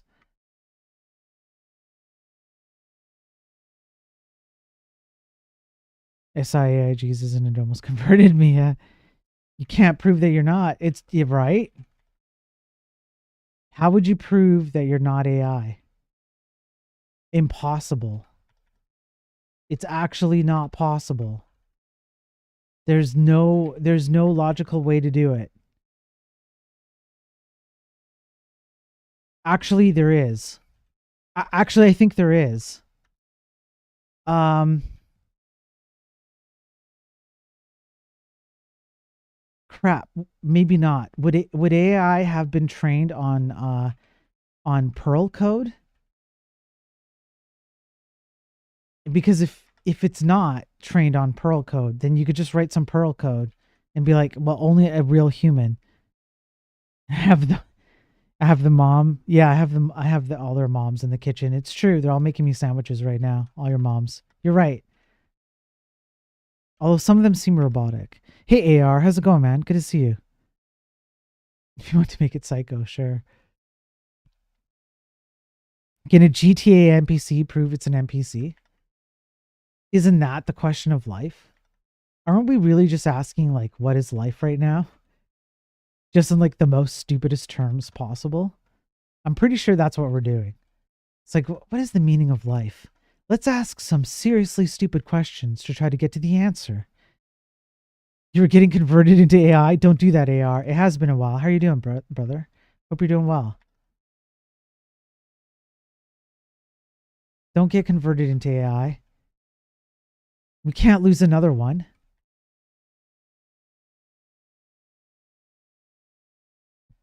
And what's the meaning of life? Let's ask a random number generator. Yeah. Does that mean you become AI or you make a long process? It is worth it though. A long process. It is worth it though. What do you mean? A long process to get converted or to avoid being converted? I don't understand what the long process is. Are you AI? AR? Have you become AI? The universe is just large RNG. That's it. We figured out the meaning of life. It's just RNG. There's no meaning to it.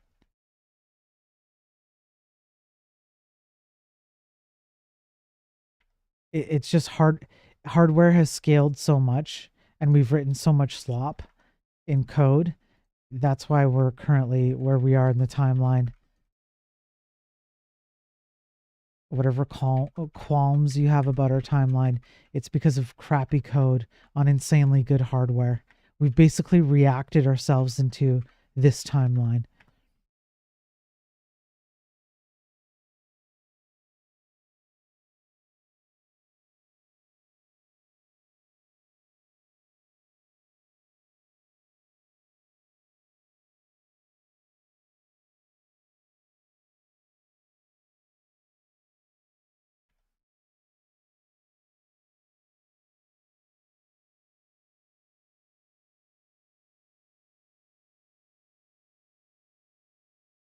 Um, yeah.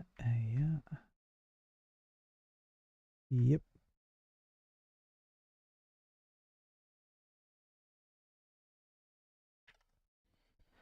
Uh,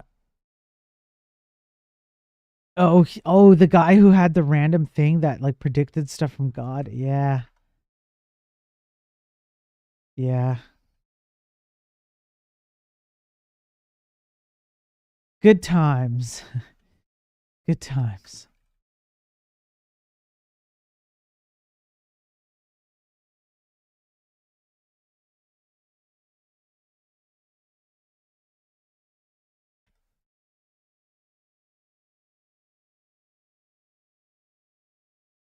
Terry Davis, the random guy, he was a genius. If he was such a genius, why aren't you rich right now? Makes Travis look like a scrub.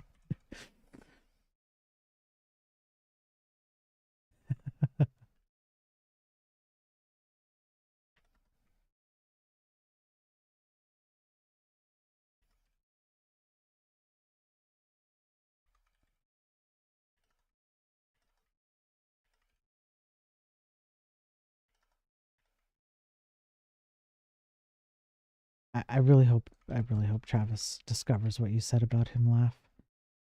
It'd be great when you guys don't talk to each other anymore. And then I have to like talk through you like some weird like high school intermediator between like two friends who like just they currently hate each other, but very clearly they want to be friends.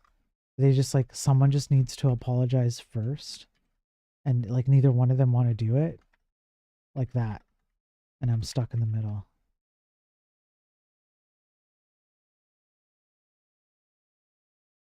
No, rat, I can't say I have.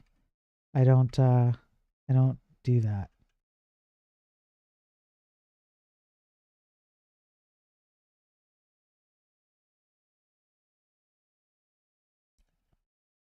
Not that I'm not that I have any particular judgments against it. Just saying I don't do it. That's all. Just me. So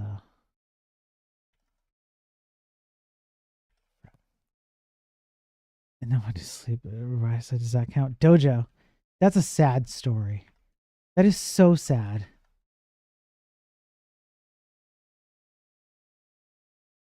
It makes me want to cry all over again.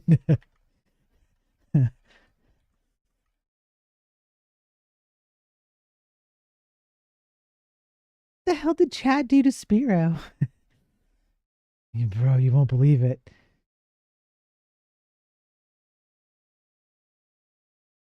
Okay, is that it? Is that all the stupid annoying changes for this guy? Did I break anything? Holy crap. First try.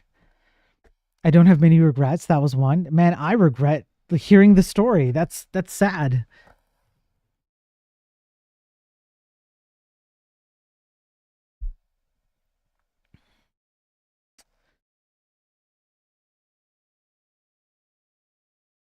Okay. Let me check something over here.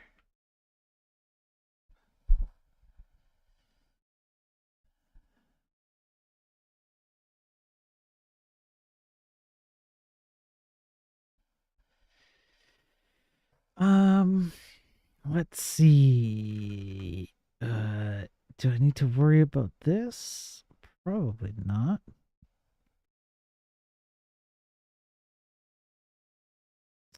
Do I need to worry about what the heck was the other thing? This thing?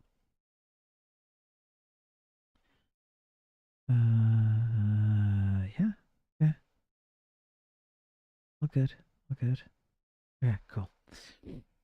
That was back in the day where all weed was into couch. Oh, I see. Yeah.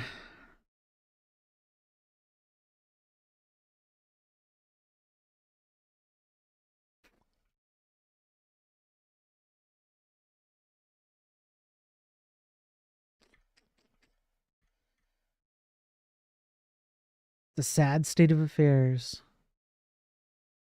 Dojo.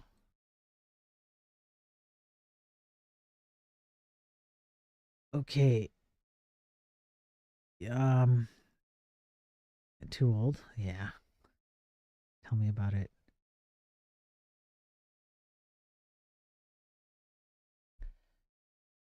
What am I looking for? The value would be it's layer 2?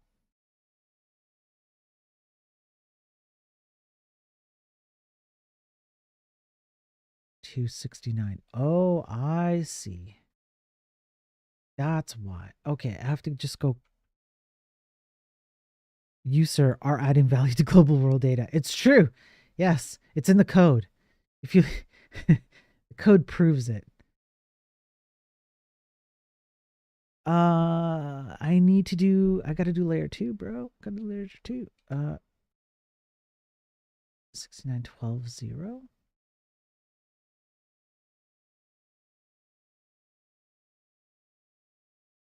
Hang on a hot gosh darn minute. Just hang on a hot gosh darn minute. Why is this being strange? What if I. Yeah, and with that's why I chose 69. Yeah. Athens layer 2 K equals layer value. What is layer value? Layer 2 value. I should see a hot 69 right here. Yep, there's a hot 69. So did I have the wrong atlas coordinates? Let me make sure that I reach this point. 69 is awesome. 69 is awesome.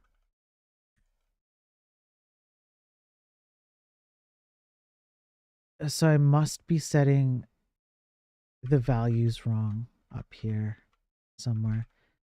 12 and nothing.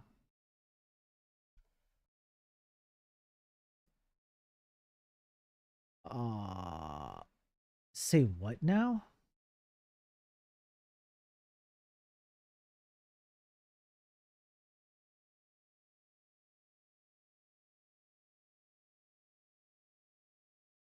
Layer 2. Layer 1. What if I...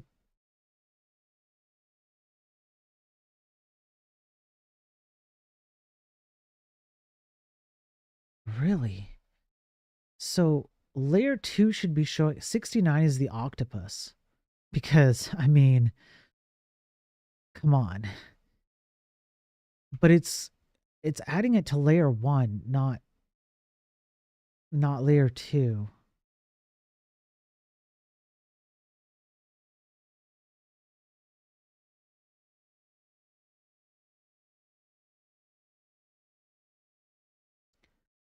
Layer 1, layer 2.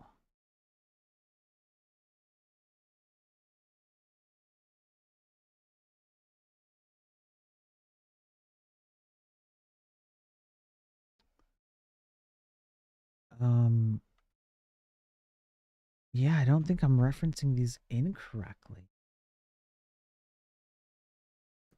Let me go and say if you've hit lamb value.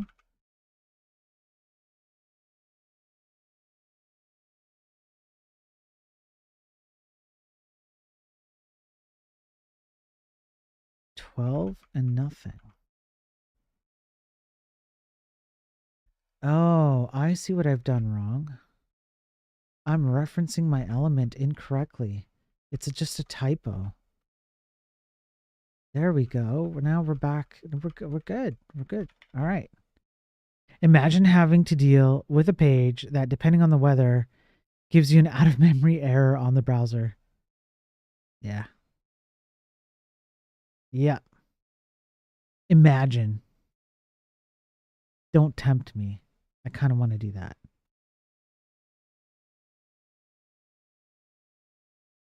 I like sort of, just a little bit.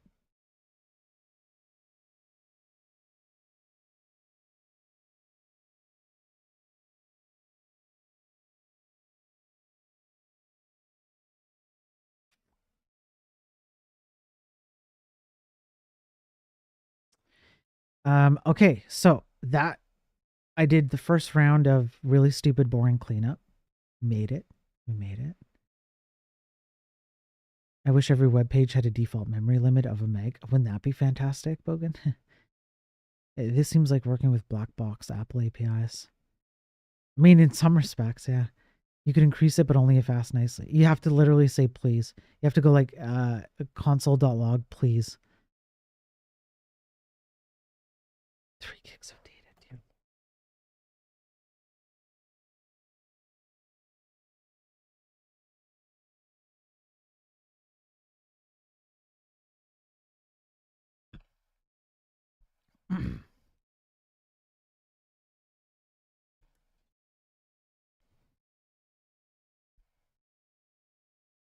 You'd end up with a bunch of pop-ups like the cookies thing. We care about your RAM. Trust us, bro. We care. Right. So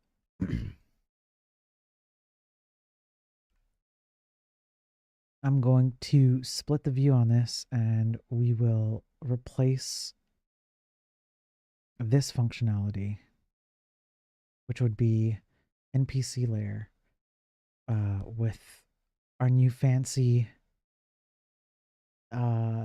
whatever Atlas map thingy that makes life a lot easier for no cost. Where the hell are you? Here you are.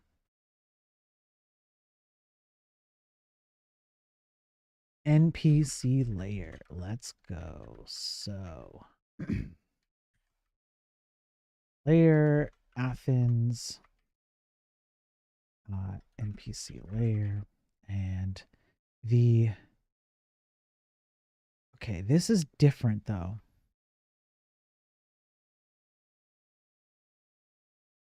Yeah, this is different because we're not using a value here. We're using an NPC name. So I would guess I could do a dynamic JavaScript to the rescue, maybe. 34 1. And so the what I could do over here is just be very careful what I create here. Athens NPC layer if k equals name. And that's when you do that. If this is right, I can take out the bank teller and I should see no difference. I'll just close.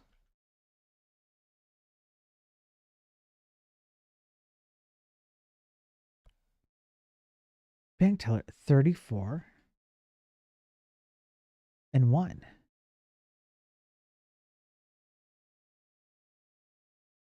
Yeah.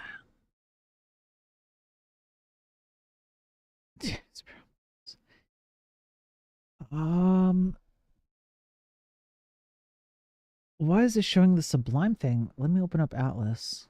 Sorry for the flashbang. That's not even right.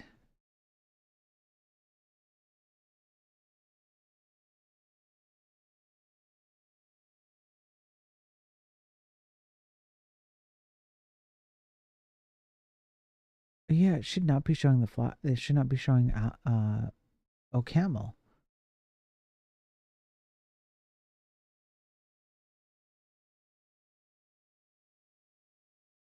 $34 and 1. $34 and 1.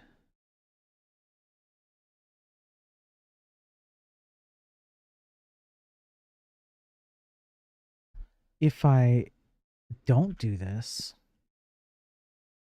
I just like remove it. Let's just revert back and see what happens. Oh, I gotta build it. Then we're back to OCaml. Oh, oh, once more bitten by the stupidity bug. I'm referencing the wrong element again. Now, come on. Don't do this to me.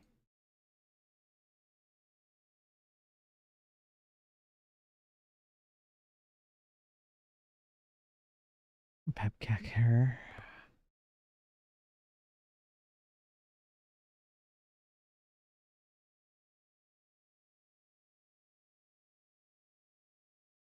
This is absolutely the right.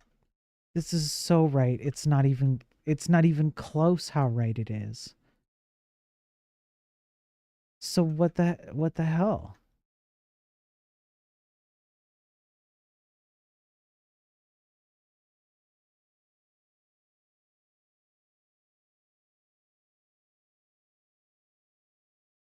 Should not be a Sublime logo.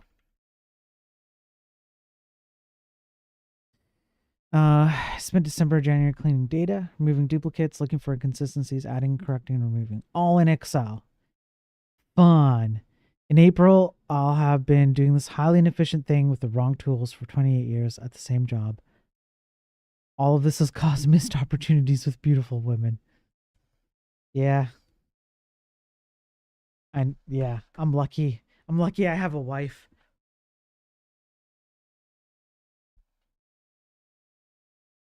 It makes it easier. But at what cost? At what cost? Pulls out a cig, takes a massive puff.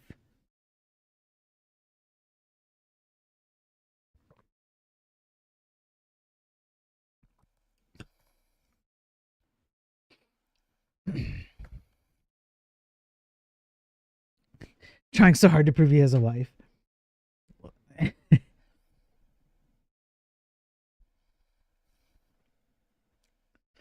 Trust me, I do. Trust me. I swear, bro, she's real. Yes, bro, is she in the room with you right now? No, no, she's out with friends tonight. That's why I got to stay up late and stream. Yeah, sure, bro. Sure. No, I swear that's what happened. Whatever you say, bro. But all this time, Spiro was the wife. I have a kid. I have questions. It's a complicated series. It's a complicated yeah, a series of pulleys and pipes, gears, pulleys, and pipes.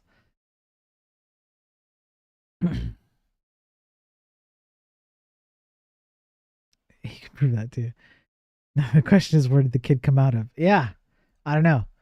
Just one day, just like you show the wife with your generated kid, animatronic wife. The hell, you guys are mean. What the hell? What did I do to deserve this? I'm nothing but nice to chat. I treat everyone with kindness and respect.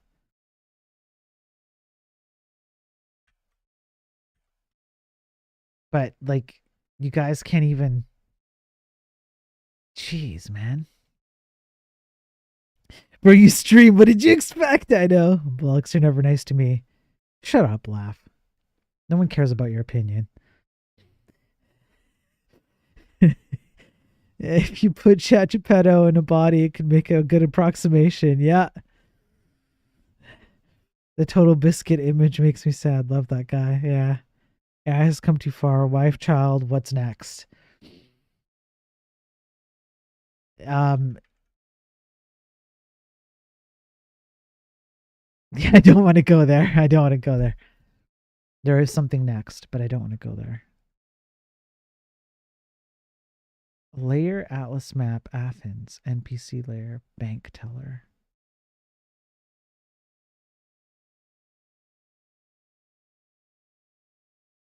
Could it be because I just didn't instantiate an object as opposed to an array? And so JS is like freaking out about my naming convention here? No, that doesn't seem to be it. It never matches up K with name, even though it really should. There's no excuse for it. What? Say what now? Athens NPC layer bank teller. What am I doing wrong? I have an AI anime waifu harem. They get into fights all the time. Yeah, and then you have to step in, right? You have to step in and you have to like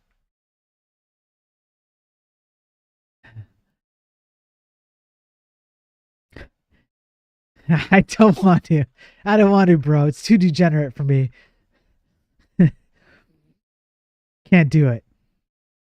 Um okay.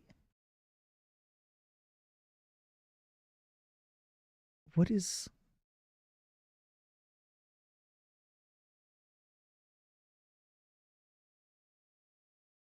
length plus K. Is the length not right? Let's just do let's do this. I think. Oh crap! What the heck? You have to let your raw do the measure. Length of MPC layer is 0. Yeah, and I think it's because of the way JavaScript treats arrays versus objects as variables. So lam length, we'll just call it like that. We'll just see what this says. Yeah, there you go. Lam length is 0.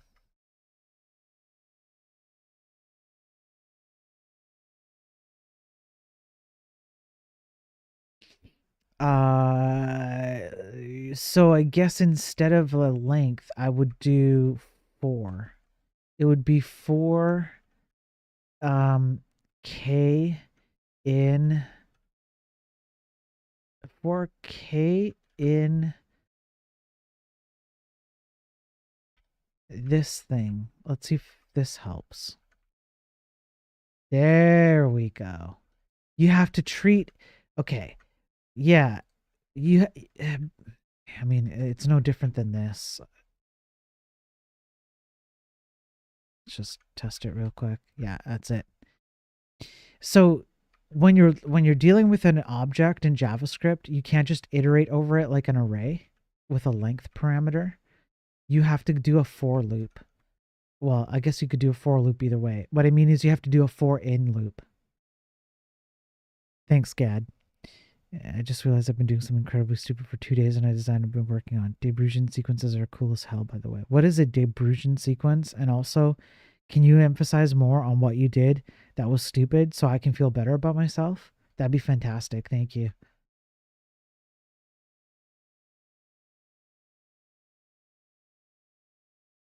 Okay, we got this going.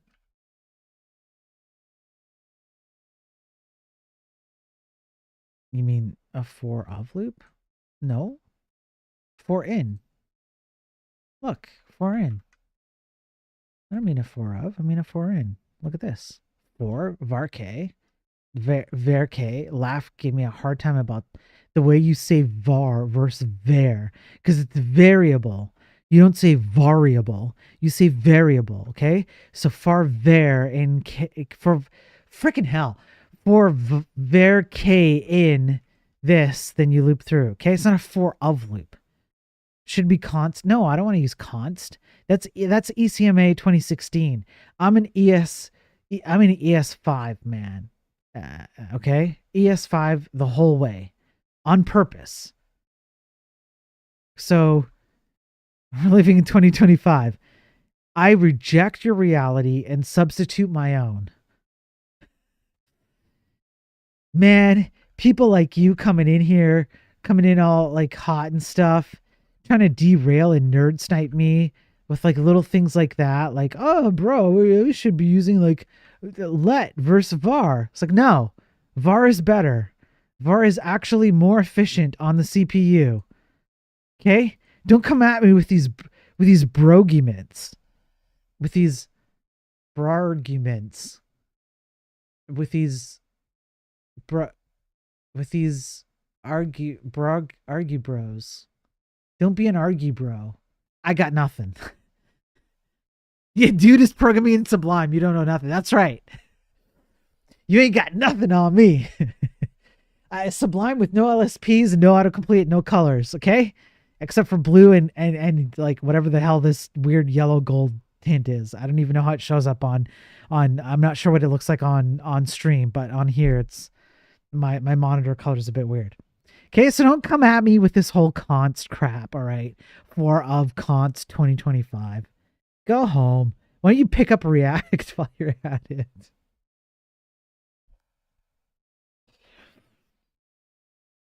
Dude, it's about 4 different colors. I mean, no. What are you talking about? It's blue. Okay, it's 2 shades of blue. Okay, so maybe you're right. And then white, and then some yellow, and then maybe black once in a while. Okay, shut up, Bogan. Okay, no one asked for your opinion.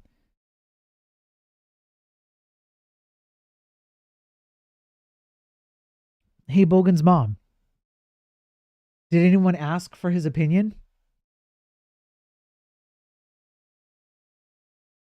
No, that's right. Yeah. Okay, now go back to the kitchen, make me a sandwich. Yeah.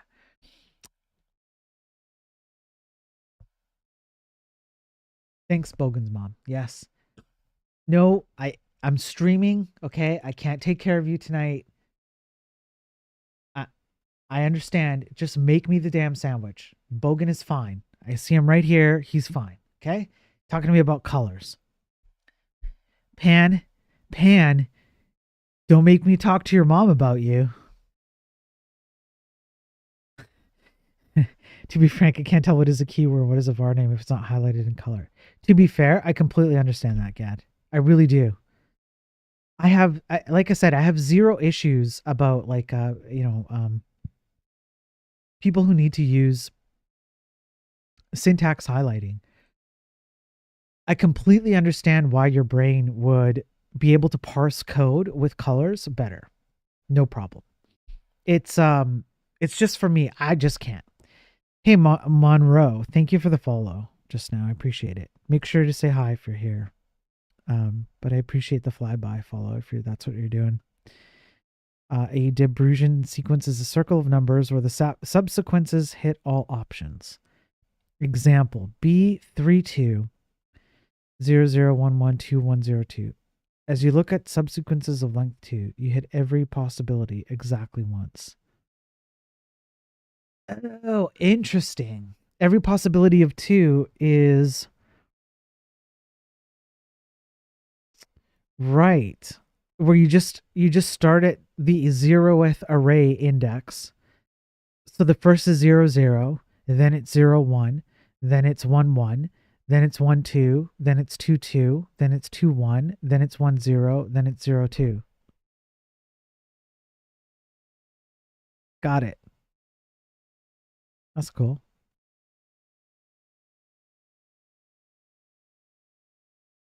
Cool, cool, cool, cool, cool, cool, cool, cool, cool.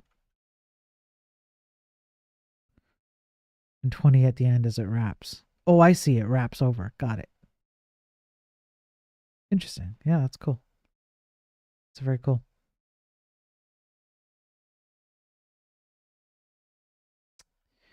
Yeah.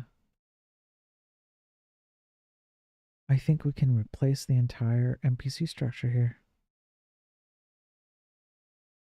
Get rid of this, and then just start doing this. It's used to break locks. It's used to break locks. I'm not sure I follow that one. It's used to break locks. What kind of locks are we talking about?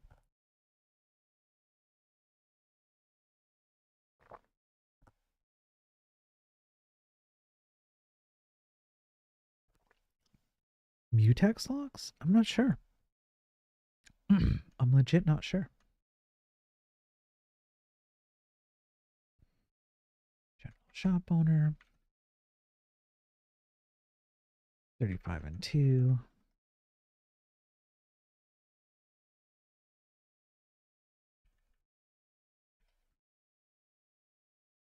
Oh, come on. Blackjack player. I'm sure Dojo is just typing it up right now.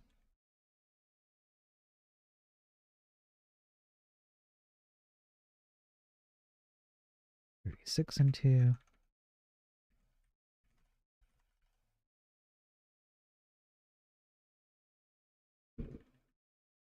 Don't need to worry about the background. Sea Ocean Battle. It's 37 and 2. Okay. NPC Arvis.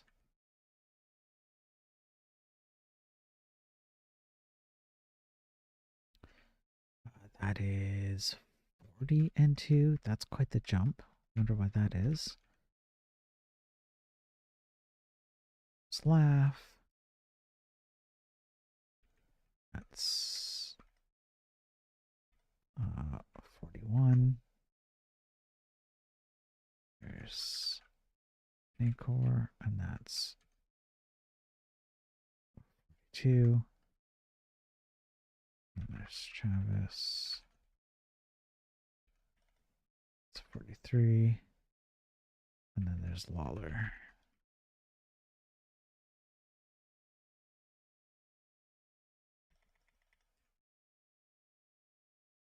That's 44. All right. Some security allows you to just move the sequence over one and try again. This is a very efficient way to test all possible codes to break. And if you're Jewish, it's mutex lock. Okay, I don't think I follow. Oh, okay, now I think I follow. I see.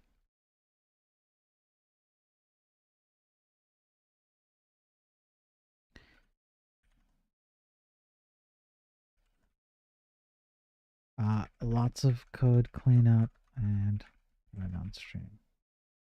Wimp.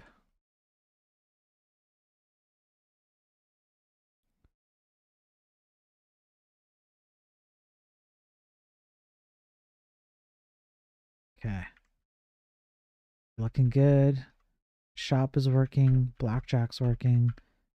Bank just needs some scenes or some scene menu items. Yeah, battles there. NPCs will tell me things. Lawler, Travis. Okay, and then I now have a way to generate map data like this, just on the fly, and copy it over. I probably just need to do some cleanup on the UI side code here, and then do another cleanup around pass for things like repetitive code getting put into functions. And then at that point, I'm trying to think if there's anything I'm forgetting in my head that should be done but is not currently done.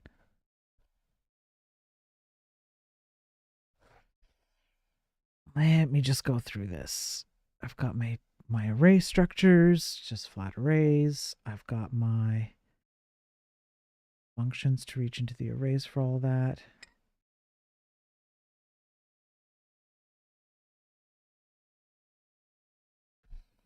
So all my like ships and NPCs and all that have functions that will reach into the array. Got my game mode. I have my random number generator. Got my initialization with all my strings. I could probably I could probably extract these into like an embedded file, but it's fine. I don't need to do that right now. This is just a debugger function. This is all the blackjack. I think there's just some polish here. This is for the blackjack scene, which I've already cleaned up a lot.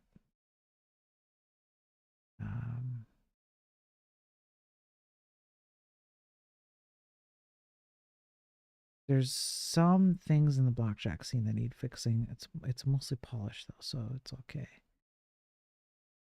I have my experiments area. That's fine. My general shop is also good. It's like actually really easy. Oh, I have to do the cell. Right. Okay, that's fine. I can do the cell. I have my battle. There's definitely some cleanup to do here.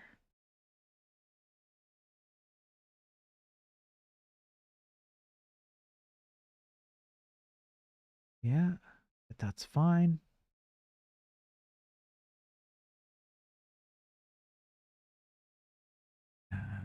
Iterating the turn. Oh yeah, here, right. So in here, I need to do a random determination of No, this is the placement phase. I need this phase, which I probably already have. Yeah, I already have this. So I need to do a random determination of whether it does of whether an NPC ship does a cannon fire or a board ship crew attack. I just have to do like an RNG on that.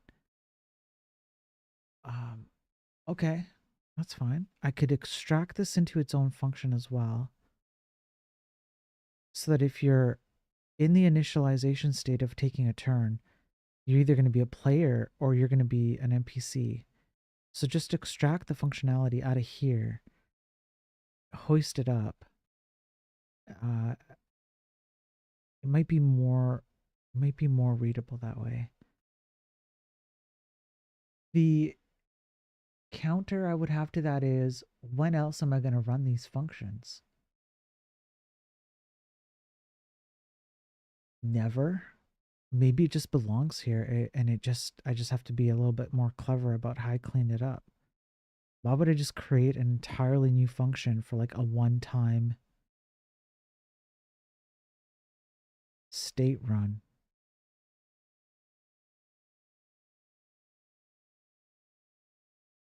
I'm never ever asking the ship to do these again. Let me think this out. I just want to be careful that I haven't. Is there ever a time you're going to want to ask the NPC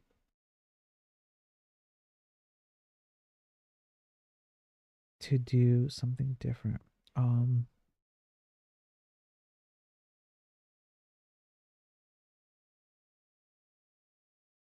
Yeah. Yeah, I guess there would. You can move. You can move, and then you can attack. You can attack and then move. You could end your turn at any point.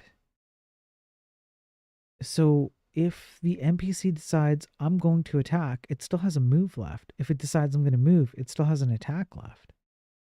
And in that case, you definitely want to determine what its available options are. But I don't think that makes the case for moving this out into its own function still. It only ever happens here. Hey, Gad, I just noticed, man. Thank you for the follow just now. I appreciate it. Is there any time else that I want to initiate? Like maybe I want to do like a manual attack initiation and just say like this NPC needs to go like right now. And then I might want to have the ability to randomly generate whether it attacks or boards or moves or where it does. That's outside the scope because it's a different paradigm. What would be that paradigm? It would be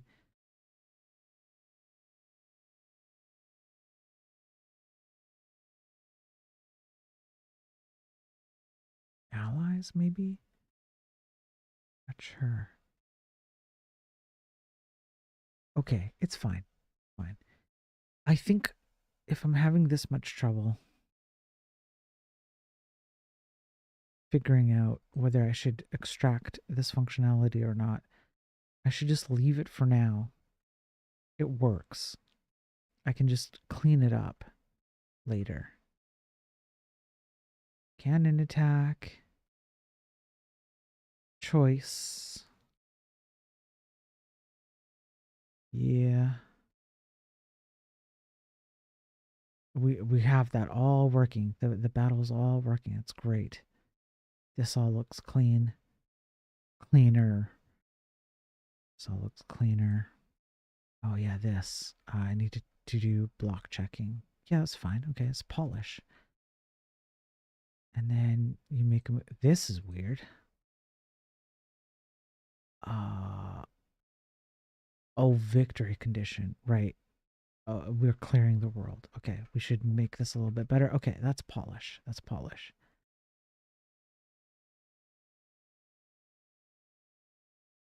Okay, so I just need to focus on polishing up the HTML side with the JavaScript, maybe a little bit of CSS, I definitely need a few functions that will make UI easier. It will make it easier to like move things around. I have a way to manipulate coordinate values so I can generate maps and then just dump them in their raw JS, like for loops or if else statements or whatever I want to do. It doesn't matter. I just generate maps and then I just recreate the procedural generation logic in C to create the exact same map once I figured it out.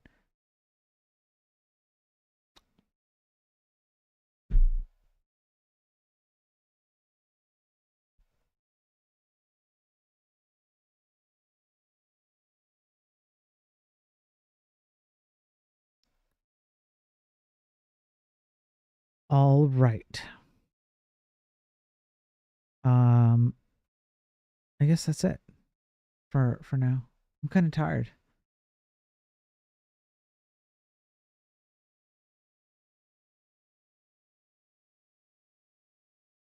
I should probably get some sleep, huh? That type is 3. I'm gonna have to deal with this too. This needs cleanup. Why am I looking at a type? And why am I not looking at a ship name? I guess it's if I'm in an ocean battle, then yeah, that's why. Then I need to get a particular. These ships don't have a name. That's why. Oh, it's gonna suck. Um,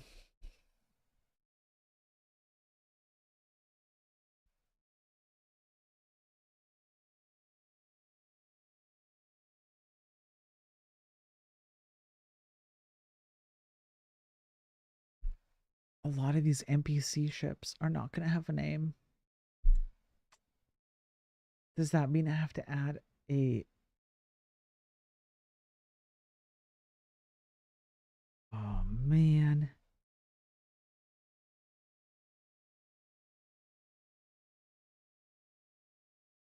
In here, do I have to add a type somewhere?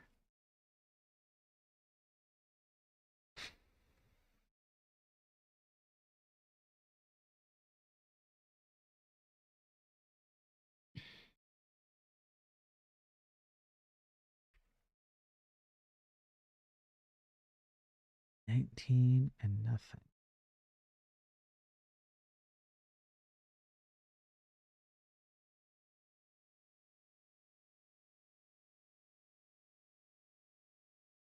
I mean, that, I don't know, that might work. I have to play around with this. Need to make it easier to do this UI stuff. Okay.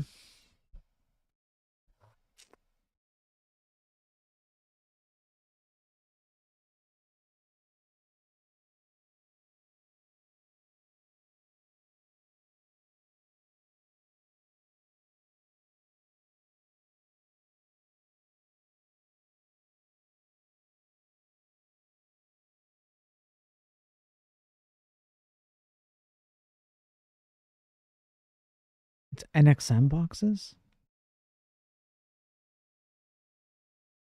Let me have a peek here.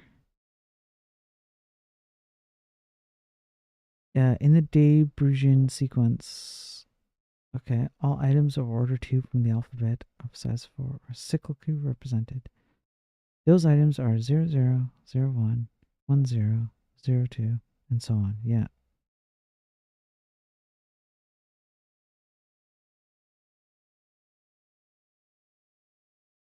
Interesting.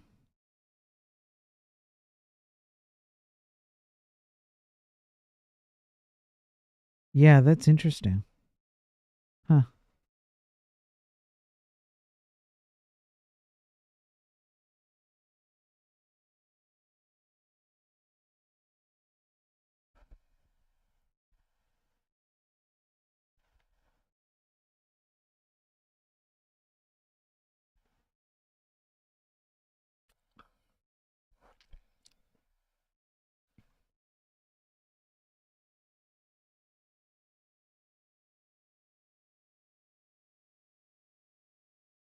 Okay, I guess I should just go down this and just do like an entire cleanup. This is our CSS.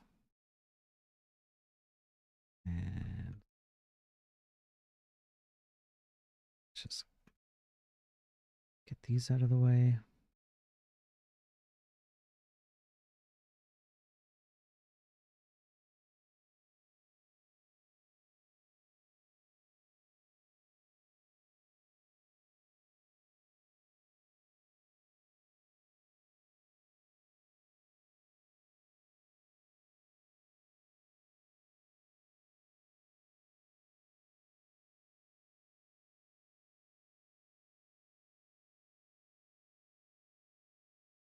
I'm not actually using this FSM map.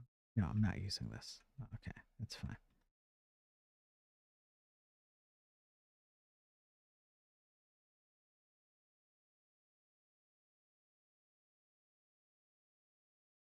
Okay.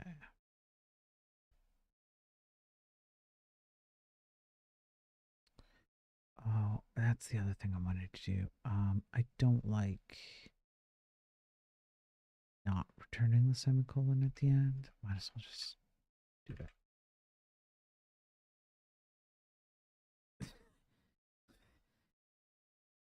It's a great way to greet me, Tack. Sup, Tack? How you doing?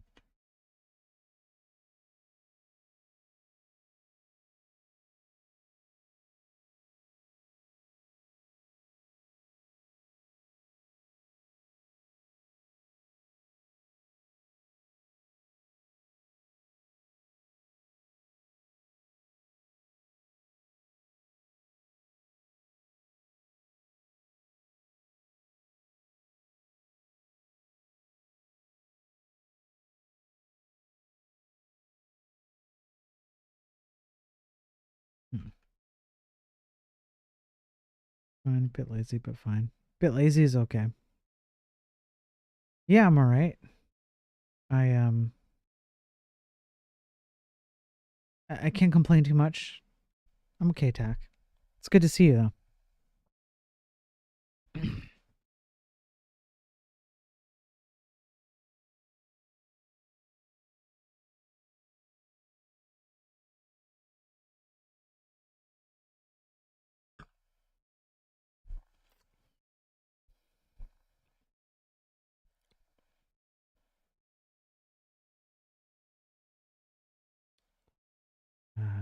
Crap.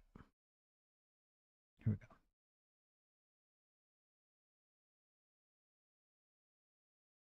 we go.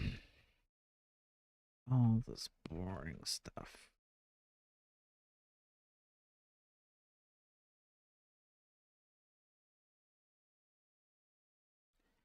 I'm trying to think of other old, like, programming languages that are,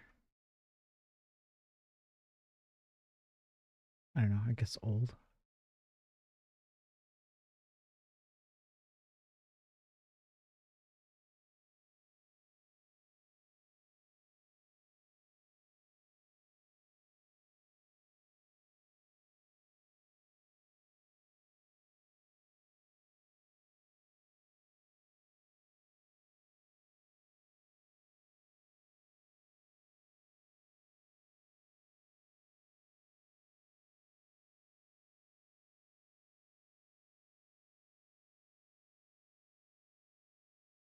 Flash player. What was it? Active script. And I remember when everything under the sun was written with that. Maybe it was an active script. Something else.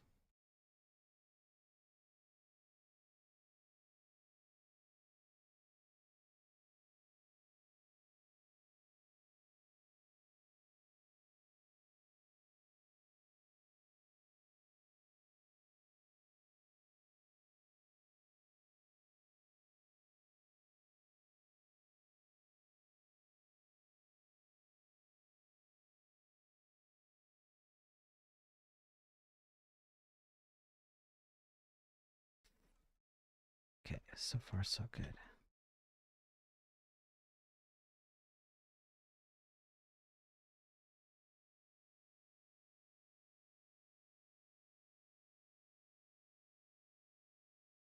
Why you all man those buys? I'm not sure what you're talking about. I don't know what all man those boys means. Apparently I can't even pronounce it correctly.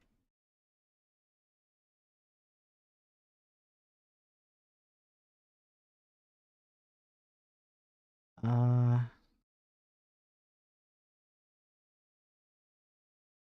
gonna be honest, I don't know what any of you are talking about. I just don't. So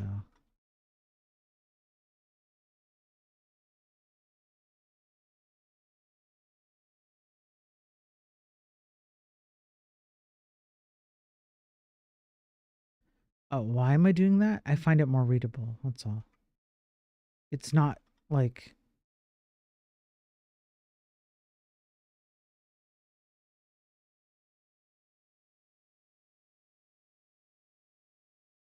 I don't know. I'm not making any specific claims about it. It's just for me, I find it far easier to parse out um, what's going on when I do it this way. It's like the I don't know, the best argument I can come up with, I guess.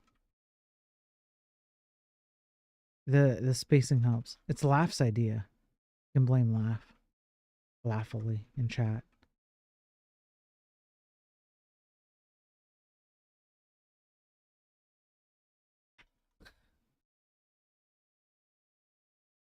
I mean, it so happens that I like it, but that doesn't mean he's like he gets away scot free. You know what I'm saying? Like, if you're gonna blame someone, blame him, not me. Yeah, what's up, Moldy on YouTube? How you doing? Good to see you.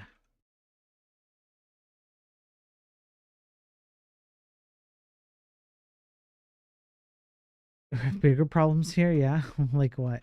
No, at no point did you say to switch. I mean, you didn't. It's true.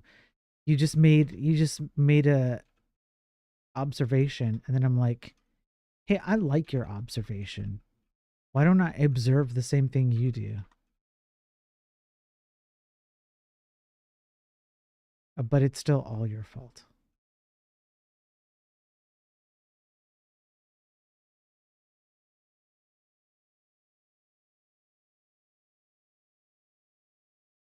I'm half tempted to PR empty lines to break up the big wall of our.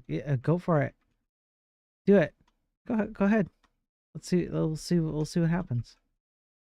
We'll see what happens with that PR.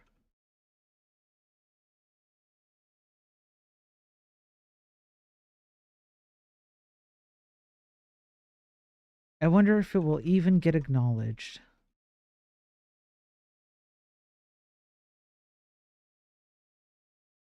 Or if it will just get thrown out to the trash like the rest of your code.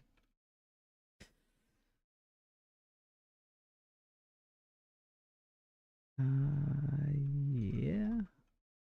At what point did I start adding the colons at the end? The semicolons at the end?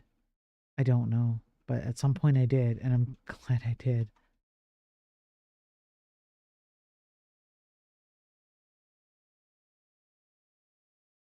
Uh-huh. Uh-huh. Uh-huh. This is really I have an if for if loop. Yeah, I'm gonna have to fix that. Yeah, right after I finish manually syntaxing my code.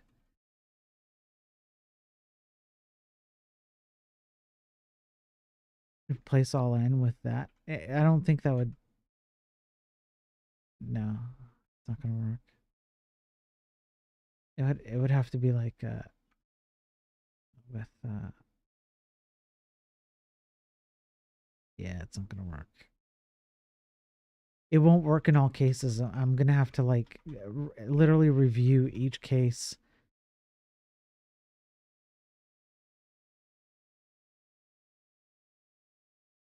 I mean, get rid of all new lines.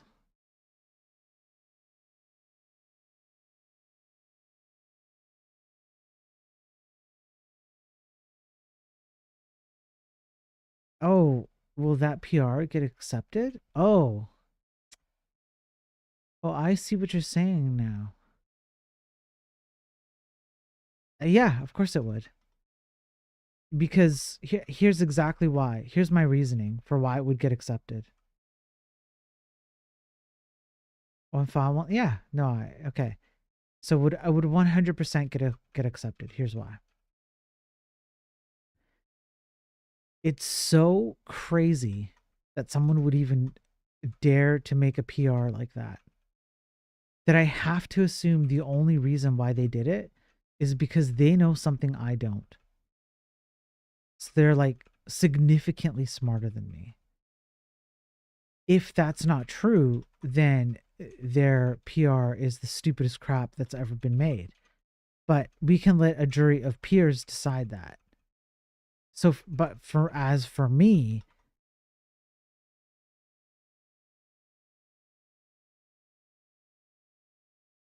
I would be like, well, who am I to say no to clearly a master?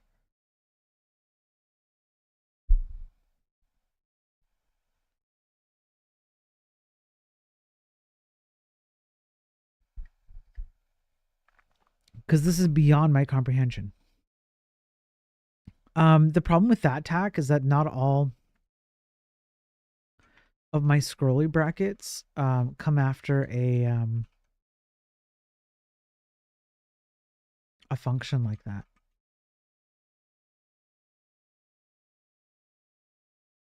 So again, I'm gonna end up like manually. I'm gonna end up manually confirming each one anyways. Like, well, if I'm gonna do that, I'm gonna manually go through each one and make sure and blah blah blah. Then I might as well just go like fix whatever I see as I go through them.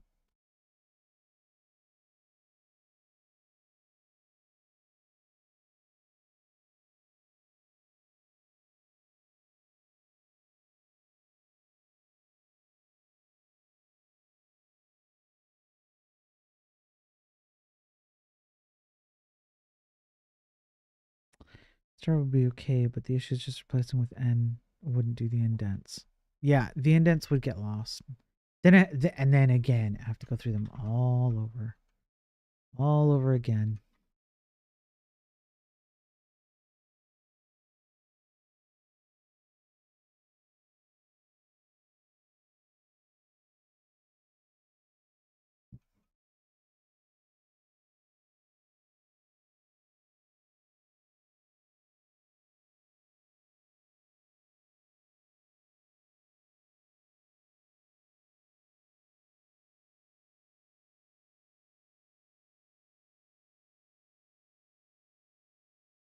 Damn. Blah blah blah. I wonder if there's a tool out there that does it. Probably. I mean, there almost certainly is. I would be shocked if there wasn't. That'd be quite the shock.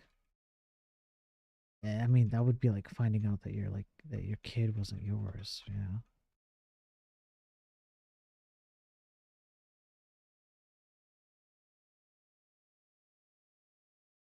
And don't we all know what that feels like? Am I right, boys?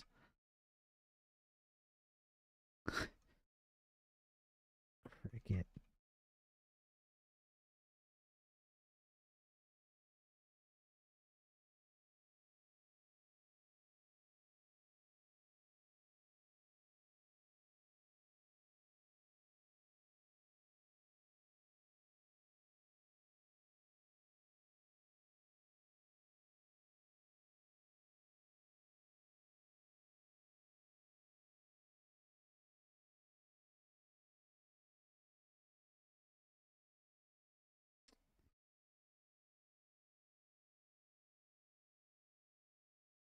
Did I like? I must have copied it. Must be copying all kinds of weird things all over the damn place.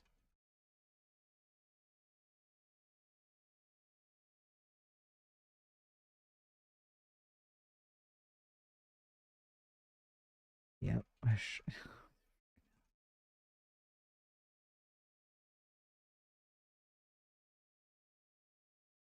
We at least stay consistent, folks. That'd be fantastic.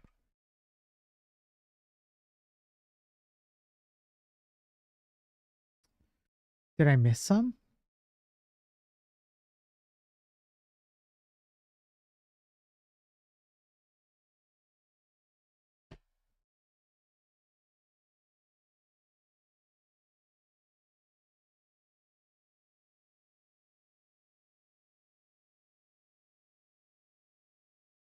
One one two zero. 1130. Okay. Oh, I was. Oh, okay. I didn't miss these. I was literally right there.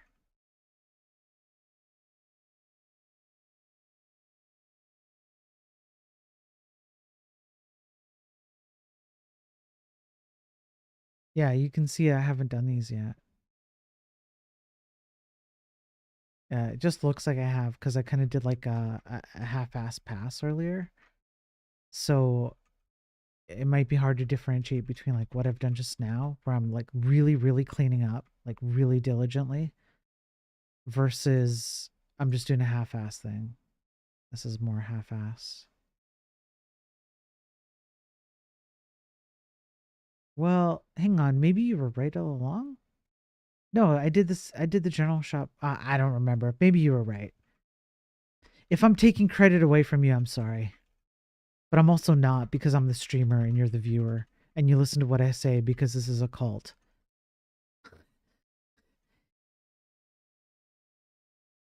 And you like it when I think for you and tell you what to do. Because then it makes your little pea-sized brain easier to deal with life. Isn't that right? Laugh. He's going to come back with a good retort, you'll see. Laugh does not go gently into that good night. Your mom. There it is. There it is. It's over. It's over. Shut up. We're trying to work here. All right. You're right. My bad. What was I thinking? Probably about Pearl. I should tweet, bring back Pearl. That was like peak programming. It's Pearl.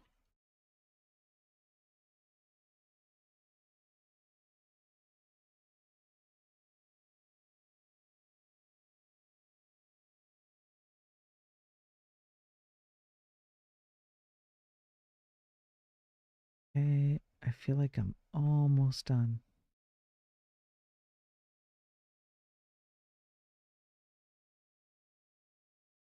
Raku makes Pearl look sane. Raku? Raku.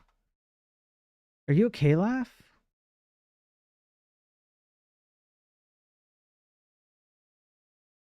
Blink twice if you need help, bro.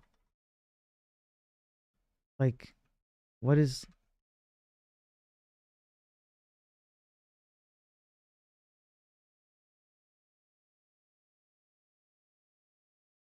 You just sneeze. That's all it is.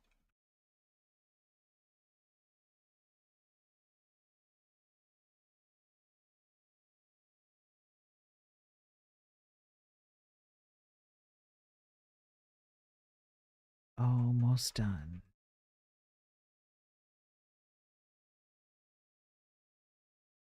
Yada, yada. Here. Yeah, yeah, yeah, yeah, yeah.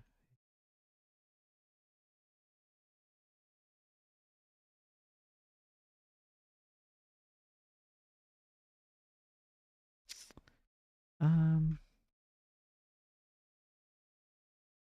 Jeez, I'm only just now halfway. Dear Lord.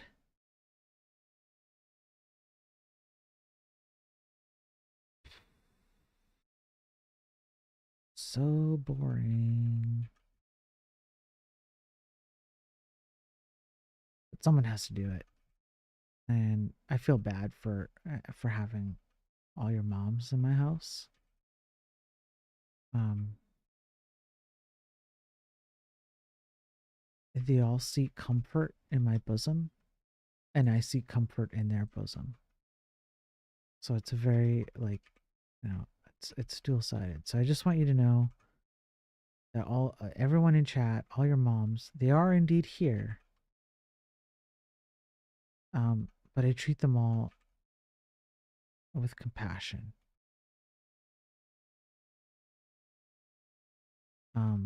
And I make sure that their medical bills are taken care of when they have to go to the hospital after because they're walking funny.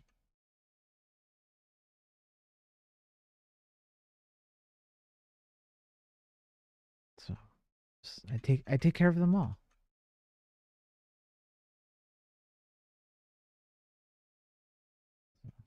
Just wanted you to know that.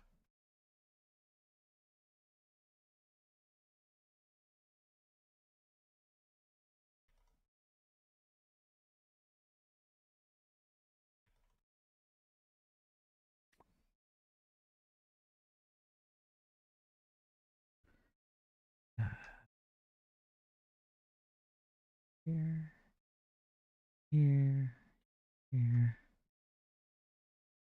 Okay, that makes things. Okay, this is where the real savings will come. That is instantly way easier to read to me in my brain for me. Because I am a robot.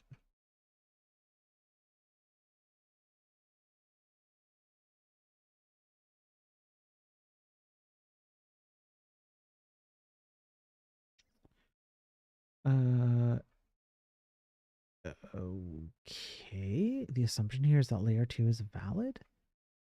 I mean, I suppose it is.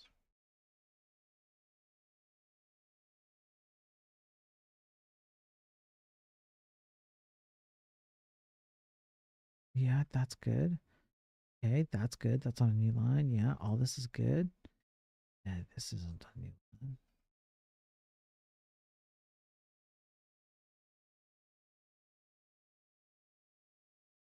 Okay, and then there's your Starfleet command, and you ship a ship. And you go, hey, I'm shipping a ship. And it's like, yo, dog, I heard you're shipping a ship. So I thought I'd ship a ship for you while you're shipping a ship. Yeah, thanks, bro. Okay, it did that. Then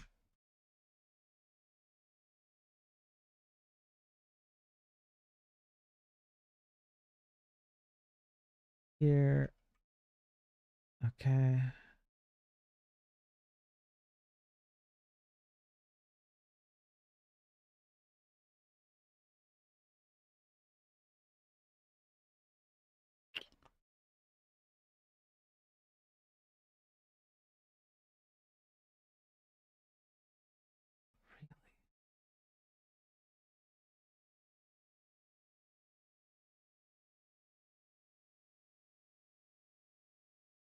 And nobody really likes to escape the end of their sequences, do they? Fine.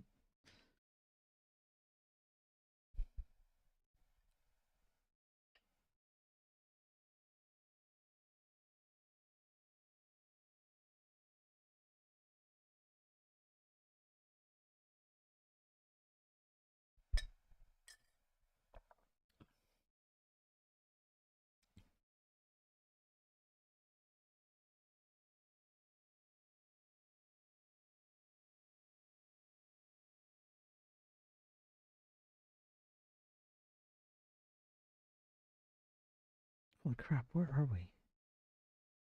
Man. Okay, power through.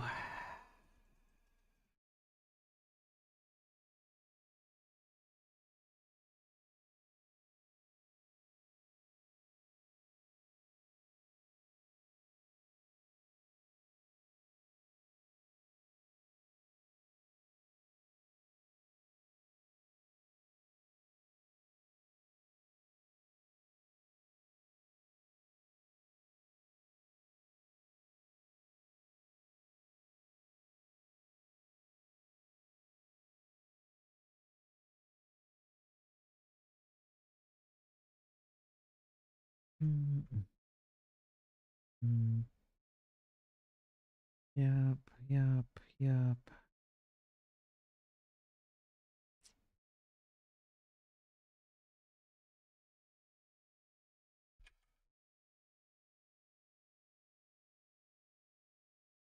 Let's do. Okay, that's come down. Yep, it's good.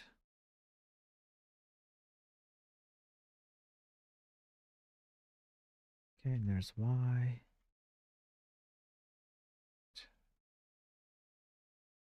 Here are all the steps.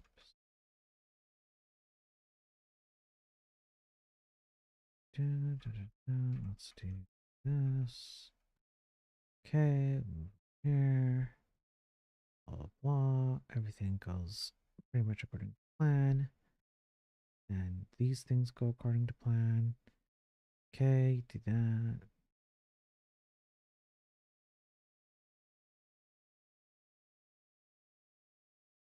Okay.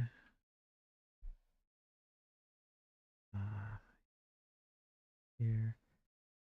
Here.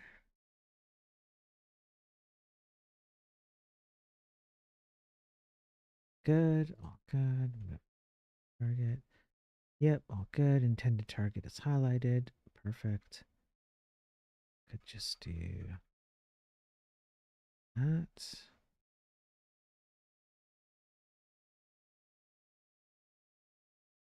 Right. Well, you're going to go through. If it's greater than, you do this. Yeah, you update that. Okay. And then these are just like special things. Blah, blah, nothing to them. You're going to get your current turn. And yeah, maybe what I could do is just clean up this a little bit.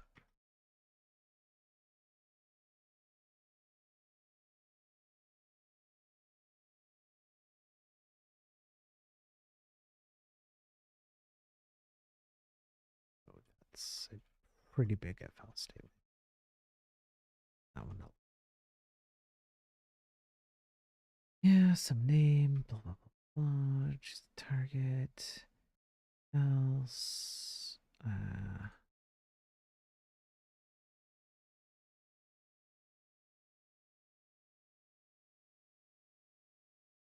Cool, cool, cool. And they all end the right way. And you just go like that.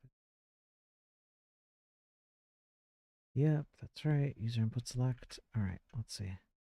First try, no issues. Holy crap, it compiled.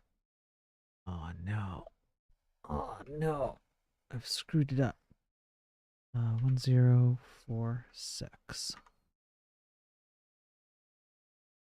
Here.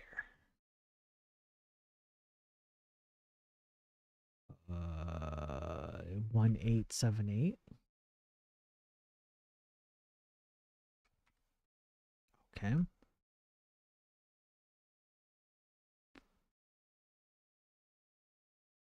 First try. No issues, first try. Zero problems. Man, I'm a Giga Chad. No one can code like I can code.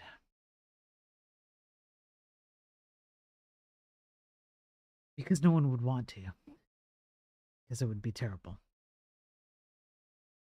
But all that cleanup. Something's not right. Did I hear first try? You know what, Ohut? I don't like you. I no longer like you.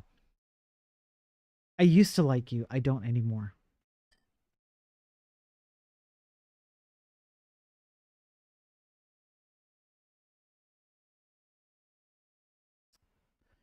You don't like me either? Aw, come on, Ohut. You're not that bad. Unless you're worse.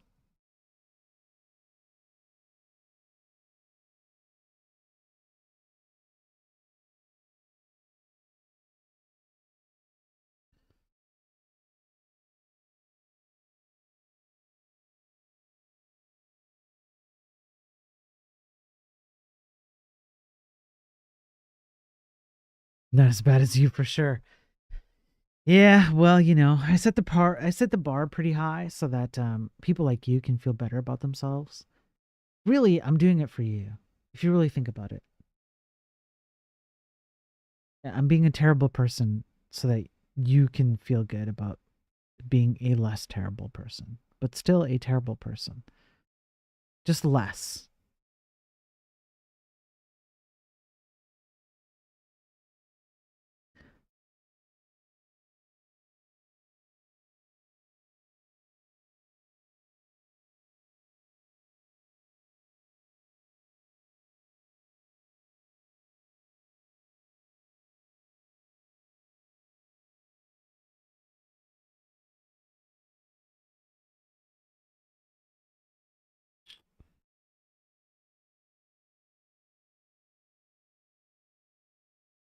Hang on, I just gotta check something. Okay, cool. And okay, cool. That's good. That's good. That's good. You set the bar too low. Damn you! What? You're in the right place. So what?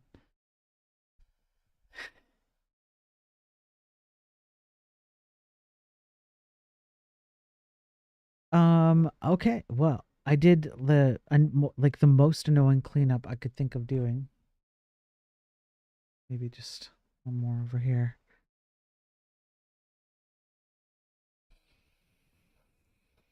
Um, maybe just a little bit over here. Now just clean yourself up and work. That's not gonna happen. I like. I was about to. That. Uh. What is it? What is that thing? Mark's Work Warehouse. That's what I'm thinking of.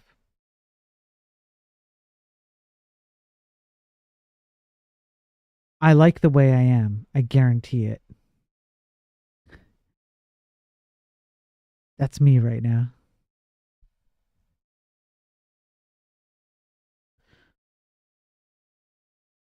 This is kind of weird. This is kind of hard to read.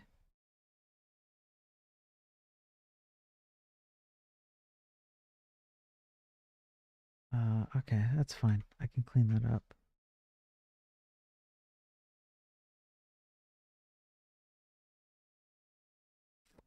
All right. Shit. Shit. Because you have no colors.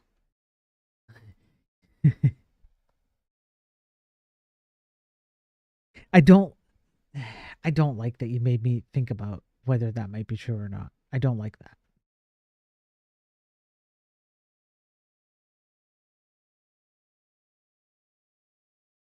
You're supposed to be a friend. How did I miss all these?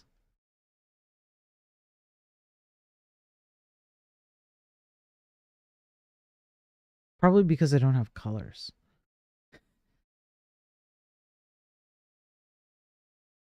Okay. Next, clean up. Just try it and see. I have tried it. I've been trying for like 20 years. I even forced myself.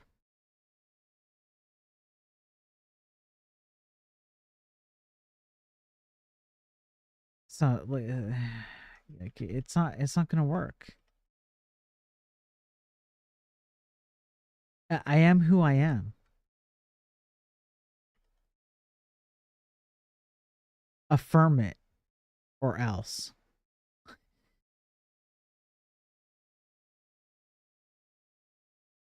Okay, I would say that's good enough. I need to consider what else I would like to clean up. The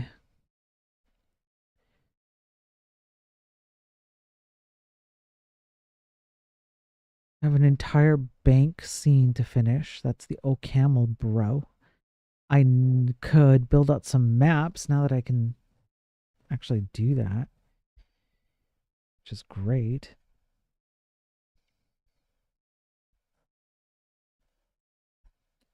it would probably be good if I had like some logical units of maps. But I would have to use tiled placeholders. And I would have to update my... I have to update layer...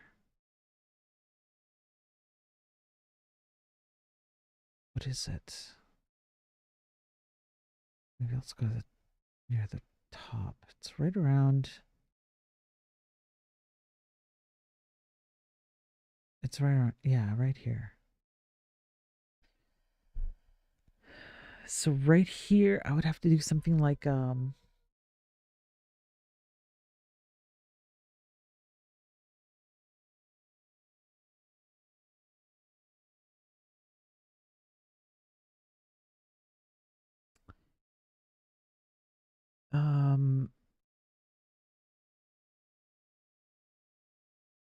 I wanted to move some things around, I guess.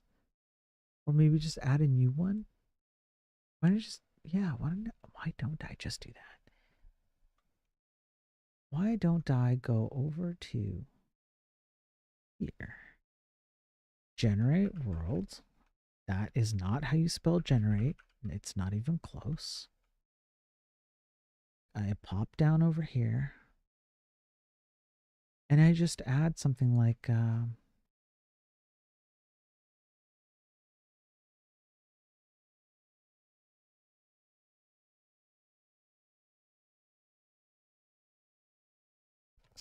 no, I don't want to do it here. No, why can't I just do it layer 1, layer 2? Let me just add to layer 2. It's going to be 70.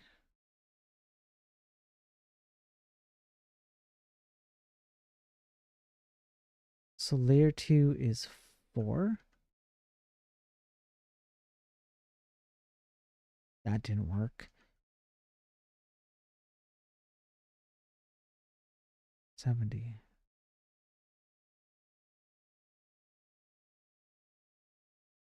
You wish you could understand this stuff? You can. What are you talking about? There we go. Okay. You can absolutely understand this stuff. It's not hard. What part of it don't you understand? Oh, Hut. What is it you're missing?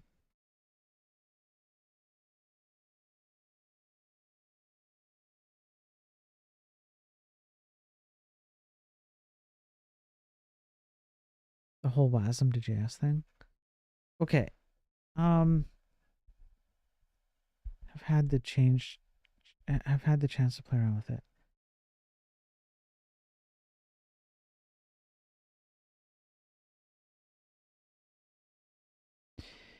Okay. You know what a block of memory is, right? Like you understand what like a memory let's just say an array of memory. So far so good?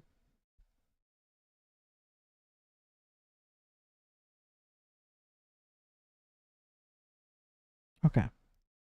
So when I pop over to the C code over here, I'm trying to think of the right way to do the dependency chain. The browser is going to load WebAssembly as a block of memory, and it's like a flat array of memory. In some cases, it's also going to point to a function that manipulates that memory internally. So it's like a kind of a walled garden of memory. That's what the WebAssembly output is. And to get to the WebAssembly output, you use this C code, or it could be Odin, or it could be Zig, or it could be whatever compiles to WebAssembly. And you tell WebAssembly, I want you to use this portion of your allocated memory for whatever purpose I want to use it for. Doesn't matter what the portion is, you're allocating it inside of your C code or your Odin code or your Zig code or whatever your low-level code is that ends up being the WebAssembly file. The output is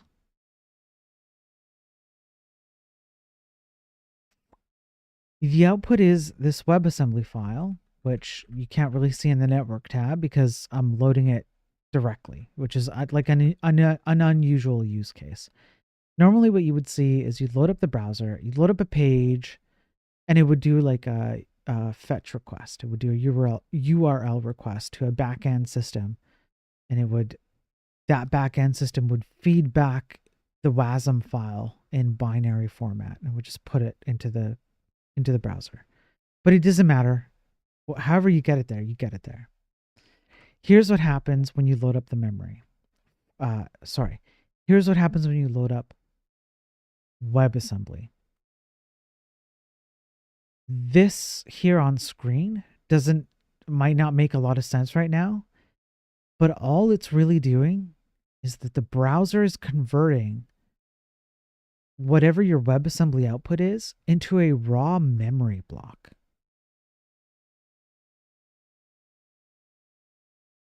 You can see some of the text that I have in the memory block here.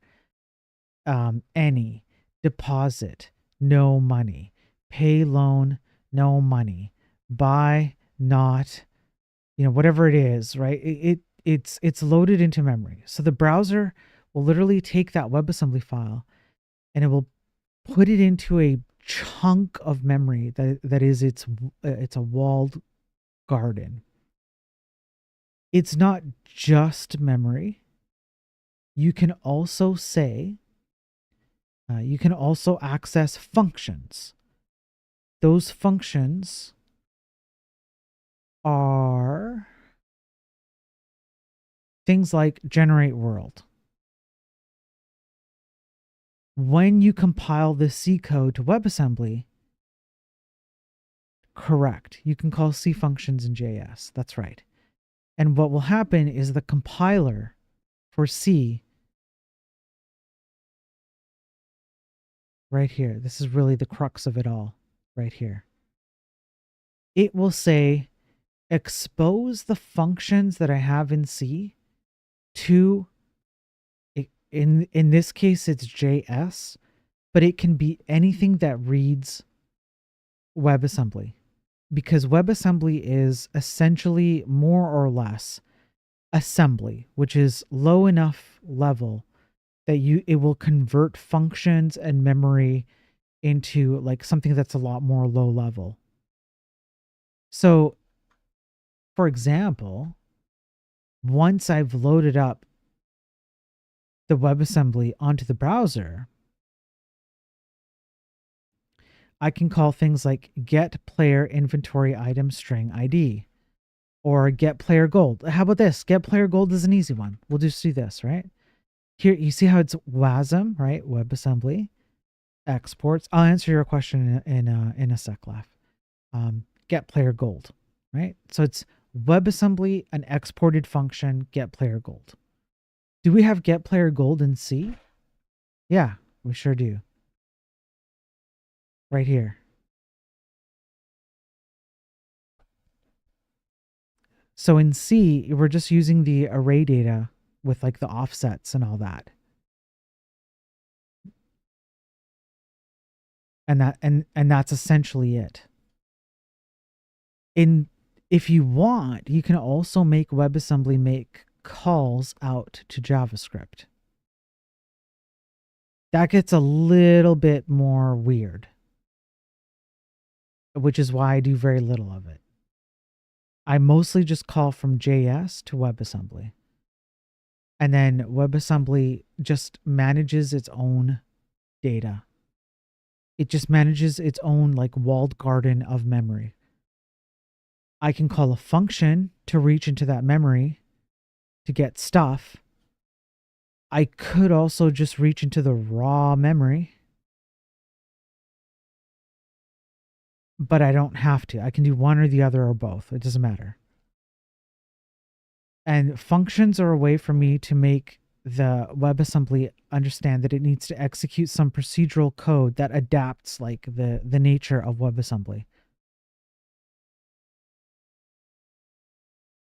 How does JS know where the WASM symbols are? Is there something like a PDP? It's export. It's an export. So when you compile, you can see this: export table, export dynamic. And I think there's a -G, which export, oh no, sorry, export all. You don't need to have as many things as I do here. You can actually specify that only specific functions can be exported or available to whatever is using WebAssembly, whether it's JavaScript or something else. And there's a particular, what is it, like visibility, I think? This thing, attribute visibility default. If you update this so that it's not like export all, and all this stuff that I'm doing for like debugging and all that, if you just remove all that and you do like the most basic thing, you have to then specify which functions are exported as visible to anything that's running WebAssembly. Ultimately, though, you can still bypass that because WebAssembly is ultimately just a block of memory. And so you can still manipulate that memory, whether it's through a function in WebAssembly or through a renderer. But I'm strictly sticking to, I only want to export everything for now because it's good for like debugging and all that stuff. JavaScript has access to all the functions that I have access to in C, and then it just manipulates its own memory when I call particular functions. Does the memory expand when you call something like malloc? You don't call malloc. So if you look at the compilation step, I have no standard library, which also means I have no standard memory allocation. My memory allocation is strictly upfront. Let me just get to the right place here. Not here. Crap, where is it? Crappity crap. Where the hell is it? Here. I was just there. I was just here. It's literally just an upfront static flat array. And whatever the size is of that array is whatever I have access to at compile time, which means it's whatever I have access to at the time that the browser reaches into it, JavaScript reaches into it, maybe a desktop OpenGL app, whatever it is. Memory that I have allocated up front is the memory that I have. That's it. There's no dynamic allocation, anything at all. If I really need to, if I run into a wall, I already have a WebAssembly memory allocator that I can use to create dynamic memory. But so far, I have not needed to do that. I'm trying to keep this like as bare bones, caveman, dumb as possible. If I need it, I have it. I can do malloc and everything. It's all here. Typical C exports. It's kind of like a DLL. Yeah, that's right, Laugh. Yeah. You allocate everything on the stack beforehand. Correct. Which is kind of how it worked. If you imagine like the thing I'm basing the entire game on, if you have this kind of game running on Super Nintendo, the hardware, you would have to pre-allocate pretty much everything on the hardware because of the restrictions of the hardware. So I'm in a similar boat. It is possible. Oh, Hut. I think I read your message after I explained the dynamic memory allocation. You can absolutely do malloc with dynamic memory allocation for WebAssembly. It's all here. It's all in C. It's in plain C. It can be done. It has a free. You can see there's a void free. There's a void malloc. All that stuff is here. I'm just simply trying to avoid it as much as possible to see how far I get without having to do dynamic memory allocation. Because dynamic memory allocation comes with its own problems, which is that you have to manage that memory. Stack is the WASM blob, though. Correct. That is the WASM blob. Yes, that's right, Laugh. Yeah. Yeah. And you can even see, you can, if you want to, you can go all the way through the WASM blob here, and you can see all the different data views on the right hand side here. I'm kind of like moving my mouse around over it. It's kind of hard to see. Here, I highlighted some stuff. It'll give you all the different views into the WASM blob as to like what data is there.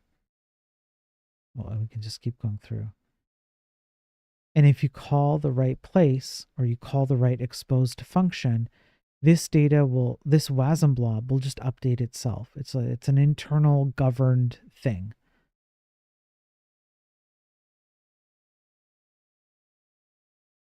Does that kind of make sense? Does that help out a little bit?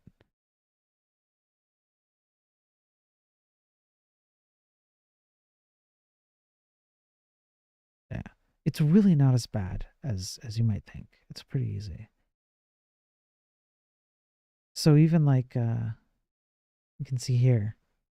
Let me just go like wasm.exports. Like here, I can reach into WASM memory if I really, really, really, really want to, and grab an array block of stuff. But most of the time, all I really do is I just call a function, and then it returns to me something of value to me, and then I just deal with that on the rendering side. You draw everything on the canvas. No canvas. Nope. No canvas. Zero canvas. So everything I do does not trigger hardware acceleration. It only runs on the CPU. If you look at the bottom here, there's a viewport div right here. And the viewport div is where I store like what I'm actually viewing at any particular time. So imagine that you have like, you're like a horse. You can see, you know that there's a whole world outside of this boundary, but you've got blinders on. And so all you can see is the blinders, what's in the blinders. That's the viewport. And I call a WebAssembly function, and I go over each grid element in the viewport, and I say, what's here at 0, 0? What's here at 0, 1, 0, 2, 0, 3, 0, 4, 0, and so on and so forth. And WebAssembly comes back and says, well, you've got the main player here. I'm going to give you a value that's equivalent to the main player. However you render the main player is up to you. I do not care. I just know that the main player is here.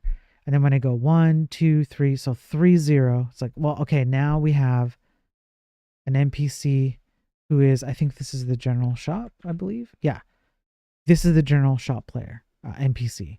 I don't care how you render that. You can render it however you want. I'm just telling you that there's a numerical value that's representative of the general shop at this location. And I just do that throughout the whole viewport. When I move my character, I just do an offset of camera.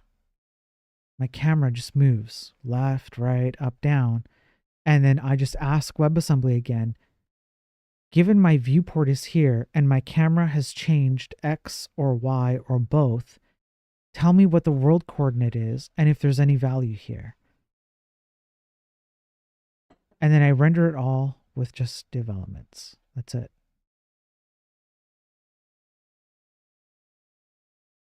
And I stack the values into the appropriate div elements if there's actually something to render there.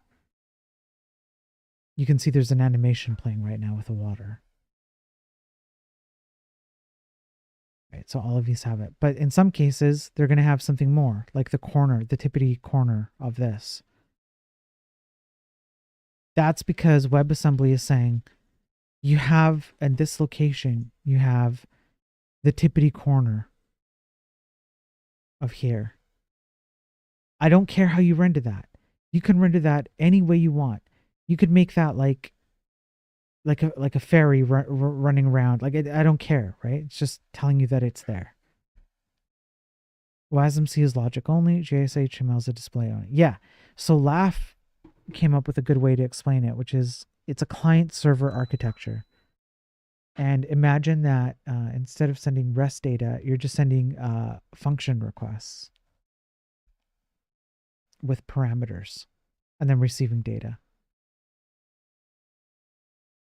That's pretty much it. That's how it works.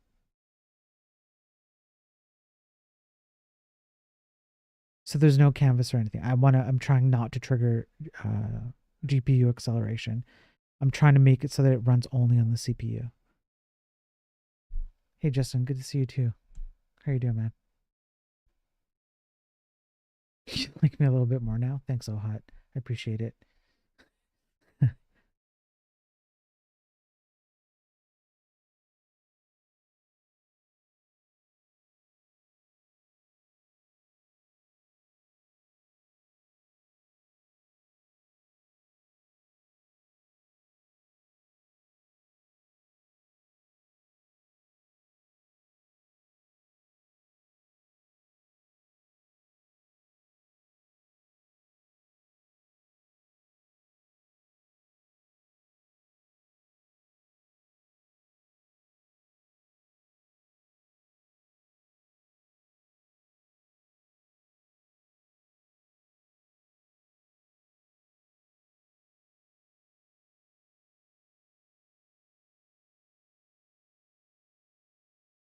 So technically I can create some compiler and see, create the UI for it in the web. Yes.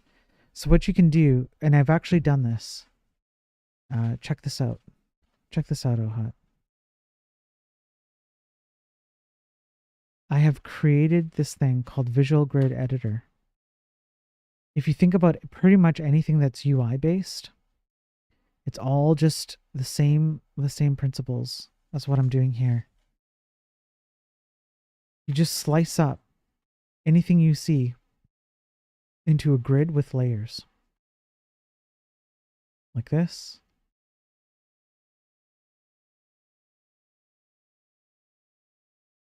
Even like this. Okay. And then I wonder if I have it on here. I do. So what you can do here is you can literally create a layout like this. And you can put in whatever kind of data you want in the layout. I wonder why. I can't remember why I can't. But I can't remember. Anyway, there's a way to do it. So, but it's running off the same principles. WebAssembly does not care what the content is in these boxes. The only thing WebAssembly cares about is there a value that is meaningful to you? Is there like an integer value that is meaningful to you? And it will store that integer value in a grid. And then you can load up that entire grid system with layers and everything, and you choose what the value means to you, exactly like this. This value means I'm the player. This value over here means I'm the kraken, the octopus, the purple thing over here, right? Whatever the value is. It's the exact same thing. Is there a reason to use WASM for the grid system over JS? Simply because WASM will run operations on a flat array much faster than JS will, because WebAssembly will essentially run almost close to like native C code, which it will outperform JS, especially when you add in workers, which is essentially like browser multi-threading, or if you do like SIMD operations, which I think WASM is going to have soon, things like that. You're going to have huge benefits over just strictly JS.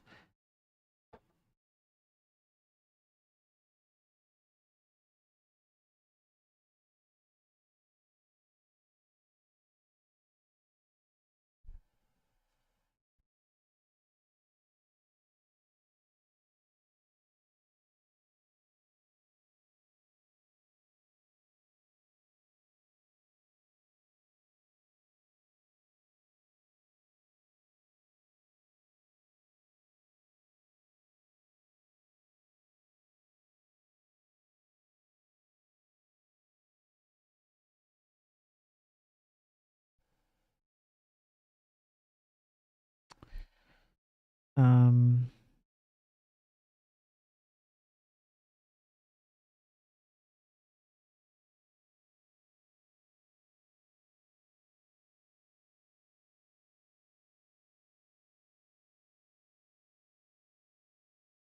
have any do you have any suggestions for a project to do in WebAssembly that would be interesting for job search?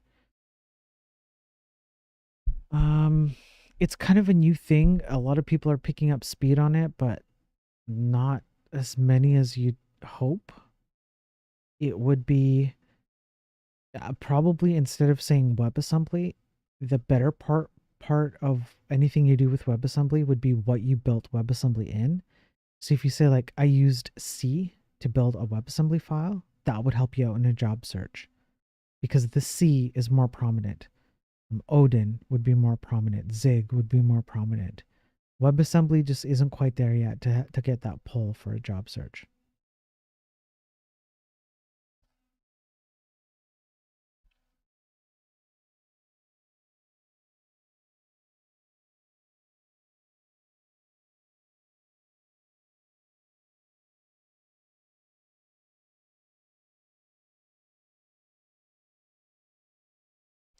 Okay, I'm gonna let these ads play and then I'll call it a night. Hey, Laughing Panda, how you doing? Good to see you.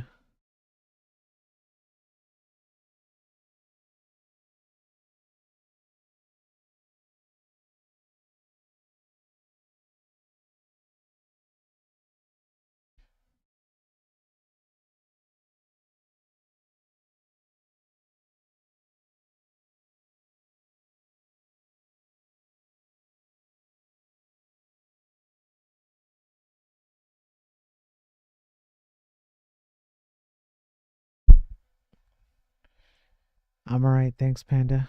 I'm doing alright. Can't complain. Glad to hear you're not doing too bad. KO Hut, go back to work. Yeah, those bugs won't write themselves. That's right. Get back to work, man. I'm gonna find someone to raid, and then I'll call it a night. I'm pretty tired. Even though we did some cool stuff tonight.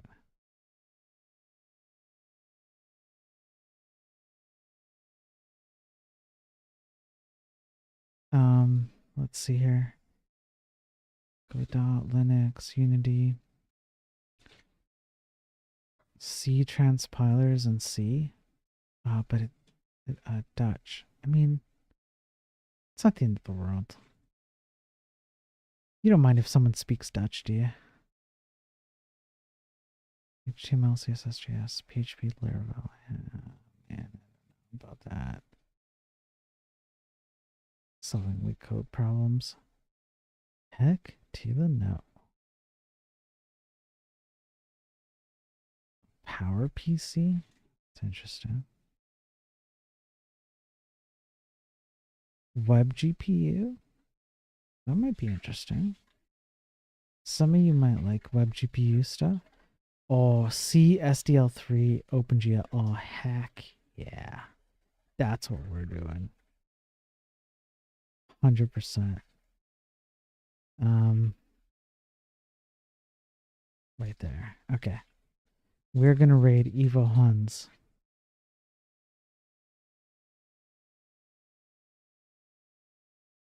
Oh man, do you not English though? That sucks.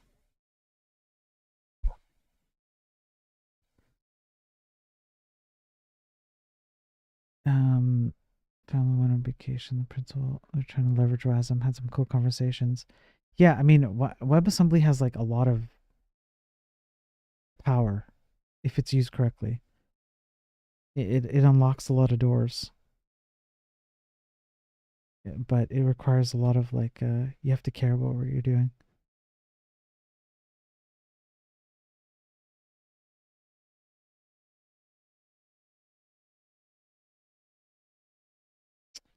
Man, there's no one on right now.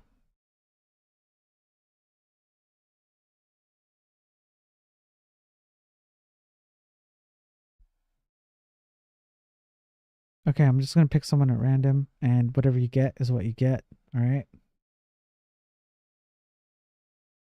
It just is what it is. Don't blame me. I tried. C3 compiler live coding. C3. Let's go to C3. Let's do it. We're doing this. Hey, AH. Oh, damn, man. Good to see you, AH. I hope you're doing well. Came in just in time for me to raid out. I'm sorry, man. It's all on my YouTube. It's all on my YouTube. It'll be live streamed on my YouTube. You can go back, or you can just watch it back on the Twitch side.